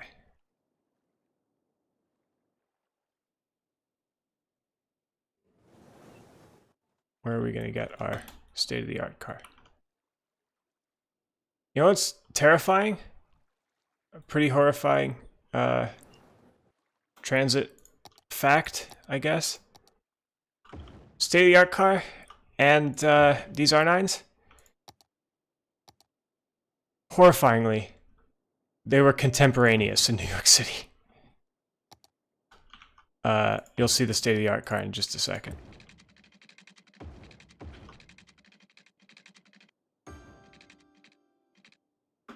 Because I forgot that these need power to spawn new trains after a certain amount of time. Come on. Give me the new train. Oh yeah, there it is.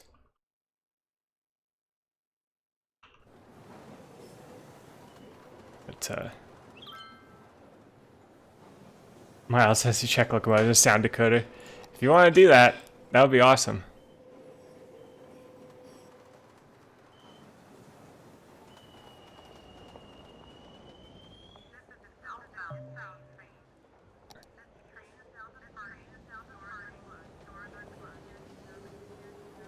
Horrifyingly, why? Because this is like a late 70s design, and it was contemporaneous with a 1930s and 40s design. It's a little scary. Don't think about it too hard. Let me see. Let's add. If I add an infill station in here, so the game, unfortunately, the way that vehicle effects works, it triggers announcements on both tracks, or in both directions at terminals. I feel bad for that guy who's now totally stuck. But it triggers both announcements, so I have to build this central station to get the announcement clean. So he asks, did I misfile Beschweigelhausen lore? Are you the announcer? I'm not the actual announcer on trains. I am the voice talent on some of the videos. Because I'm the animation producer. So, It's what I do. Alright, so this should hopefully let us hear Alexander. Oh, no, it's running express. Of course it is. Ah, and it needs power now, too. Ugh. Gotta do the normal electric thing of just everybody gets their own wind turbine.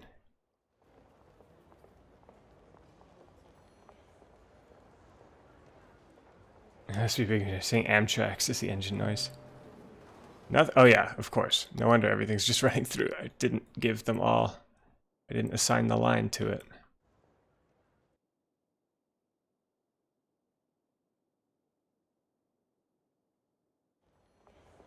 Alright, who's gonna pull in for it? Yeah, here we go.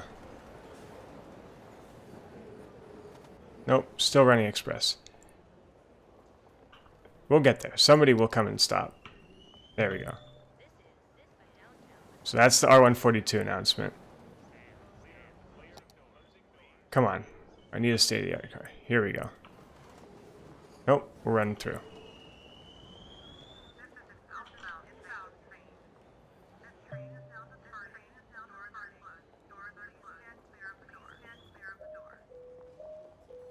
There we go. So we got door chimes, we got all that good stuff. How did I give this a stop?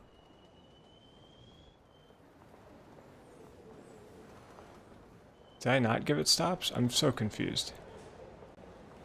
This drag to create stop mechanism is rough. Still. Alright. Come on, trains. Here we go. Oh, nope. We're just going express. Alright. 2R9 stopping. Really, modern station does not fit it very well, does it? Alright. What's up with the frame rate? I'm getting okay frames. It might be a product of the streaming.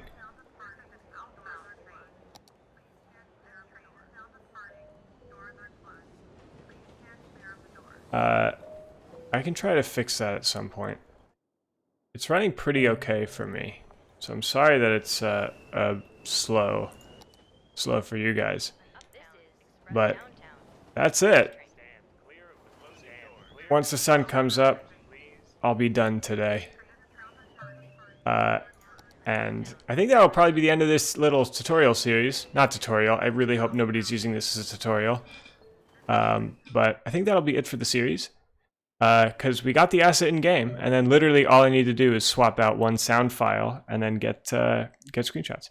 It's like 2 to 3 frames per second. Yikes! I'm sorry about that. It's actually pretty smooth on my end. I keep getting that sort of lag in when I'm streaming cities. I should really take a look. But yeah, after all this, the fog is crazy in this game. But here is our R9 under some deeply unflattering lighting. Looks pretty damn good, everybody. I'm pretty happy with it. We got our we got roll signs, we got numbers, we got the signs on the front and back, we got the headlights shining. I feel like we need a whole mod for a bunch of sims all with hats and suits. I really got to figure out how to avoid streaming lag. Yeah, we got that. We got the taillights, which look awesome, especially in the fog right now. Like, these are so cool. State-of-the-art car, also very cool. Highly recommend you guys download that one. It has less than 1,000 downloads. Please use it.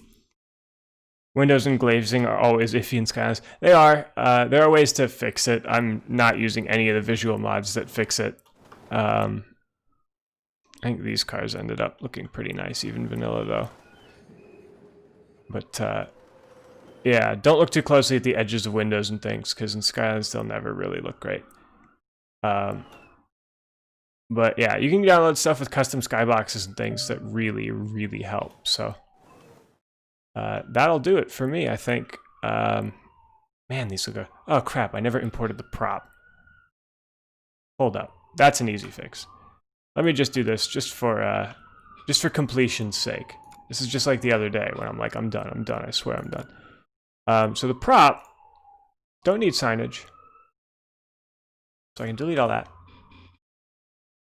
I do need the LED.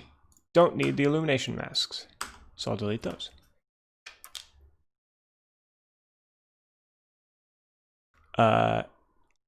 This prop is an important part, so we need to be able to fill rail yards with this thing.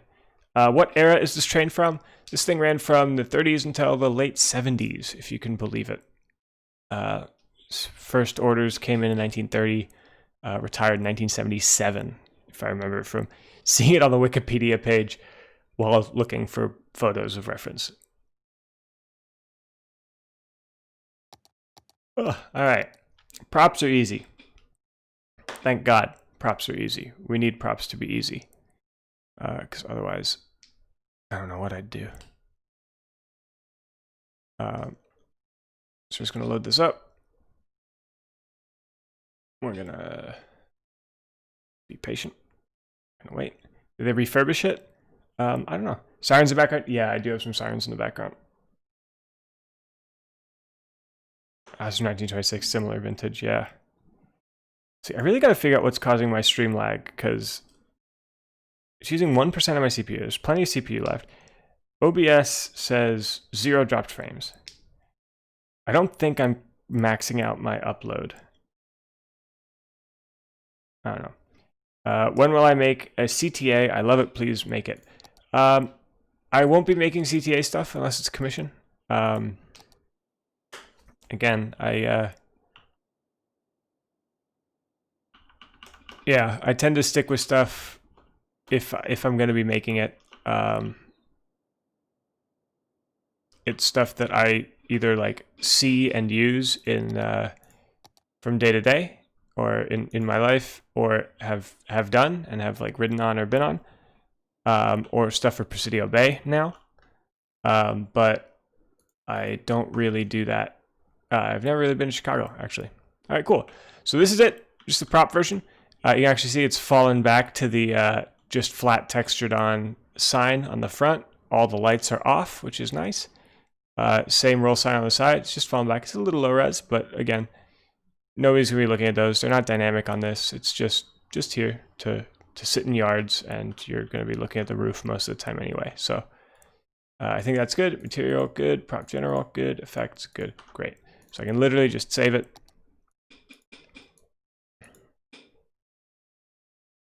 R9 subway car prop.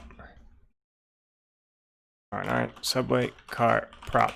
I know some people like literally will go through and do like manual images here and like get screenshots and like resave their assets to put screenshots in. I cannot imagine doing that. That sounds so crazy. Question: how do commissions work with me? Would you go through with? How would I go through with business? Basically, just reach out to me anywhere, Twitter, DMs, Discord, like that. We'll work something out, or try to at least. I fully admit and know that my rates are higher than a lot of other people. I try to keep them professional in some ways. If this is a commission, what's the ballpark cost? A couple $100 probably for this. This is on the easier side of some of these assets, though it's got submeshes and things, which makes it a little more tricky.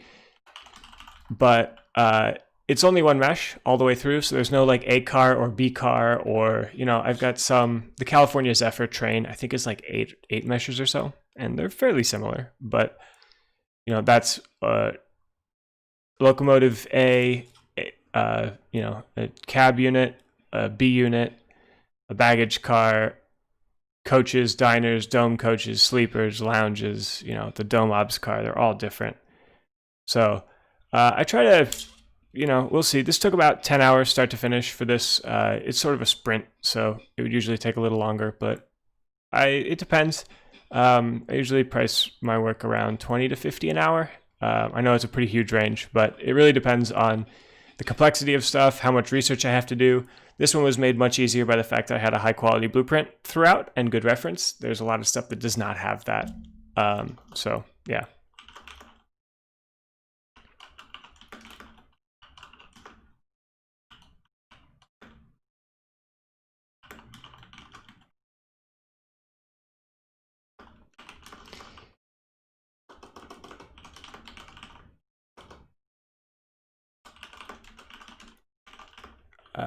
couple hundred for 10 hours like a steal. Yeah, I'd try to.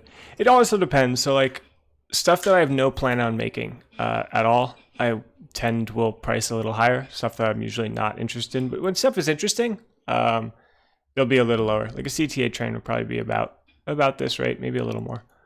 But like for European stuff, if somebody is interested in like European houses, I don't know, like something that's just like not up my alley, I'd be like, oh, that'll be $400, and try very hard to either make it worth my time or get out of it.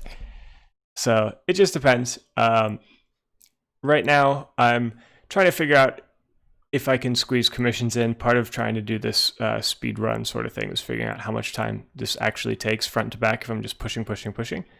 Because I just upgraded my computer and spent way too much and haven't got a graphics card yet. So I'm looking to see if there's a way I can raise a little money. Yeah, so we'll see. These city cars were used until the late 1970s and are a great fit for any route, subway, or elevated. Fine. Great. I try to fill this little tooltip with some sort of date information and keywords for people to be able to search and save. Great. 6,016 out of 1,000. Great. Thank you, game. If I want to get that check model, locomotive model, I wouldn't be the one to go to. Well, we'll see, because that's sort of neat. But like, if you wanted a full check freight train, I'd be like, maybe not. But I'm personally a big fan of those goggles locomotives, so I might actually be the person to go to for that. It just depends. Like I've had people ask me for like Delhi Metro or like Tokyo Metro or Tokyo subway stuff, and it's just stuff I'm not like super interested in. You got San Francisco streetcars are largely old stock, some original, some are 1930s PCCs. Yeah, so I've got PCCs on the to-do list eventually, but I actually have a full set of cable cars, both historic and modern. If you're a Presidio Bay patron, that'll be made public pretty soon, so it should be good. Most work will be making BART cars. That is so far from the most work, my dude. BART cars will be easy. The hard stuff is going to be, the most work is going to be, you know, the AC-12, the big steam, the full set of freight cars. I've done the full set of Bud cars as well, but I have to do a full set of heavyweight cars. I've got to do the Harriman subs, the Harriman commuter coaches, commute coaches. I've got to do steam, lots of steam trains. I got to do 40-foot boxcars, reefers, flats, full set of like interwar, post-war freight. And then I'll sort of get a little easier farther in because I've already done some like 70s era freight stuff. Once that World War II era stuff is all done, I'll make all new track networks for BART gauge. God, please don't say that. Don't even let that out into the world. I think we'll just be sticking with standard gauge for that. Anyway, all right, everybody, that's it. We did it. The train is in game and it works and it looks incredible. We got it all the way from like the texture not done to in game, all in 1 4.5 hour. Oh my God, sprint, 5-hour sprint. Really, I started at 6, and that's awesome. So that's it for now. Can't reach until we reach the 30s and 40s for cars. Yeah, that's going to be big too. But yeah. It's bedtime. First, I'm actually going to send this file to the people who need it and ask for those audio recordings from Max. And hopefully this will be uploaded pretty soon. I farm out all my screenshots now, which saves a ton of time because I used to be like, okay, great. Now I have to do like, let's build a 30s to 40s like city diorama or something like that. So screw it. If anybody has a 30s or 40s city and wants this thing now, not quite finished, DM me on Twitter. I'll send it to you in exchange for some screenshots. So let me see. If not, I know some people who have them. I'm sure would drop them in. So cool. All right, guys. Thank you so much for watching.